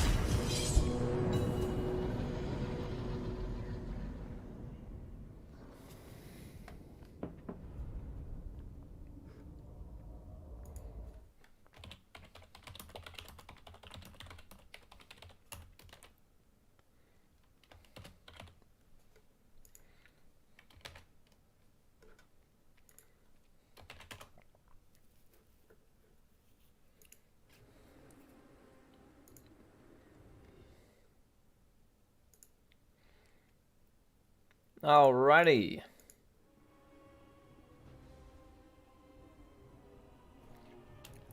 I love it for Poland. I love it. I love it. For Poland, soaked in blood and alcohol. What stuff did you buy? What DLCs did you get for Poland? Alright. So, for the Bone Zone, we are going to be having... Oh, I think it is the triple threat. It is the triple threat. That's Lifer's favourite comment from me. We are going to see Citra with that nice imbued fire damage. You will be having the Blessed Pade of Petra, as well as the Wrath of Petra, Incantation of Desiccation, as well as Incantation of Protection, Incantation of the Cursed Blades, and also the Crown of Nehekara. We'll also be having Unyielding Will, and also the Restless Dead. We'll be having the Necrotect here, which will be having the Elixir of Might, also the Van Braces of the Sun, the Stone Shaper, and the Wrath of the Creator. And the Tomb Prince, who will be having the Blade of Scepter, also the Tomb Strike, Curse of Josaph, and also Guardians. That's a dirty, dirty mix. We're also going to be having the Casket of Souls, which are protected by some Skeleton Spears. Some Skeleton Spears in the front with the Kepra Guard there for that nice regeneration. And the Benefits Infantry. Skeleton Warriors in the front line, some nice, good chaffy chaff. And the Bone Giant for the extra Bone Zone. We're going to have truckloads of Harpies with those silver chevrons here in the sky. Lots of Harpies. Harpies are going to be a massive pain. We're going to be having some Doomfire Warlocks as well as some Cobalt Knights. The Doomfire Warlocks actually come in with some abilities. So I believe here they have 40% physical resistance as well as the Lesser Doom Bolts and a Soul Blight. So that should be quite handy. The bonus for large anti-large armor piercing here from the Cold One Knight. We'll be having a Sorceress of Shadows. She'll be having Enfeebling Foe, as well as the Mystify Miasma and Smoke and Mirrors. Cold One, all the Knights of Ebon Claw are here. So the Knights of Ebon Claw are a super cool unit. These guys are fantastic with their... They only have 6 physical resistance. I think that's due to Helebron. But Helebron here is going to be on top of... I can't remember what that's called, but she'll be having Heroic Killing Blow, Fury of Cain, as well as the Frenzy on the Blood Shield of Cain for 6% physical resistance. So lots of good stuff from her. And we'll also be having some more Cold One Knights and some more Doomfire Warlocks for those debuffs and buffs. Big shots here going up against the Helebron Bro. No way! The Helebron Bro. These boys are going to be having the poison, as well as the bonus of large anti-large. So here we go. The triple bone zone going to coming in. This triple threat is dirty. Going to be giving that a negative to fire resistance and allowing Sentry just to come through for that punishment. Going to be breaking Harpies left, right, and centre. These boys are very good at shutting down up against bony boys with arrows. In the back here, we're certainly going to be seeing some Harpies jumping down and shutting down the skeleton, Casket of Souls with the skeletons there with the spears. But the Bone Zone is going to be shooting here. I'm sure it's going to be hitting Crone Helebron. The Knights of the Ebon Claw have Rampage due to Fury of Cain, giving them that plus 24 melee attack, charge, and base weapon damage. Although they are taking a truckload of value, they must be getting shot here by the Bone Giant. The triple threat's coming through, and I'm sure they're going to be coming after Crone Helebron. Big explosion there coming out from him, giving fire damage to all these as well, and should hopefully help defeat Crone Helebron. Crone Helebron is going to be running away. She is taking a truckload of damage here from Cedric the Imperishable, who has Incantation of Protection, as well as the Elixir of Might, giving us a plus 24 melee attack, 60% base weapon damage for a first and only time use during the battle. Rampaging here from the Fury of Cain, still from the Court of Ebon, and also in the back we do have the Doomfire Warlocks. Yusef's Incantation of Desiccation going down on top of them, and with the Fellbat all over this Casket of Souls. It looks like available is going to be the Realm of Ushopti, if that nice Ushopti summon. Getting these boys here in the back up against the Harpies could be quite nice, just to free up that Casket of Souls. Crone Helebron here has the Blade of Scepter, as well as Incantation here going down on top of her, but in comes the bad boy himself. Cetra going to be rolling dirty, rolling thick here up against Crone Helebron, and she is struggling. Balance of power here in the ducky favour. The Bread Lord has clearly favoured the duck here today. The bread toll must be paid from Crone Helebron, and so it has been, and unfortunately here for Shetland Apache, clearly it was not paid correctly. We're coming in here, the Cold One Knights are going to be fighting up against the Kepra Guard, which actually have the Incantation of Protection, which is going to thoroughly help them, and they've been pinned in using the Shopti. Is that a Doom Bolt going down? Yeah, so lesser Doom Bolt going down from the backline Doomfire Warlocks. They do have a nice 104 speed, so they are pretty exceptionally quick. Here in the pocket, a nice explosion going down, and that's going to be a mass rout here. Also, that summon of your Shopti going to be balanced, amazing at just pushing that balance of power, and that was awesome. That was super cool. That was super cool. Cetra, 2,000 damage value, 1.2 here from the Necrotect, and 770 from the Tomb Prince. And the rest of the boys here rolling dirty, 980 from the Kepra, as well as 920 from the Bone Giant, and 1,200 from the Casket of Souls. So, oh my god, 670 from the Skeleton Spears. Very nice word there. And 695 as well. These boys did some terrible damage. 160 for Crone. Crone got crumped for sure. She did nothing. But 160 for the Helebron Bro, and 100 here from the Sorceress of Shadows. 550, 700, 100, and 600 from the Doomfire Warlock. 700 from the Knights of the Ebon Claw. 230, 460, 280, 208, sorry, and 180 from the silver ranked Harpies. GG's indeed.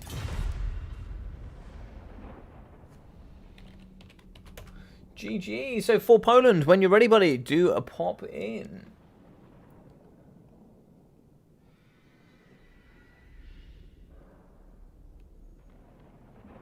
Good luck on the hill. It's windy up there. I love that from Shetland.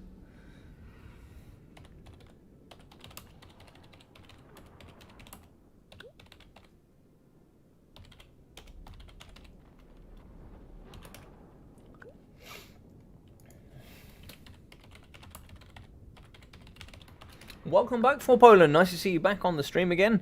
Last game was not my finest hour. No worries, etc. Like I kind of called this is what Ducky was going to bring, and it's a fantastic triple threat. Like if you go back and watch it, some of the bonuses you get from all three chariots are just gorgeous. Like you throw those three together with like incantation and protection and all of the other good stuff. It's just a terrible triple threat to deal with for sure. But it was really awesome to have you on the stream, Shetland. You played really well, and you are going to be joint top for today. So you're going to be joint top with Deadly Bunnies and Caradoc, all of you each having 2. So it's been pretty windy up at the top of the King of the Hill. Ducky's here with 1 as well. So let's get in and see what we have today.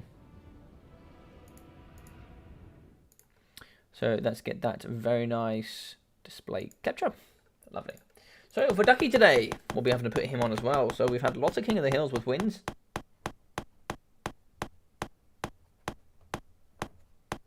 Ducky will be going in with a 1. Oh, Crocgar with the Lizard Men. Would you believe it? Would you believe that Ducky got bloody Crocgar? For God's sake. Oh, Jesus Christ.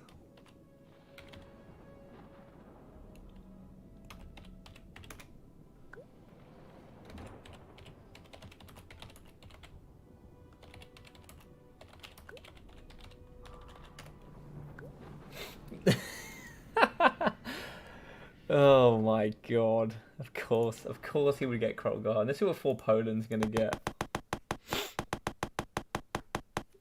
Oh, this should be funny.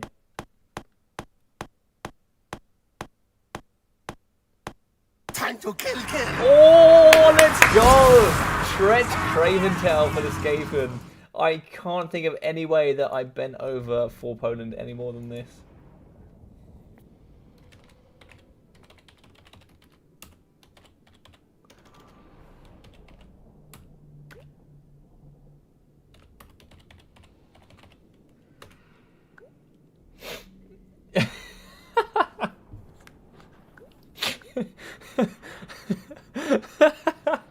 Oh my God, that's fantastic. I'm sorry for Poland. I am super... I mean, you get Skaven, which is a nice counter, but I am so sorry.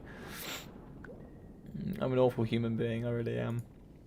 Alright, let's go. We had another one. Where's Caradoc's blocker? Is it this one? Yes! Let's get this one up for a bit. I liked this one. This is quite a nice one. Alright, let's put that away, and then let's hop in with the boys. Awesome stuff. Let's go Tretch indeed, Bibblington. Let's go Tretch. I don't know if you saw the screen blocker I had up earlier, but it was of you. It was of you and Ducky. It was yours and Ducky's last one.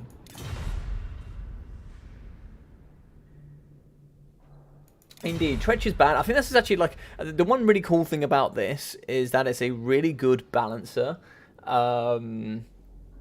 Like even though you've got Skaven up against Lizardmen, which is pretty heavily Skaven favoured, Tretch really balances that out, which is kind of really cool. Like, it's such a cool thing about it. Like, it's so nice. And it really forces people to play Lords and factions that they just wouldn't normally. Like, Moore has used Skaven now 3 times, twice of them being on my channel. So, you know. That's quite fun.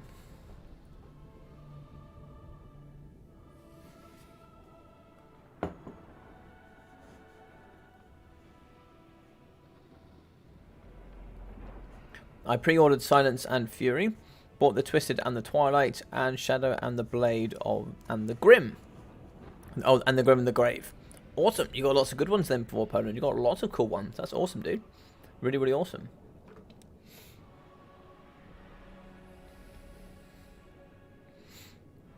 Should be some awesome, awesome stuff.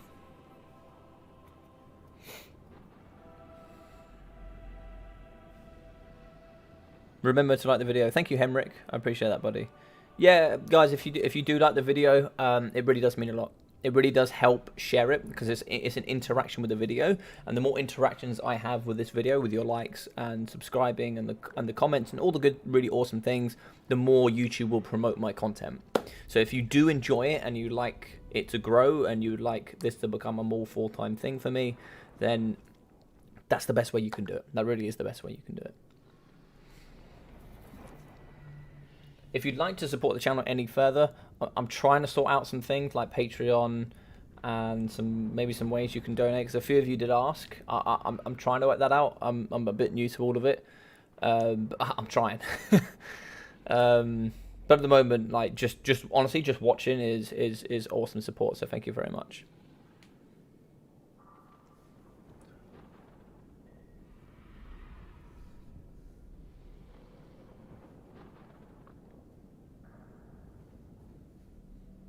But Henrik, I don't know if you play too much, buddy. I don't know if you'd want to pop on and have a game maybe after this one, or if anybody else like Biblington or anybody would like a game, or if you guys are just happy chilling, that's fine. Or maybe if I have to, I'll play Ducky for the last one if he wins this, or if For Poland wins this. You know, we never know. We'll see.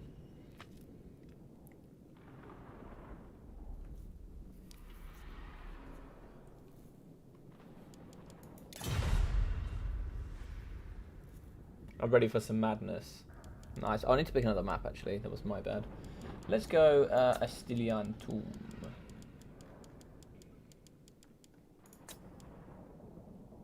Pretty similar maps. As I said, I'd be down for a game. Lovely, Zypher. Let's get in. You're in next. You are the next man up. You're going to step up to the plate, and you're going to slap this duck around, or you're going to challenge for Poland in the best manner you possibly can. Oh, let me get your picture ready. I didn't get your picture ready. Media content. Let's save that.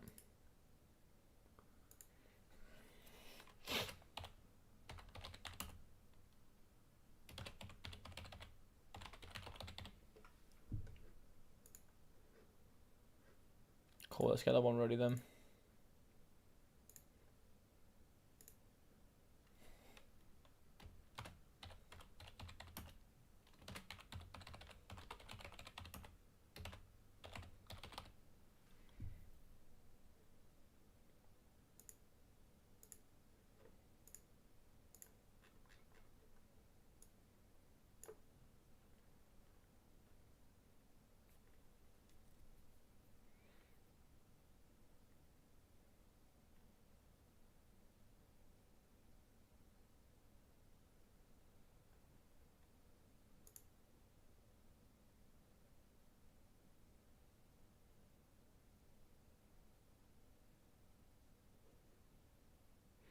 Oh, I don't think I saved it in the right place.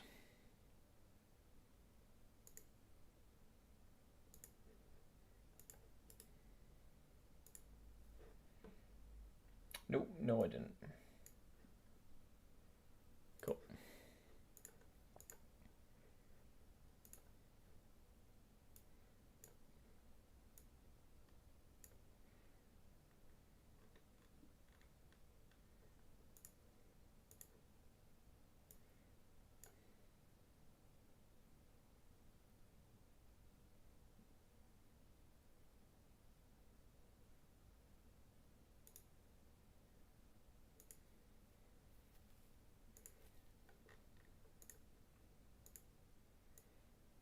Alrighty, so let's go. Both of these are ready, let's pop in.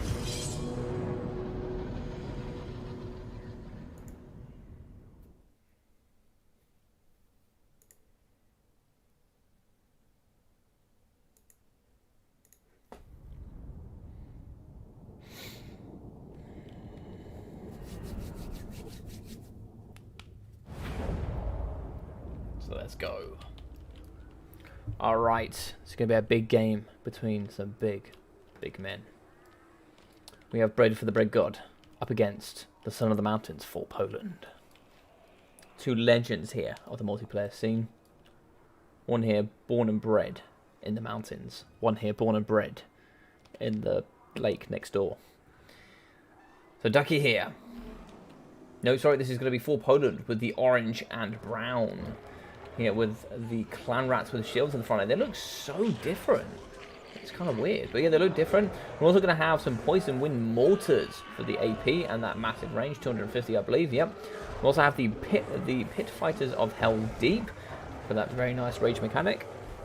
We also have 2 units of rat ogres, and in the back here we're going to have the Natty Bobo sharpshooters with some Warclop Giselles. These boys look so good with their purple rifles. They also have the shield breaker and also the good AP and all the other good stats. we'll be having the Plague Priest here, as well as Skaven Slaves in the front line, and Tretch Craven Tail. So the Tretch here, let's get a look on this bad boy. The Tretch, who is never brought, will be having, stay here, I'll get help. I love it. Stand or Die, and the Lucky Skull Helm, which is only active if he's losing in combat. We'll also be having the Plague Priest on top of his big bell, with Vermintide, Pestilence Breath as well, and Billowing Death. I didn't see what else we have, but it looks like we have 4 units of Teldon Riders, the Fire Leech Bowlers, and it looks like 4 units of Fire Leech Bowlers here in the back. Awesome stuff there. Looks like we're having lots of Clanrat Spears and Skaven Slaves in the front as well. So we're going to be having the big Thunder Lizard here today. So this big bad boy will be having the mighty dreaded aversion, well with Crocky G here on top of Grimlock. He will be having Hand of the Gods, Swiftness of Itzel, Deadly Onslaught, the Sacred Spawning of Exotl, and the Cold-Blooded. We'll be having the nice Ginkgo on the front line with the Skin Fleet of Beasts. We will be having the Pan's Impenetrable Belt, as well as also having Transmutation of Gudon, and also Flock of Doom. Skin cohorts with javelins there in the front line. Looks like 1, 2, 3, 4 for the nice Javos, and the nice wider there with the skin cohorts. So very, very cheap there in the cohorts, but this dreaded here. The big shredder here will come into this pocket for sure. It's just whether the Warlocks can do enough damage before this big boy gets in. How you doing, Hank? Impressive. It's still going. Yeah, buddy. Yeah, still going to be going for a while. Got Zypher coming in after as well. And if you want to play, Hank, you are more than welcome to get involved. More than welcome, buddy. Feel free, Cyrus, to get involved as much as you like. Alright, Warlocks in the front line. They're going to be shooting here into the Skin Cohort Javelins. And yeah, not too interesting to shoot those bad boys, but certainly going to be turning and burning here on the Shredder of Lustria. Oh no, they're going to turn and burn here on top of the Pterodons, the Fire Leech Bowlers. Good targets. Poison Winds going down into the pocket as well. Look at these fantastic things coming down on top of the Javelins. For the majority, you're going to miss, but they did hit there in the end, and that will poison and do damage over time, and a truckload of it as well. Warlock's going to be shooting the front line up against the Shredder. Shredder has 11,000 HP. This thing is a ginormous pain. The double terror coming in, Hand of the Gods as well, and Tretch is going to be in the pocket. Where is Tretch going to go? Tretch has nothing to do apart from literally just stand there and try and do his best. So the Rat Ogres, where's the Rat Ogres? The Hell's Deep, where are they? So Rat Ogres on the right. Where's the Hell's Deep? Hell's Deep on the far right. The Pit Fighters of Hell's Deep. As you can see, Crocky G is taking a bit of a slap here in the pocket. He's going to be down to 4.5. But as long as we keep the big Shredder alive, that's kind of really all that matters. And where is he? So we are going to have in the background here the Skink Priest coming up behind him. We need that Transmutation of Gudon to come in immediately. As you see, Rock Drops going down here on top of the Warlock Giselle. They've already broken one. Can they break the Poison Wind Mortars as well? That's what it all comes down to. The Natty Bobos are down. This pocket is about to fall down. It's super, super hard. Poison Javelins coming in the back up against the Pit Fighters. So we are going to get a Transmutation of Gudon here in the pocket. And that's going to be very good here at shutting down and pushing off the Poison Wind Globadiers. Tretch has been pushed off, he has been terrified. Pit Fighters are going down, as well as the Rat Ogres. And here in the pocket, just all sorts of manner of lizardmen things all over the place. They're going to be pushing out and shutting down Clan Rats, Summons, and all of these just dirty, dirty Skaven. In the back though, we do have the Poison Wind Mortars, they're still alive. Tretch has come back, stay here, I'll get help has been popped. I love the name of that ability, that is hilarious. But as you can see here, the Plague Priest is going to be fighting up against these Skin Cohort Javelins in the front. So he should be able to do some good work in there, but balance of power shifting into the Lizard's favour. Poison Javos going absolutely everywhere here on top of the Shredder. And the nice Hand of the Gods here in the pocket, just slamming. I think the target was Tretch. Don't think too much hit there, but he's getting chased by loads of Skaven Slayers. A bonus of Slash here in the pocket. We're chasing up against 3.3 KLF for Croc-Gar. You may think this is a bit of a meme, but Crocky, as well as the Shredder, are coming through with the big slam for sure. Chasing off here, shows the Natty Bobos. Yeah, Natty Bobos going down, and in the pocket, we are going to get another Transmutation of Gudon. The Ferromanticore coming in with another summon of the Clan Rats. Just keep spawning garbage, which is pretty much what the Skaven are good at. Just spawn garbage all over that front line. But where's that Transmutation of Gudon gone? It's going to come in that pocket, and it's just going to fight up against the... It's going to be fighting up against the Rat Ogres. Yeah, don't blame it. It can get a good target, good terror. Tretch is running around though, so Tretch is going to be having stand or die. He's just going to be floating around and just being a nuisance. He's pretty hard to kill. He does have 90 armor and some pretty good melee defense. 94 melee defense is no joke. This boy can stand some punishment. But in the pocket here, you are now about to have Crocky G with Deadly Onslaught here fighting up against the Plague Priest. That's exactly where you don't want him, because he's going to absolutely dumpster that caster. In the pocket, rampaging here is the Ferromanticore up against the Rat Ogres. We'll be giving those bonuses to stats. But also here, you're going to be seeing all sorts of Rat Ogres. The Pit Fighters have gone down, terrifying left, right, and centre. Now he's going to be fighting up against the Ferromanticores and all other alike. You're going to be having Fire-Leech Bowlers in every single orifice here if you are a Skaven. And it's pretty painful here if you are on the yes side. Nice big explosion here. Explosion in the Itzel going off there. Swiftness is going to be giving him some nice movement back for 2k health left for him, as he will be fighting here up against Craven as well as the Plague Priest. But in come the Saviours here for the Lizard Men. We are going to be having the Skin Cohort Javelins coming in just to try and give a bit of buffer and fire up against Tretch to allow the Shredder to come in and do that damage value up against him. Yeah, it looks like it's going to terrify him, and that will be GG's here. Looks like you had a very nice Hand of the Gods there go off at the end up against the Plague Priest. Very, very well played here from Mr. Duck of War, absolutely shutting down the SCS army and proving once and for all he is the breaded god of all. So well played to him. We'll be putting a nice another strike against his name, not only taking down Shetland Apache, but taking down the Son of the Mountains for Poland as well. Oh, am I that robotic?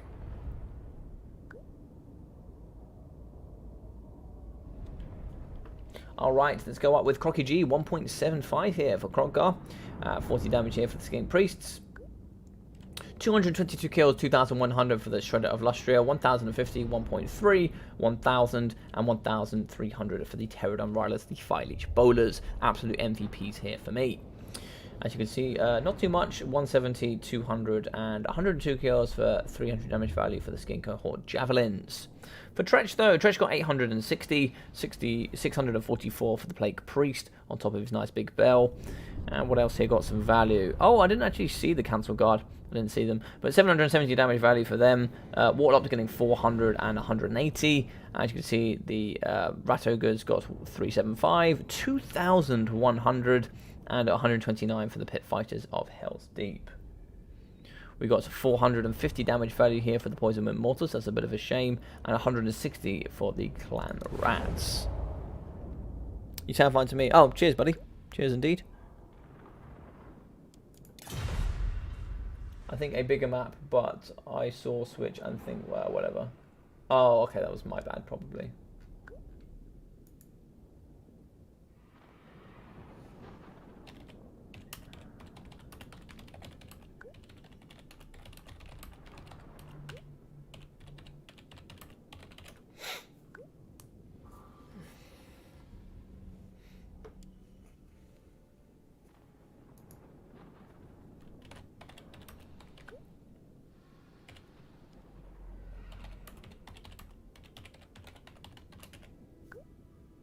The Fire-Leech Bowlers are awesome. They have that nice explosion damage. That's pretty good. Yeah, maybe indeed. Alright, Zypher, it sounds like you're going to be up, buddy.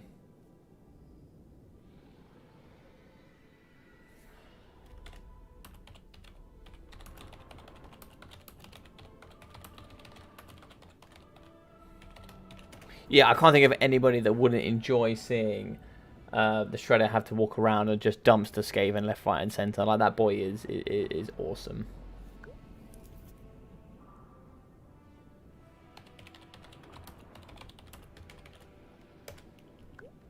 Awesome, dude. So, Zypher, when you're ready, buddy, hop in and we'll get you going.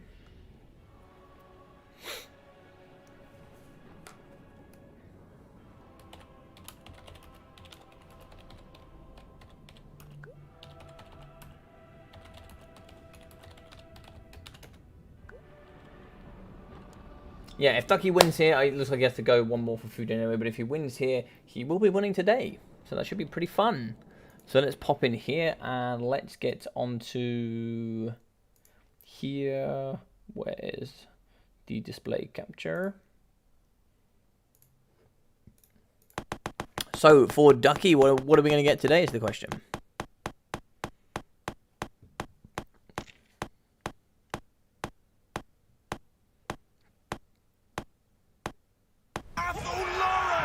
Durfee with the Wood Owl. So, pretty much Ducky has had all of his favourite factions.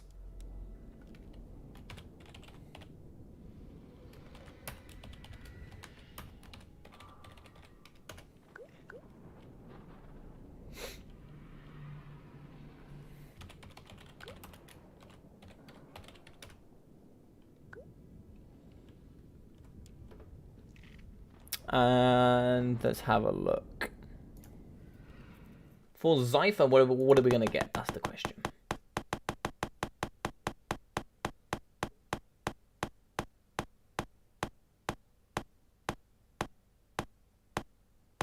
Onwards, legions. We've had a lot of Tomb Kings. Let's play it again.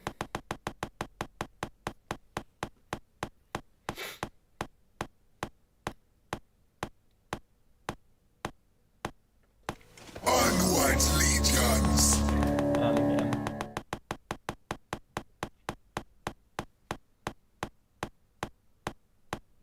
The true king.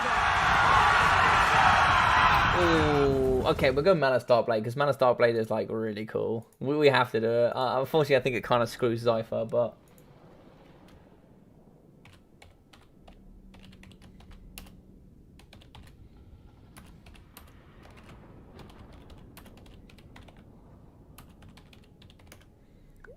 Alright, so Malice Darkblade for Zypher. That should be pretty fun. I'm excited for this. So let's put up a nice capture. So we do actually have a blocker here from the Nurgle. There we go. Let's get up the Nurgle blocker here from Zypher. So we sent in this one. How are you doing, Chunky Fat Noob? How are you doing, buddy? Hope you're doing well. Katep is such a nice guy, though. didn't Katep get banished to the north, like far to the north? Because I can't remember where he got banished actually, but he got banished by the other Tomb Kings, I think, didn't he, or something like that? Big Papa Acorn. How you doing, Chunky? So what we're doing today, fella, is we're basically. You saw there was a bit of a randomizer. What it is here is going to be King of the Hill, so whoever wins stays. And I basically give them a faction, and then I give them a lord using that randomizer. And then they have to play it. If we see too much of the same faction, I just try and keep revolving it, and I just keep revolving it, and until we see factions we haven't seen, and nothing that's too horrendously overpowered in one way.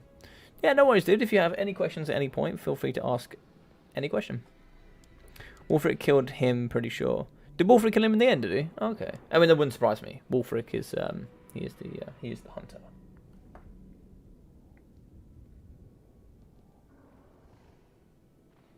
If you're still trying to understand, Chunky, we'll use this game as a little bit more of a guide. We'll go through it a little bit. I'll go through what the players are more than likely thinking, and then we'll drop through it. So I need to actually change the map. We'll go on to Prague. Prague should be quite fun. Malice Chadblade, indeed. The Chad is here.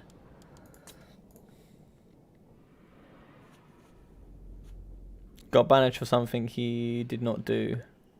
Yeah, I mean, DJ Katept, I mean, probably just ripping out too many bangers, mate. That's what it was. He just came through with the absolutely disgusting beat, and Cetra was like, nah, mate. See you later. Basically showed up Cetra, and Cetra's like, nah, not having this. Cetra doesn't serve. Just banished him. I am scared. I mean, you've got Malice. Like, I mean, you've got to be pretty happy, dude.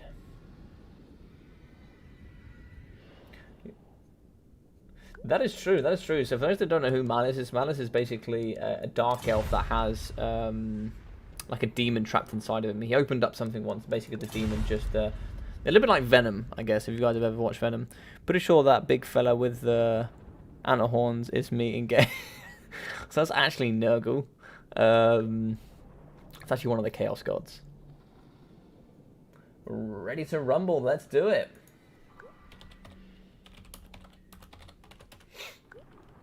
Alright, so you're going to have lots of Glade Riders here from the Wood Elves. The Hagbane Tips are going to be pretty good with their range up against...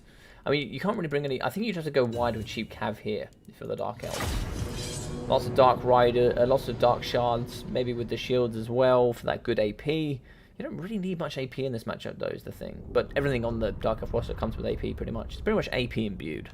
So it should be interesting. Yeah, the skulls he carries, one of them is... Form. Oh, okay.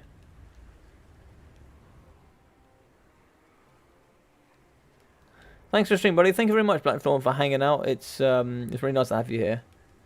You have a good bunch of good fellas in here, Logic. Yeah, I do, man. I do have a good bunch of fellas in here. Like, everybody here is awesome. So it's really nice to have everybody in the chat. Grandpa Nurgle is so sweet. He just wants a hug. It's true. I mean, I wouldn't hug him, but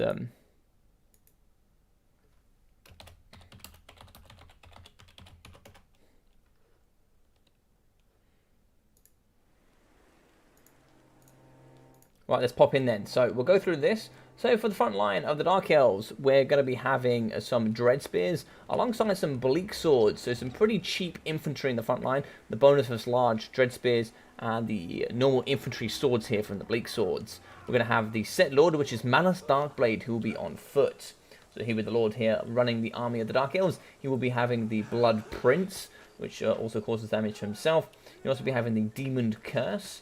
And also Tazarkan, which is basically... Tazarkan is the... Or Zarkin, I think is the actual correct way of saying it. He's basically the demon inside him. He basically transforms into something else and becomes super powerful. But he has the Warp Stone of Cain and also Murderous Prowess for the faction-wide. So we'll be having some skirmish chariots here. So we'll be having the Scourge Runner chariots. These boys fire some nice armor-piercing bonus of large anti-large missiles, and then when they do attack using melee, they will be having the bonus versus infantry. So 3 units of those going to be very good at cleaning up those cheap Wood Elves. We have 2 units of the Cold One Knights on the side, the bonus versus large anti-large and armor-piercing, so they're going to be very good there in the back, with the Sorceress of Beasts for the Summon of the Transformation of Gadon, getting those nice Manticores in here. So, just whipping it dirty. Oh, it looks like he got moved. But just whipping it dirty in the front line is going to be Durfu, the big tree man himself here from the Wood Elves. He's going to be having the Sword of Death, which will be giving negative armor and damage over time. Lamentation of Despairs, which is quite a nice magic missile attack. Transportation of Gadon, Flock of Doom, and of course also Wild Heart. We'll be having a branch raid, so his little brother will be coming in today. He's that 11-year-old that watches you play computer games all the time.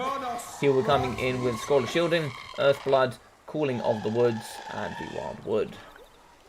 Some nice drives in the front line for that infantry, mixing alongside some Eternal Guards with shields for the bonus for large anti-large and armors piercing, and in the back we'll have some Glade Riders, sorry, some Glade Guard in fact. So normal Glade Guard mixing in with the Starfire Shafts for the AP and fire damage, and we'll be having the Glade Rider Spears, and it looks like we're going to be having some Glade Rider Hagbane Tips, just like the triple there, so very good with that poison for the slow, and the massive 94 speed here. So it should be quite exceptional. So you can see a bit of a hit here. Both sides are going to be trying to come forward and contest to see if they can push through. Now, drives actually count as infantry, so for the bonus for large spears, not going to be too handy here in this matchup. The only thing they're really going to be helpful for is dealing with Durfu or dealing with the Branch Wraith or any sort of horseman. The horsemen are coming over to the left-hand side. Not particularly too sure why. I think they probably just want to stay away from the armor-piercing and anti-large Scourge Runner chariots, and they'll be more than happy here just to shoot into the Cold One Knights. Cold One Knights pretty slow, down to 51 speed, now they've been poisoned. You have a massive 94 here for the Glade Rider Hagbane Tips. Normally have about 66, but these boys are going to be getting poisoned and hit pretty hard. Drives to a fear, so when they hit the front line, giving a -8 leadership, really helping them here in this contest. They also have that physical resistance of 20%, which means any physical damage done to them will be negated by 20%. So pretty strong there, but the Terraforming Fairy Manticore has been summoned in the sky here by the Nice and Durfu. Earthblood going down on him for that healing, but he's going to be flying over from the Dark Elves, and I'm more than likely sure he's going to be targeting the Glade Guard with the Starfire Shafts. No, he's going to be going after the normal ones, which is a bit interesting. So in the back here, we are going to have the Dark Riders, so nice 90 speed. We are going to be getting caught a little bit out of position here.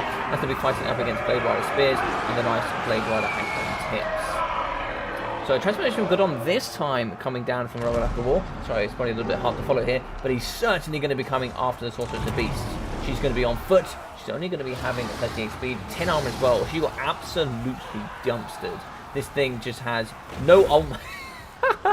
So she's eating halfway across the battlefield. So she's going to have no armor, basically no melee defense against this terror-causing thing, and it's 85 speed. Oh my god, we're going to have the duel of the century going down here. So we're going to be having Malice here fighting up against Durfu. Durfu can't run away. Is that Limitation of Despair going down top of him?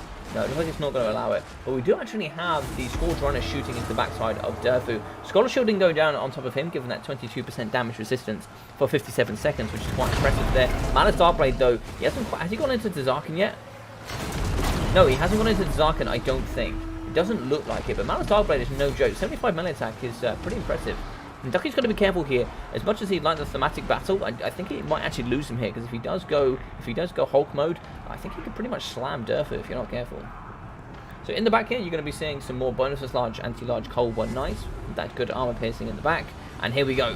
Dzarkin has gone off. Now what this means here with Malice Darkblade in that Dzarkin mode, he becomes super buff, so 96 melee attack. He needs to charge after the branch wraith, but he will take damage over time and he will die. When he dies, that'll be negative 16 leadership faction wide and negative 10 after a certain duration of time. So something you have to be super careful of. Coming forward here, the Eternal Guard with shields. They're going to be coming in to try and blockade. But it looks like here we're going to be having all sorts of Glade Guard getting shoved all over the place. Nice explosion spell here coming out of Malice. The Sword of Dave going down from the negative armor and damage over time. And here we go. Dzarkin is going to be fighting here up against Durfu with the Reaper of Souls going down and some tremendous buffs as well. Durfu will get absolutely slammed by Dzarkin. 96 melee attack. This is going to punch through any melee defense that Durfu has. He has a small 48, but Durfu does have 78 melee attack with 491 weapon strength, so if he does hit Dzarkin, Dzarkin will feel it.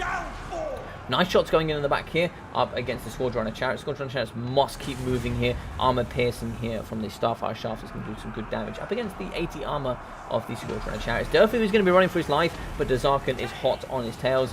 Ducky is going to have to keep very on top of this. He's doing some sort of spell. Transformation of Gadon coming down. Maybe he can force this nice Ferromanticore down the throat of Dzarkin, as he is going to be taking damage over time. And a nice downhill charge here coming from the Glade Rider Spears. They're not really going to do too much damage, but they'll definitely pin him in place here whilst the Ferromanticore comes in. But Dzarkin wants nothing to do with that, and actually put him into Dzarkin mode whilst Durfu is running is a little bit painful. Get your chariots around here, ignore that, fight up against the Ferromanticore, just slap him a bit, push him off the edge of the map, and then use Dzarkin to maybe try and push and destroy the Branch Wraith. Get rid of some of that magic on the map. You've now used pretty much all of the magic from Durfu, and just use the Scourge Runner Chariots here to finish him off for the rest. Balance of Power will be pushing here into the High Elf favor. You have so much ammunition here from the Hagbane tips, it's going to be very difficult to shut them down. Shattered units of Bleed Swords, meaning they won't come back, and Wavering and broken units of Dread Spears, so they may come back. Nope, they've shattered, so they'll be going down as well. Balance of Power now has gone, it's too far. All the units will be breaking and shattering at this point, as Malice Darkblade is taking truckloads of damage. So GG's and a well played here to Robert War, who will be today's winner with 3 wins. If he is able to fight up against Grombrundle, we will Limitation of Despair going down there at the end. He might be able to fight up against Grombrundle, but we shall see. But well played indeed. He'll be having the most wins of today, and I don't think we'll have enough time for anybody to get 4. So he will be today's winner. But GG's and well played to Zypher. Fantastic stuff from him. 655 from Malice Darkblade. I don't think it counts with Dzarkin, so you won't see Dzarkin's damage value. But 680 here from the Bleak Swords, 280, 400 from the and 250 from the Dread Spears, 280, 130, and 300.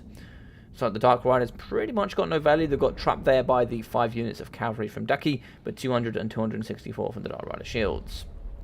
Cold One Knight's got 260 and 680 from the Cold Ones, and here from the Scourge Runners 900, 500, and 640. So every single unit has a value amount, how much it costs to play with.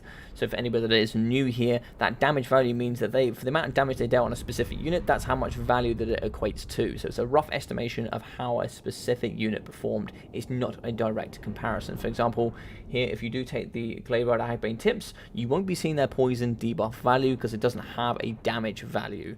But what you will see is its damage value, which is 760, as well as 700 and 455. You'll also be seeing 400 from the Glade Riders and 730 from the Glade Rider Spears. But things you won't see, like pinning in Malice Darkblade, you can't put a value or a number on that. All it is a fantastic play, and all I can do is call that out in game.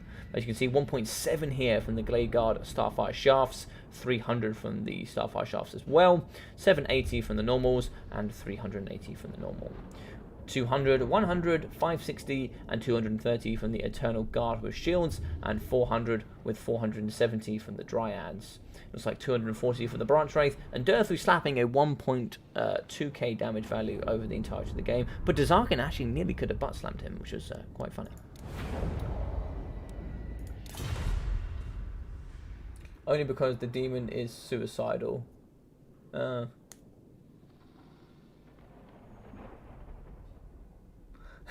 pretty sure Logic wanted me to have flashbacks from the last time we battled.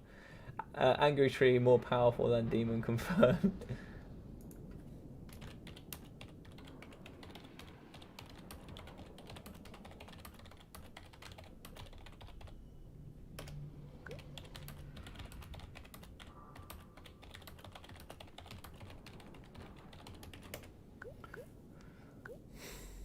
Alright, cool. So it looks like Zypher will stay in them.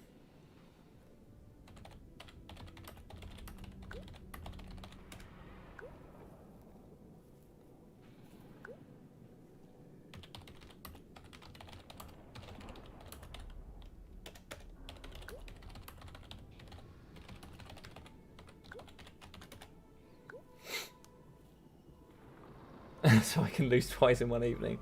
Thanks for the games and the event. No problem, dude.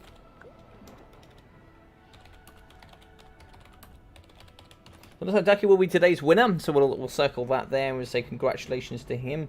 Well, obviously, if Grombrindle would like to play, I more than have to. Oh, hey, Cocoa Puffs, how you doing? How you doing? We're probably going to be finishing up maybe one or two more here, but welcome to the stream. Nice to have you here. Hopefully, some of the commentary there, Chunky, was quite helpful and helped you explain stuff. This time, please don't screw me over, Logic. I'll try not to, Zypher. I'll try not to. I promise. I promise. Right, so where he is. So Chad Forgrim in. Let's get a nice invite for him.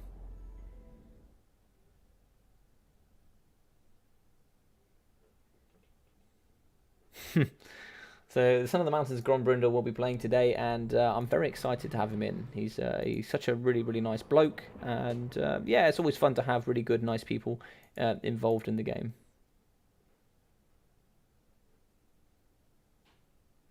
So display, let's get that involved, and let's get Randal's gift going. So if anybody doesn't know, this is Ronald's gift, and what it does is it gives you a random lord and a random faction, or more importantly, it gives you the random faction and then the random lord. So it looks like Zypher today will be playing Wood Elves with Orion. It would normally be, but we just had Wood Elves. Let's mix it up a little bit, give it a little bit more interesting. We still haven't had Beastmen yet. For whatever reason, Ronald's gift doesn't like Beastmen. Don't know why, but it doesn't give it. Onwards, legions. We had Section Imperishable very recently, so we won't do that. We'll do something different. I think we also just had Tomb... Yeah, I mean, we also recently had Tomb Kings again, but... Full deals! We've had King Leon Curse. We'll try. I thought we were going to get... I thought we had Beastmen there. I was so excited, but no, looks like we're not going to have Beastmen.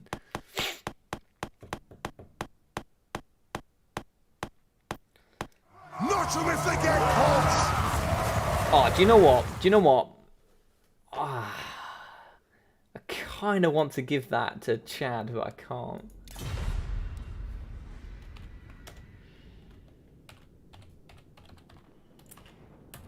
That's such a shame.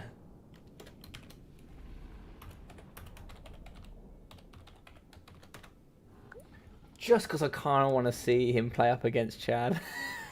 Does that make me mean? I don't know. Oh, the power. The power. Also, this is the second time we've seen Dowie today. Like, we just haven't seen Dowie. You don't see Dowie much. The Dark Gods. Oh, North Skill Frog. This should be fun. This should be fun.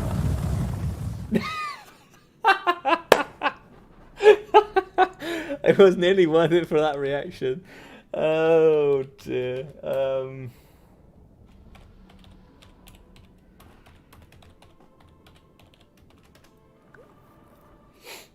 All right.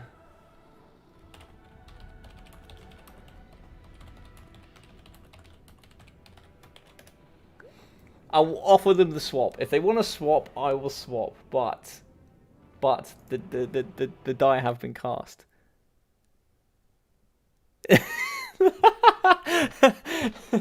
Indeed, Shetland, indeed. We need Thorgrim, we need him, we need him. I wanted to have some of the others, like I wanted to have Leon Kerr, but that would have been like the fourth time in 2 of these streams that we've had him. And like we've had Throg once. We also get a lot of Tomb Kings, we get a lot of VC, we get a lot of Norsker, Skaven, Dark Elves, and Lizard Men. We get a lot of those in particular. We don't really see too much of the rest, so I try and keep it a little bit more random, but it doesn't normally work. Right, let's put a nice fun screen blocker up. Caradoc sent in a nice one. Is it this one? No. Yeah, I liked that one. Let's put up the Ducky Biblington. So being the Ducky one today, I'll throw up. He actually made this one. So Ducky actually made that that picture. So we'll throw it up.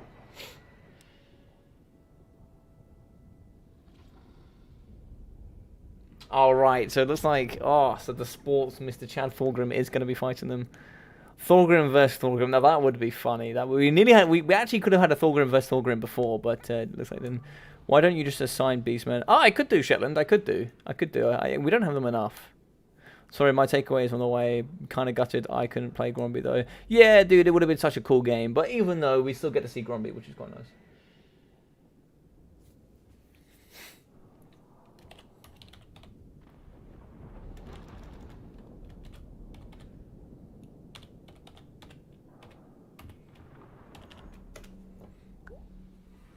That's a grudging. That's a grudging. Legendary Lords go in this. Thorgrim. Then all the others. I love it. Fun fact, that's a picture of me in real life. Oh, really? I love it. I love it. This is actually one of my favourite pictures. So, like, which event was it? Was it actually Battlemania? I think it was Battlemania. Biblington, we were just putting stuff. I think the last Battlemania was when I was doing these pictures. And Ducky just made it on the spot, and it was excellent. And I had to, I just had to keep throwing it up because it's too cool. It's too cool. So Zypher is a high elf player and a VC player, I think. So he's pretty much having every faction he knows nothing to do with. But that's fair enough. I mean, I wouldn't know what to do with some of these either, to be fair. Oh, I need to change the map. No, I'll try and keep it very similar.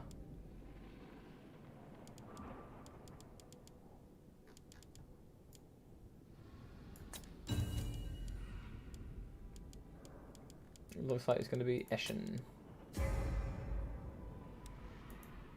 All right, Chad Thorgrim, ready. Good luck, have fun. This should be really cool. This should be really cool. It's nice to see Throg. I mean, Throg is going to get slammed pretty much against anything he comes against. You've got Slayers and all sorts of disgusting things to take care of him.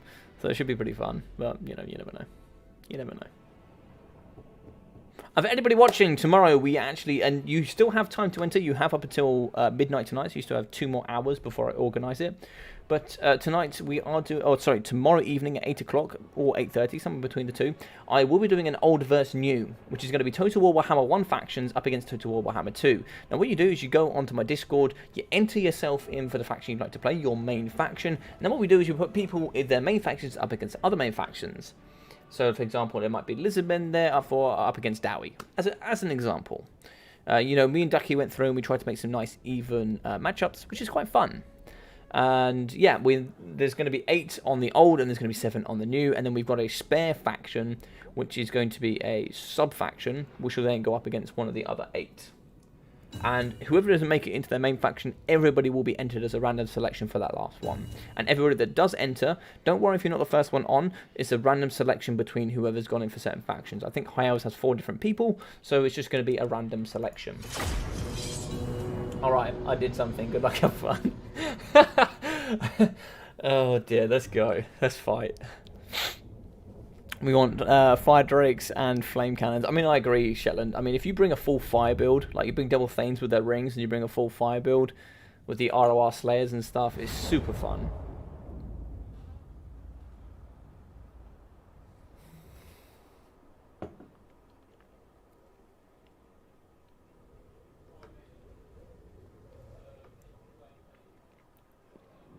Alrighty, Let's get rid of the screen blocker.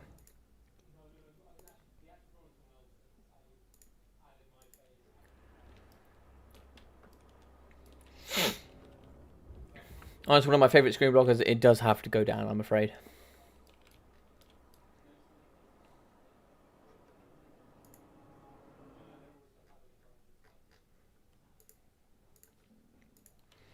And if there's anybody else that'd like to play, do say right now. And if not, what we'll do is we'll maybe I'll play one more or something, and we can call it a night. I don't know. We'll see. You know, it's getting pretty late now. It's been what, 4 hours and 15. Maybe about 4.5, 4:40 by the time we finish this one. So I've probably got time for one more, and then we can call it an evening. But for the Dowie, we're going to be having some cannons here from Zypher, which should be get some good value there for sure. We're going to be having the big bag Thorgrim Grudgebearer here in the front. He will be having the Great Book of Grudges, which is a must, as well as the High King, Oath of Vengeance, and Stand Your Ground. We are going to be having the big bad Iron Drakes in the front for those nice flaming cannons, as well as the Dwarf Warriors in the front, mixing in with some Slayers and lots of Quarrelers. Quarrelers is an interesting choice. Should be very good at taking care of the any sort of cavalry, really, any sort of horsemen, etc. Some more Slayers. And looks like a bucket load of miners with blasting charges. Miners is actually not a bad army for Zypher, not a bad army. Some good Dwarf Warriors, very good at doing damage up against infantry, blasting charges as well. Slayers and Quarrelers to deal with skirmish cavalry. Who knew that Zypher was low-key a Dowie main? Who knew this? Who knew? Who knew? Bibrington, yeah, I'll play. Cool, dude. Cool, looks like we have Bibrington afterwards. We have Bibrington afterwards, indeed. So, we're going to be having here the Brutes of the Hound. Now, these things are exceptional. The ROR Marauder Berserkers with their Berserk mechanic, as well as their unbreakable status and the massive bonus for infantry, anti-infantry, damage dealers, and frenzy. These things are just exceptional if they get through scot-free. Some more Marauder Berserkers, some Marauder throwing axes, which are just exceptional with their shield breakers. We also have some Marauder chariots, and some great weapon marauders for that nice armor piercing. Just truckloads of infantry with Marauder Berserkers, Marauder great weapons, Marauder hunters with throwing axes, and the big bag Throg with a Shaman of Fire. So Fire Shaman is quite interesting. Not too sure why we're seeing that today. The piercing bolts of burning will be very good up against him, but they also do magic damage as well. So it should be interesting. Fireball. This will be very good up against Quarrelers for sure. Very good. Very good. But looks like we have 3 units of the throwing axes. No, make that 4. They're actually pretty decent melee combatants as well. Like, they're not terrible. So they actually have 20 up against 28 and no, 36 up against 20 with 28 weapon strength. I'm not sure how much armor piercing they've got. 7. Yeah, it's not bad. It's not bad. You take that. That's not bad. That's better than some infantry, to be fair. We've got 34, 28, and 28 here. So they've got the same weapon strength as Marauders. More melee attack here, of course, from the Marauders, but oh, actually, it's not much in it. It's not much in it. I think they've actually got more. They're actually better melee combatants. Would you believe it? 20 melee defense, 28 melee defense for the Marauders. So you know, take it, leave it, whatever. But yeah, pretty even. All right, good luck, have fun from both sides. I love that. I always love good sportsmanship. Let's pop over to this side where the trees are not. All right, so let's go here from the Dowie perspective with Zypher. Now, he thinks he's been punished, but this here is a godsend. The triple slayers here at the back, as well as the nice cannon. This really thick onion build is quite nice. I'm not sure where these bad boys are going. But as you can see here, we're going to have a nice, good units of Dwarf Warriors and Quarrelers. And we're also going to be having the blasting charges here in the front. Cannons going down. And what are they firing up against? Just looking to hit the massive hitbox here of Throg. Looks like they're going to be hitting the Marauders in behind. Throg here is no small hitbox. He does have regen. And what's coming in with Throg today? Throg will be having the Copious Vomit, which is very good there, as well as Fight or Die. This big bad boy here swags like an absolute beast, and he hits like 1-2. He does have that nice Frostbite with the 60 melee attack, taking the ginormous hits as well. And he'll be having the bonus for Sarge anti-large armor piercing, so he's going to be perfect at dealing up with Thorgrim Grudgebearer. What's going down here though? Fireball going down the line here. Ooh, nice maneuver. Good work there. The fireball going down the pipeline. Still doing loads of damage. That's excellent work there from Chad Thorgrim. That's a brilliant piece of micro. And some good game knowledge, you know, to come down the flank. Because if that did hit all the way down the flank, that would have been some gorgeous damage value.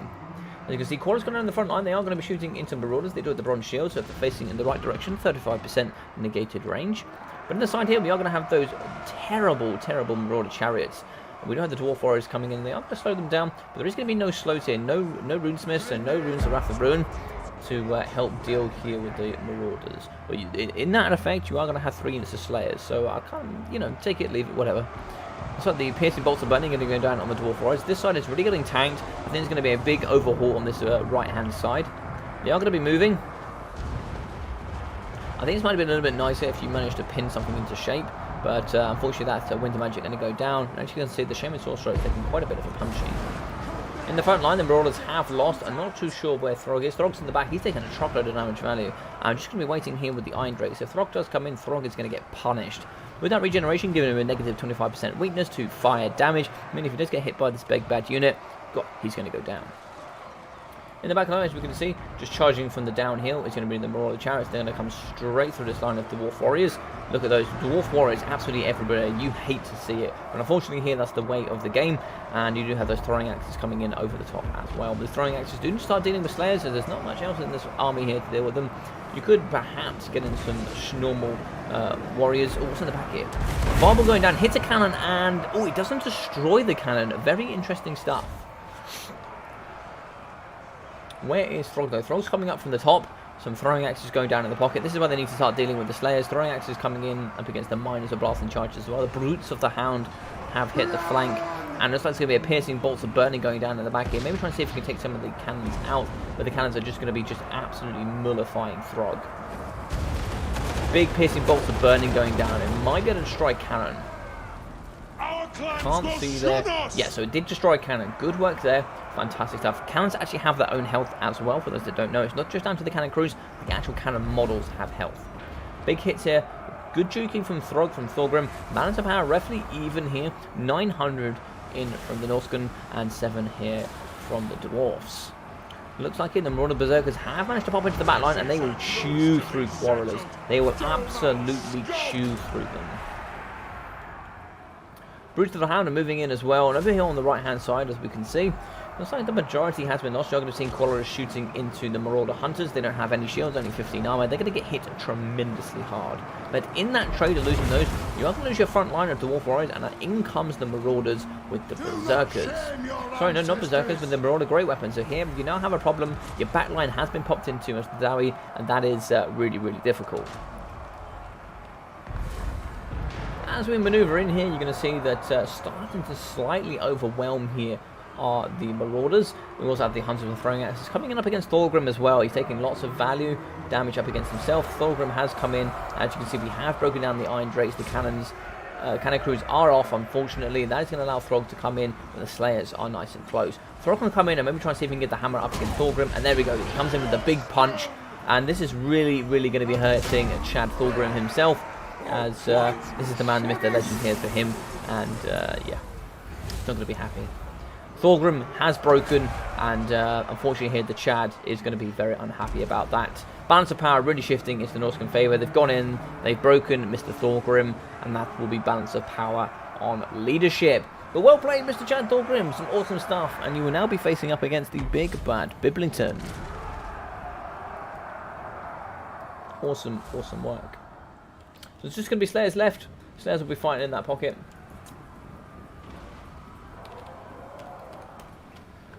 GG's indeed. GG's. We're going to be having how many Slayers here? 1 Slayer left. He'll be fighting to the bitter end.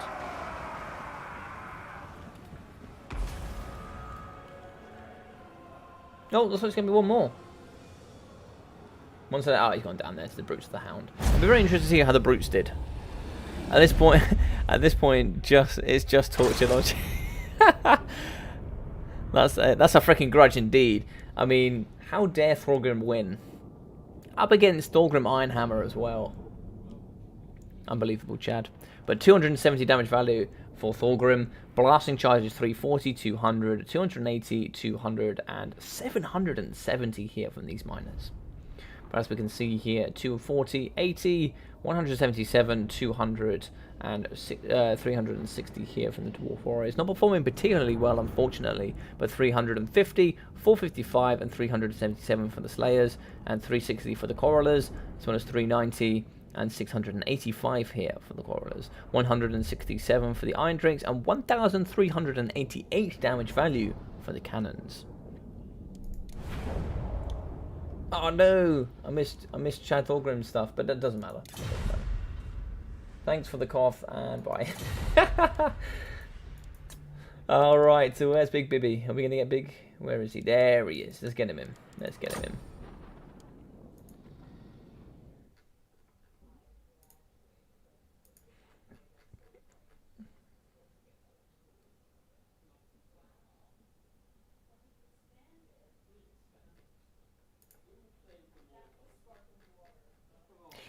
All right, so here we are. Big Biblington is in, but GG's well played on that last one, Zypher. I actually really liked your build. I really did like your build. You should be very proud of that build. That build could have done some really, really good work.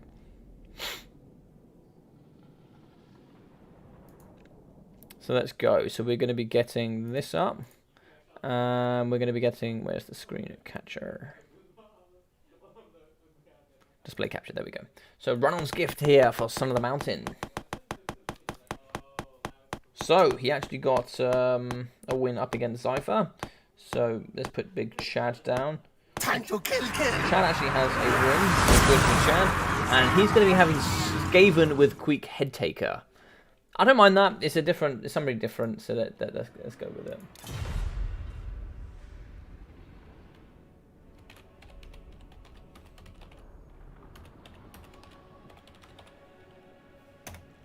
Cool. So it's like Chad Thorgrim has Quick Head Taker. And let's get into it here for Biblington. Biblington says he's going to get Beastman guaranteed. I mean, he wouldn't be the first person. Nope, certainly not going to be Beastman. For Heldenhammer! Oh, Carla Franz, the Chad. We already had him, but we'll play it.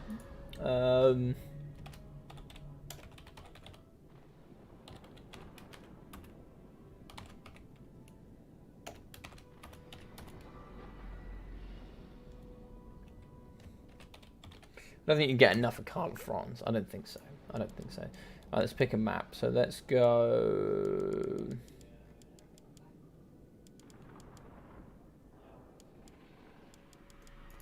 El Alguil.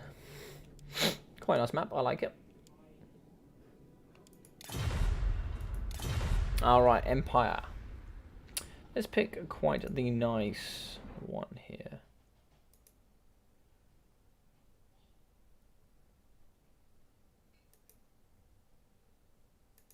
Let's get this one up in chat.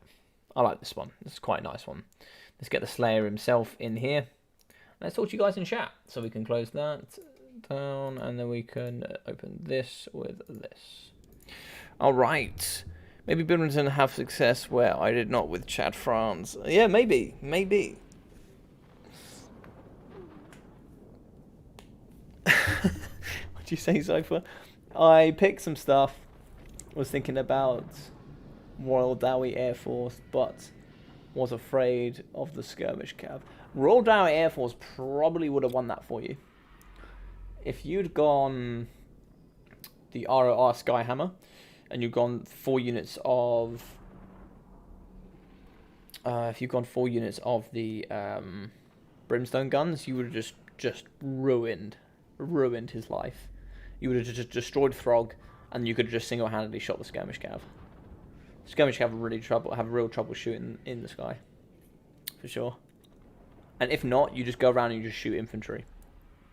The only thing is, you would have had to run away. Your micro would have had to be on point, but you certainly could have won it. As long as you have one cannon in the back, you can just shoot all sorts of things. You know, blasting charges on the front, dwarf warriors as you did.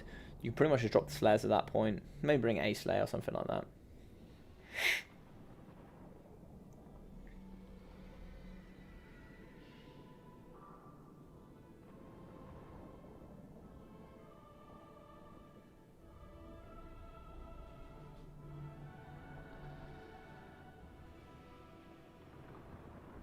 Yeah, a common way you can do it is you can go, like, say, 5 units of blasting charges, and then you go 3 units of iron breakers, including the ROR, and then you go, like, Thorgrim in the middle.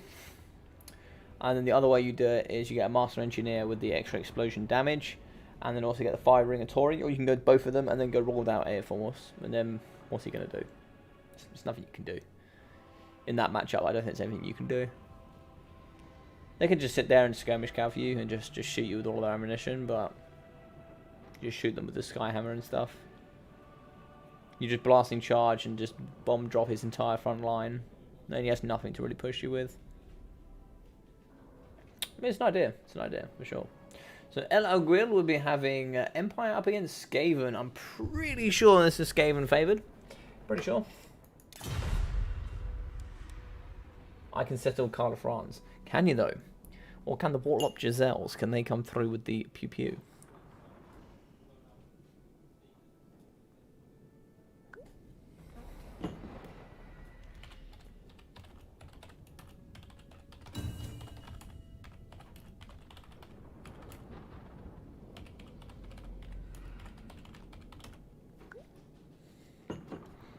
Saying that it is...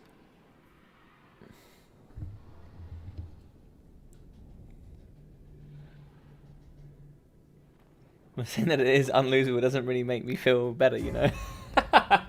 Sorry, dude.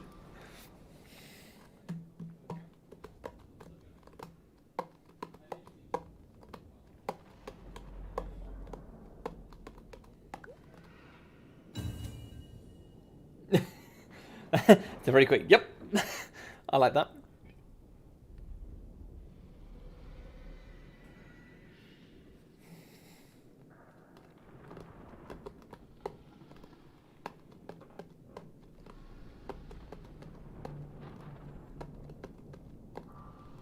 So is there anybody that hasn't played today that would like maybe a last chance?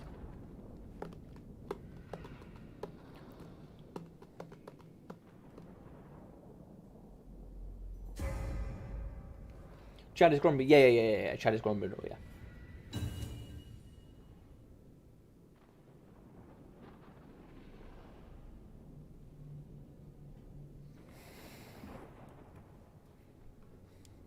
Indeed, sir.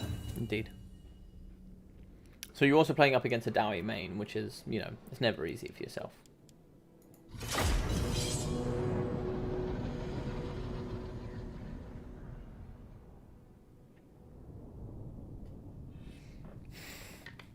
So if anybody would like to play, please say now, or if not, we'll see what happens. If anybody does want to play, and maybe if not, we can call it for today. But hopefully you guys have enjoyed this. If you did, please feel free to leave a like. I would really appreciate it. It really does mean a lot here for the channel. And also a subscription. You may think your subscription doesn't mean much. It really does. It really does. I'm really on that way to 1,000 subscribers for myself, which is my target. It really does help a long way. It doesn't seem like it does, but I promise you it does. And it means a lot to me. You know, every single subscription, I'm always hyped about it. So I have already, but I wouldn't mind more matches. Yeah, fair enough. Fair enough. We'll try and see if we've got anybody left that hasn't played that would like first. And then, yeah. I might stream up to, I might stream another half an hour. See if I've got it in me. I'll throw it down. Yeah, sure, sir. Argument. So argument will it's going to be it should be Koth. Oh, hang on. It should be Koth's Randal's gift. Should be the should be the lobby, and the password is 123. So feel free to join up once this is done. So for the front line, we're going to have 3 company militia with the second unit there. So 2 units of 3 company militia. The Sigma Sun swordsman in the front line with some more spearmen here with flagellants as well for some nice unbreakable front line. The double archers here, as well as the Amber Wizard coming here with the Transportation of Gadon and Flockadoom with Carl of France here on foot. The big Franz on foot. You never see this, but he will be having the Rackling Runefang with Stand Your Ground and Hold the Line. We'll also be having the Empire Knights in the back, 1, 2, 3, 4 units of Empire Knights, and the nice Luminarch of Hish. So, awesome, awesome stuff. We'll also be having, yeah, so just the double free company. Yep, that seems to be it. So, interesting stuff. Oh, and some war wagons. I didn't see the war wagons. We're also going to be having a unit of war wagons here. So the meme wagons coming in today. Yeah, it should be interesting. I like to see some meme wagons here and there. So, here for the Skaven. We're going to have some Skaven slaves here for Thorgrim Grudgebearer. So for Chad Thorgrim here, we'll also be having the Packmaster in the pocket with the Thing Hellbit Abomination, as well as the Plague Priest and Queek Headtaker on foot, who will be having... have a look here. Who will be having trophy heads. Apologies. We'll also be having some rattling guns, some Skaven slave spears, and what else here? Looks like we're having the Pit Fighters of Hell's Deep, and the Vulcan and the Clan Vulcan Tail Slashers here in the back for that nice fire resistance and fire damage. Some more Rat Ogres, some Skaven slaves, yeah, so pretty good, pretty cheap around the sides, with some big hitters in the middle. We're having the Plague Priest, with both the summons there by the looks, and what else? Both the summons, Billowing Death, and Pestilence Breath for that breath attack, and all the other good bits and bobs here on top of his belt. Oh, where's this going down though? Big shot there in the pocket, where's it going? Oh my god, big hit there, up against the Thing. Oh my god, the Thing has been destroyed. The Thing has got 2 shot by the Luminarch with that fire damage. Or did I get 1 shot? I don't know. But that thing got wrecked.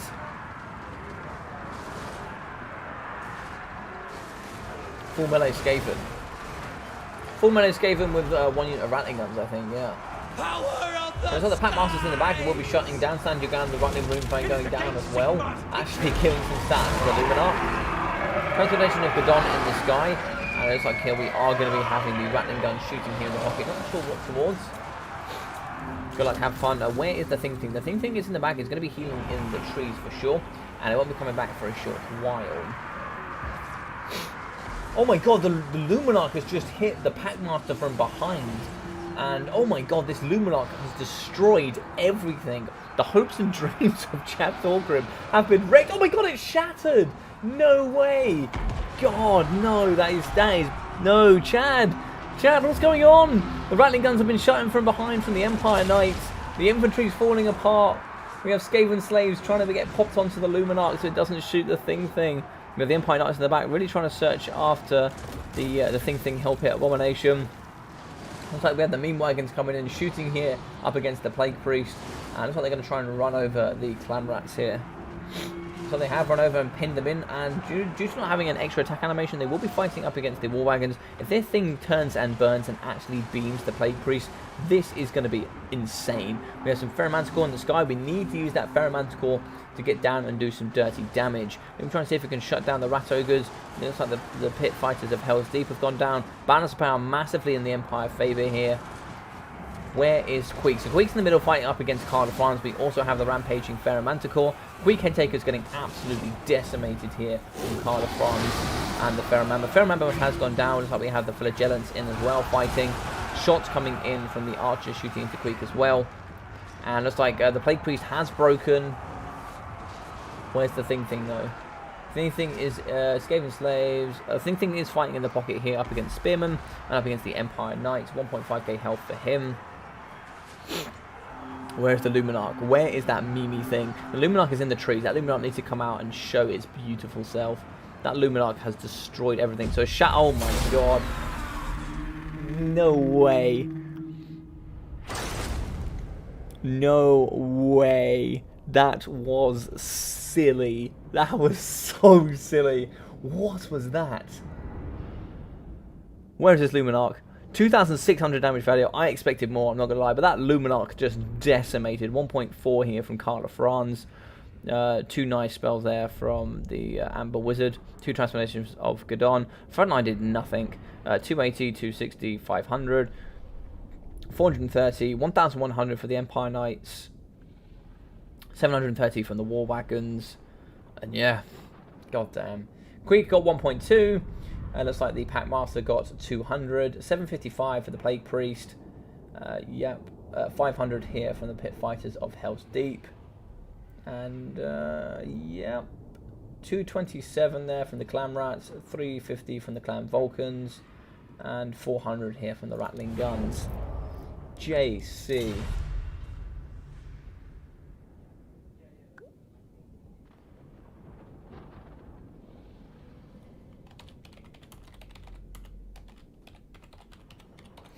Damn, that Luminarch was insane. That Luminarch was absolutely... 1 second, I'm going to have to send this to Biblington because he's going to want it. Let's see if I can see him here.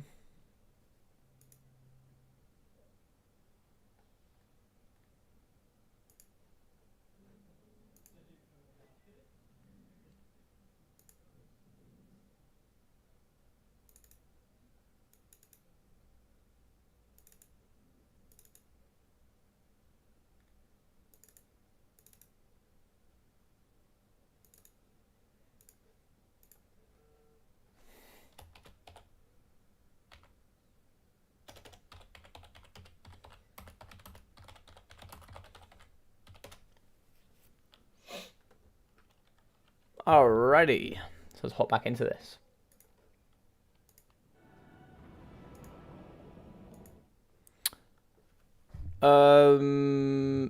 Agimund, it's gonna be Koth, Randal's gift, and password is 123.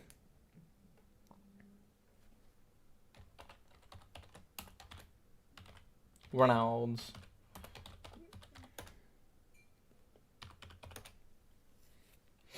There you go.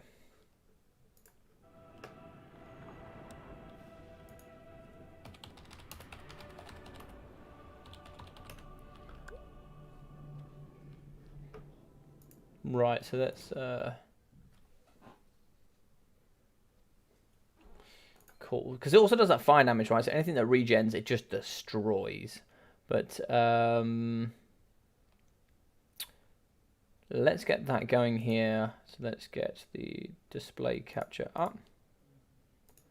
And we will get Biblington going.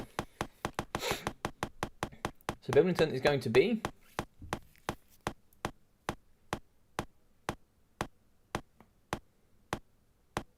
Attack the mortals! Manfred von Karstein with a vampire count.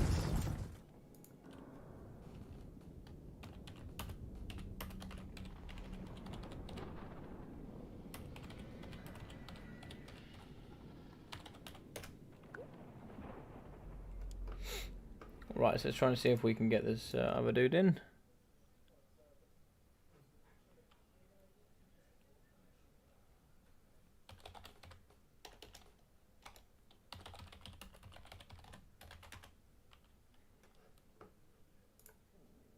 And coming in here for the challenger, Agimund, let's have a look.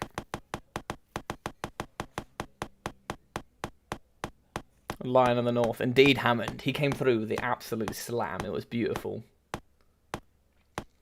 Attack the mortals! Do we want Isabella von Karstein? So you guys have the choice. We can do vampire counts up against vampire counts. It will be Manfred up against Isabella. Do we want that or do we want to re-roll?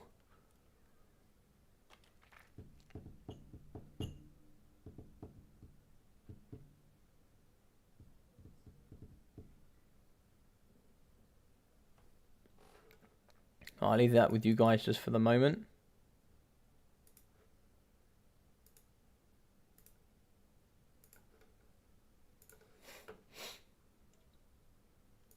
You guys let me know or I will make a decision.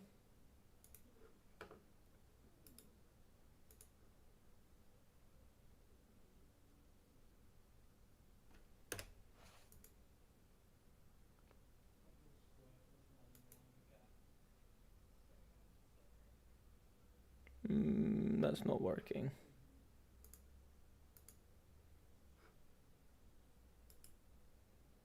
Mirror match. Oh god. Okay.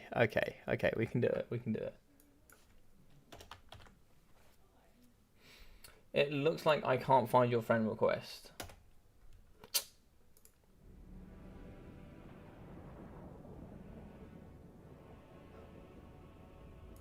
I can't find that. Let me type it in manually.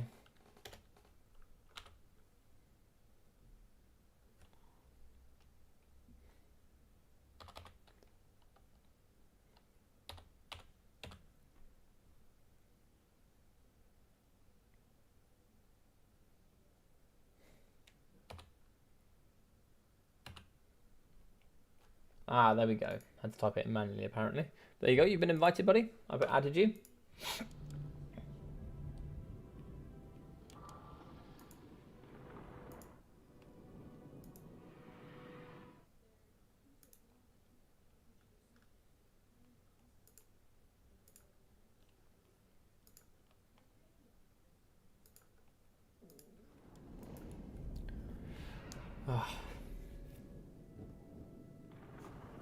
Alright, so the Chad Thorgrim had 1 win, and we have Bimlington with a 2nd win.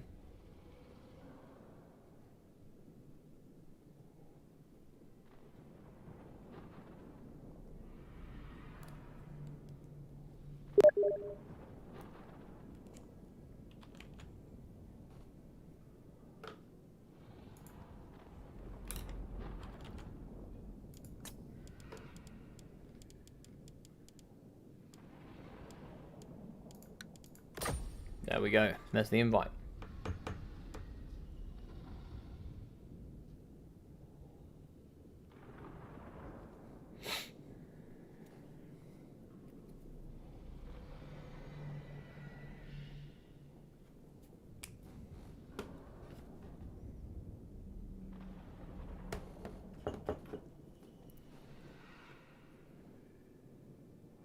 Yeah, no problem, dude. No problem at all. You're very welcome to play. You're very welcome.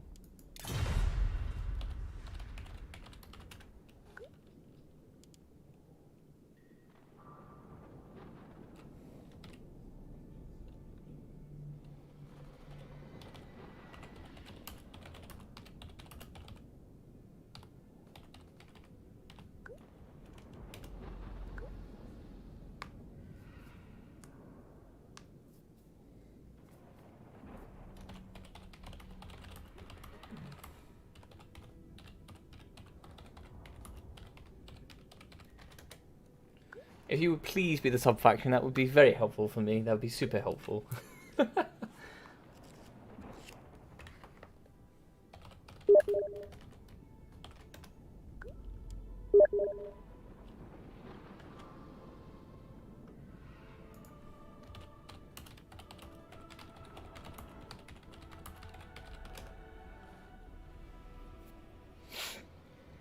Right, let me send you the banner rules.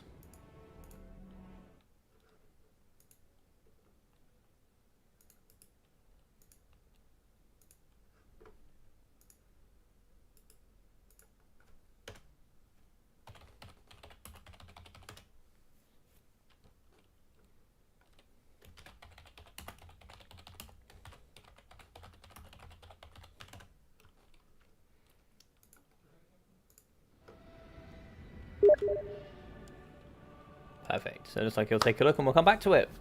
So yeah, so what would you guys do in this matchup? So tell me a little bit here. You guys have asked for a mirror match and you're a Vampire Counts player. So what are you going to play? What are you going to bring? What are you going to do?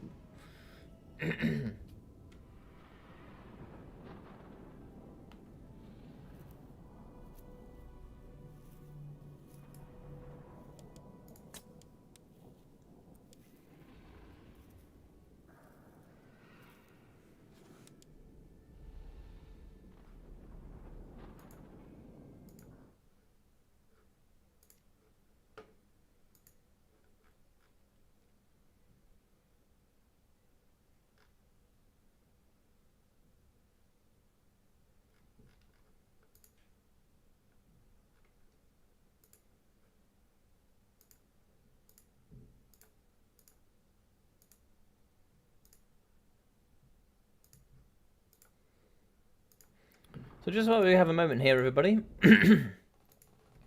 what we will talk about is I will paste this in the chat. That is a link to my Discord. So if anybody would like to join, please feel free to click on that. And you can find all of the awesome tournaments we do here during Warhammer 2, basically, up until I'll be doing all of these similar events up until the new release. And then there'll be lots of items behind the new Silent DLC coming out for Beastmen and Lizardmen.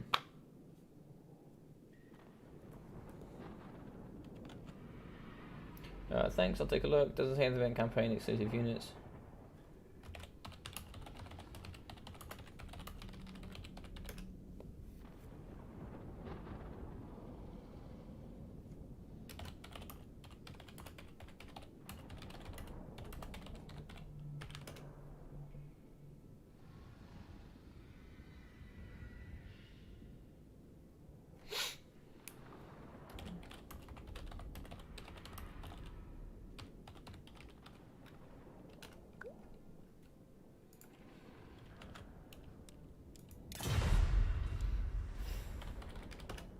course. Looks like Bibleton is ready. But yes, you guys can join there. Overcast and wind of death into the massive blob. Love it.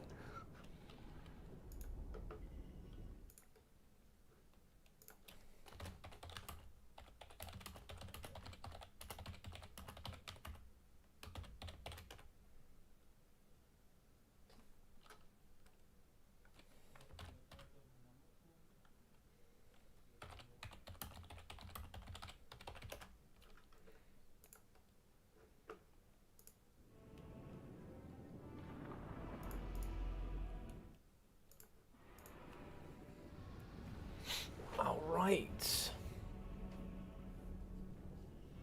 So yeah, it's going to be the last one of the night. Can Biblington get 2 wins and draw up with everybody else? Of course, Ducky being our winning today, I don't think anybody's going to get 3. Well, Biblington certainly can't, so...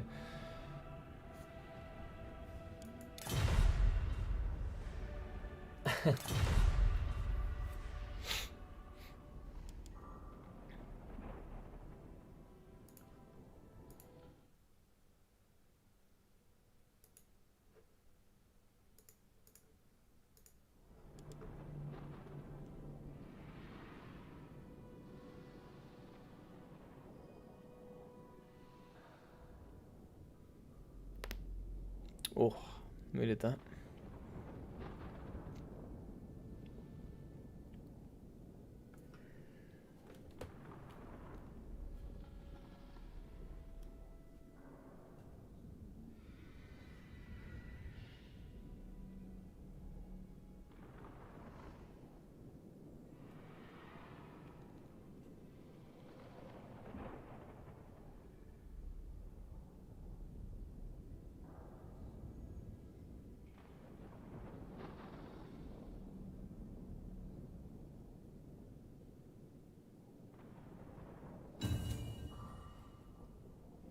Alright, I thought we were ready then. Let's hop into it.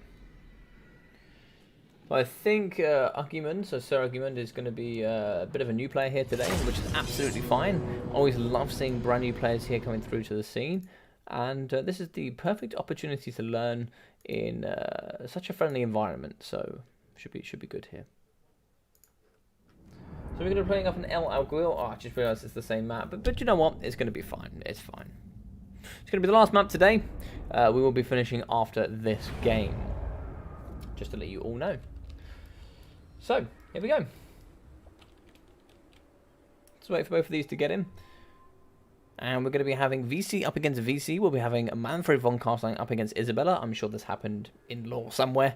I'm sure. I think Manfred actually dies first out of all of them. But, yeah, it should be interesting to see. Alright, so let's go here with Biblington and the VC. It looks like we are going to have some Vargeists in the sky for some good armor-piercing weapon strength. And they're pretty fast there with that 92 speed. We'll be having the ROR skeletons with poison, as well as the zombies here in the front line. With the Sternsman Graveguard for that regeneration. More zombies, more Graveguard, and more zombies.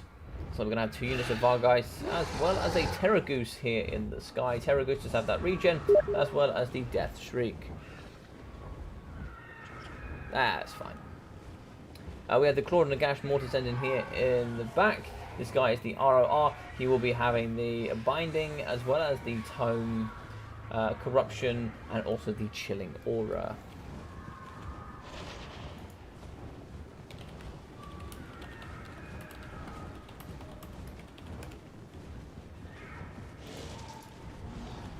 We'll say don't worry about it. So it looks like we got yeah, 2 units of the Vargeist in the sky, as well as the Terragoose, and of course Manfred in the sky on top of his Blood Dragon, which should be quite nice there, with the Master of the Black Arts, Raise the Dead, Invocation of Nehek, Pestilence, Breath, and Hunger. So no Dance Macabre, which is quite interesting. We are going to have the Double White King here in the front with Scab Scraith, as well as Isabella von Carstein on foot. That is quite interesting. She will be having the Blood Chalice of Bathrai, as well as the Master of Beguilement, also Red Fury, Wind of Death, Raise the Dead, and Invocation of Nehek. We'll be having Crypt Ghouls in the front, very good for that poison. It's like 3 units of those. Some zombies, as well as the Black Knights, and a Black Coach, which should be quite cool, as some Crypt Horrors, 2 units in the back, and the Double Sternsman, a Grave Guard. He did say he had 2 of them, I don't really mind. I don't really mind, you paid for them, right? So that's what it is. Looks like here we're also going to have the Mortis engine in the back. So it's not going to be the ROR, but the ROR actually has, I think, 25% magical resistance. This one's just going to be the normal one. So good stuff. Should be interesting.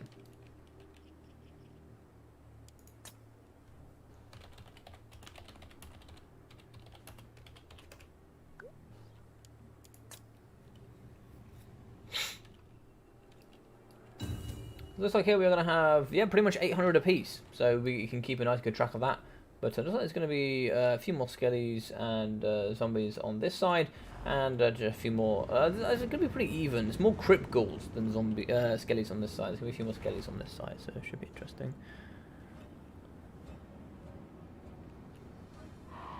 Yeah, no problems, argument. It's not a problem at all, dude. Don't worry about that. Just have some fun here, enjoy, and if you would like to do some more, feel free to subscribe and join the Discord. I might cast it separately. Yeah, that was an insane game. That game was awesome. That game was super awesome. So Black Knight's just going back and forth here with the Black Coach.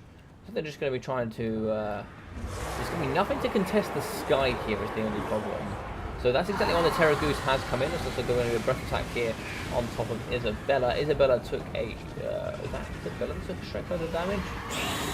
Isabella did it, but the death streak's going down as well, so lots of damage value there. Looks like the Crypt Horrors took lots, but yeah, certainly will. I'm going to sleep. Good night, guys. Thank you very much for Poland. Thank you very much for playing. Thank you very much for hanging out. Take care, dude, and I'll see you in the next one.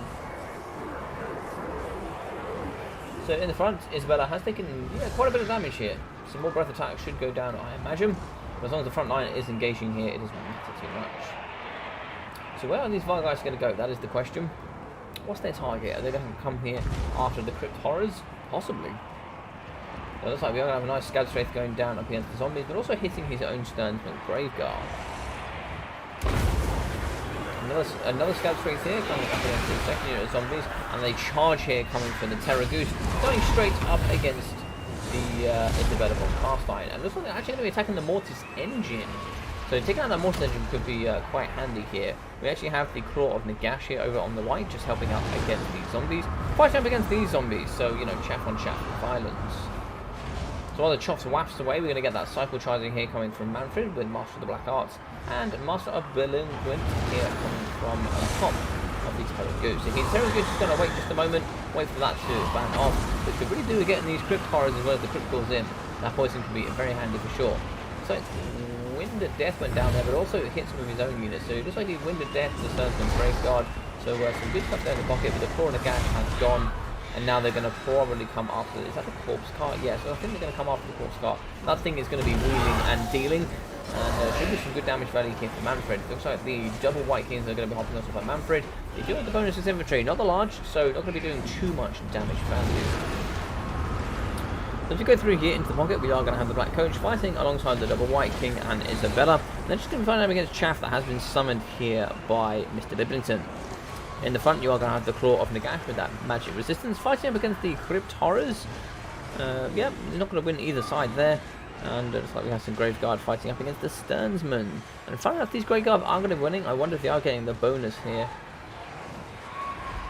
I think they are getting a bonus of healing here from the Claw of Nagash. But in the back, we can see the Terra Goose as well as Manfred going to be fighting here up against the Black Coach, doing some good damage value. Actually putting it into the negative 32, really hitting it hard there. No regeneration for it, so it is going to need some invocation of an Hex to heal it. But as you can see, going further into the battle, it looks like it is going to be reaching even on that leadership, just about stabilizing itself. But it's going to get difficult from here on out. Balance of power slightly pulling here into the Black favor. Isabella getting another breath attack there on top of herself. There's 3 damage just coming in, and it's fantastically gorgeous. We need to start seeing these Vargeist getting involved, maybe trying to rear charge here up against the Sternsman. That could be quite nice. And some Crypt Horrors. Oh, looks like the Blood Chalice actually went down on top of the White King. Interesting work. Some of the zombies on the floor here will be fighting up against that. Oh, nice Scab Strafe here going through the Graveguard. But the zombies are going to be fighting up against the White Kings and the Crypt Horrors. And what's going down here? Isabella's getting absolutely destroyed. Red Fury going down on top of herself, and the increased for armor piercing. as well as charge, and also Master Blinguin there going down on top of Manfred von Carstein, put him down to 6 melee attack. So yeah. But the Terror Goose is coming from behind and completely slapping here up against Isabella, and here it comes. Fury from the sky. We do see the Vargeist coming down. The double Vargeist as well as the Terror Goose, and Manfred was trying to win the sky here, and it was the perfect way to do it. I really like this army here from Biblington, and some really good hits here up against Isabella, doing some good damage value. Isabella's going to be down to 1.4. She's pretty much hit healing cap, and it's now going to be the Terror Goose, the dragon, against the world.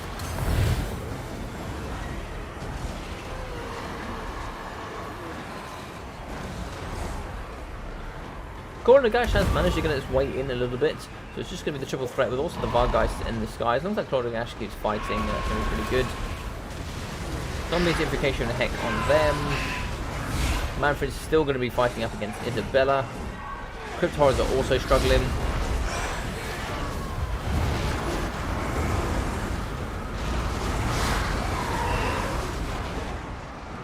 Get away from the battlefield here just a little bit. But Isabella there is going to be, I'm sure, pretty low at this point. She looks like she's on about 900 HP. It's a bit hard to see there with that other banner in the way. Isabella here is going to be 1000 HP. Blood Dragon Vampire Lord here with Manfred von Carstein needs to hit there if possible. And the Terror Goose is on the outside fighting up against zombies and the Black Coach. Isabella's trying to get away, but she's just stuck in chaff at the moment. All those summon zombies are proving a bit of a problem, and the Invocation of the Heck going down for that healing, just to keep this chaff flowing. The Mortis Engine has come up to its healing cap. It is going to be fighting up against the White King and also the Black Coach. Baz power here massively in Biblington's favour, and it should be going down to army losses now. As you can see, most things are going to be dying left, right and centre, and now it has shattered. But GG's, and well played here to Biblington, giving him a second strike here in the final game of the tournament. It was a very nice win there, Hank. Really good destruction there in the front line up against the Sternsman of Biblington. Destroyed the Sternsman and the normal unit of Graveguard, so it was a fantastic Wound of Death. Fantastic for sure. GG's and well played to Sir Ugimund. He got 1.1 here for Isabella. He got 500 and 774 for the White Kings. Let's have a look here. So 115, 186 damage value, 400 and 400 here for the Crypt Ghouls. 772 and 617 for the Sternsman. And he got 200, 830 as well as 540 for the Crypt Horrors, 870 for the Black Coach, and 330 here for the Mortis Engine. 3k damage value for Manfred von Carstein. Nothing here for the double Necromancers, which I didn't even see them. I'm not gonna lie to you, they must have been in the forest just stroking their rods, as they do, the dirty bastards. As you can see here, 96 skills, 225 for the Stalkers, as well as 660 for the Graveguard, and 750 here for the Sternsman. 82 for 930, and 950 here for the Vargeists. So they're doing some pretty good damage value, even though I didn't see them too heavily involved. 2,700 for the Terror Goose, and 2,200 here for the Claw of Nagash.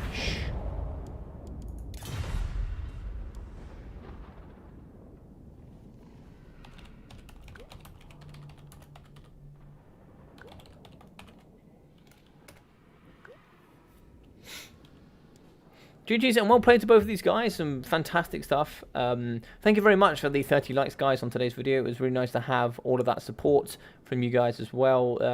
It's been really awesome to host you guys today, so I hope you've enjoyed today. If you did, please like, comment and subscribe. It really does mean a lot here on the channel. I have some more videos coming out of some multiplayer. We obviously have some more streams as well for some awesome tournaments. And yeah, do check in on the Discord if you'd like to see some more things. There is actually a link there just in my top chat, and also you can see there is also a link in the description. So other than that, everybody here, please take care of yourself during these times, and I'll be seeing you all in the next video or live stream.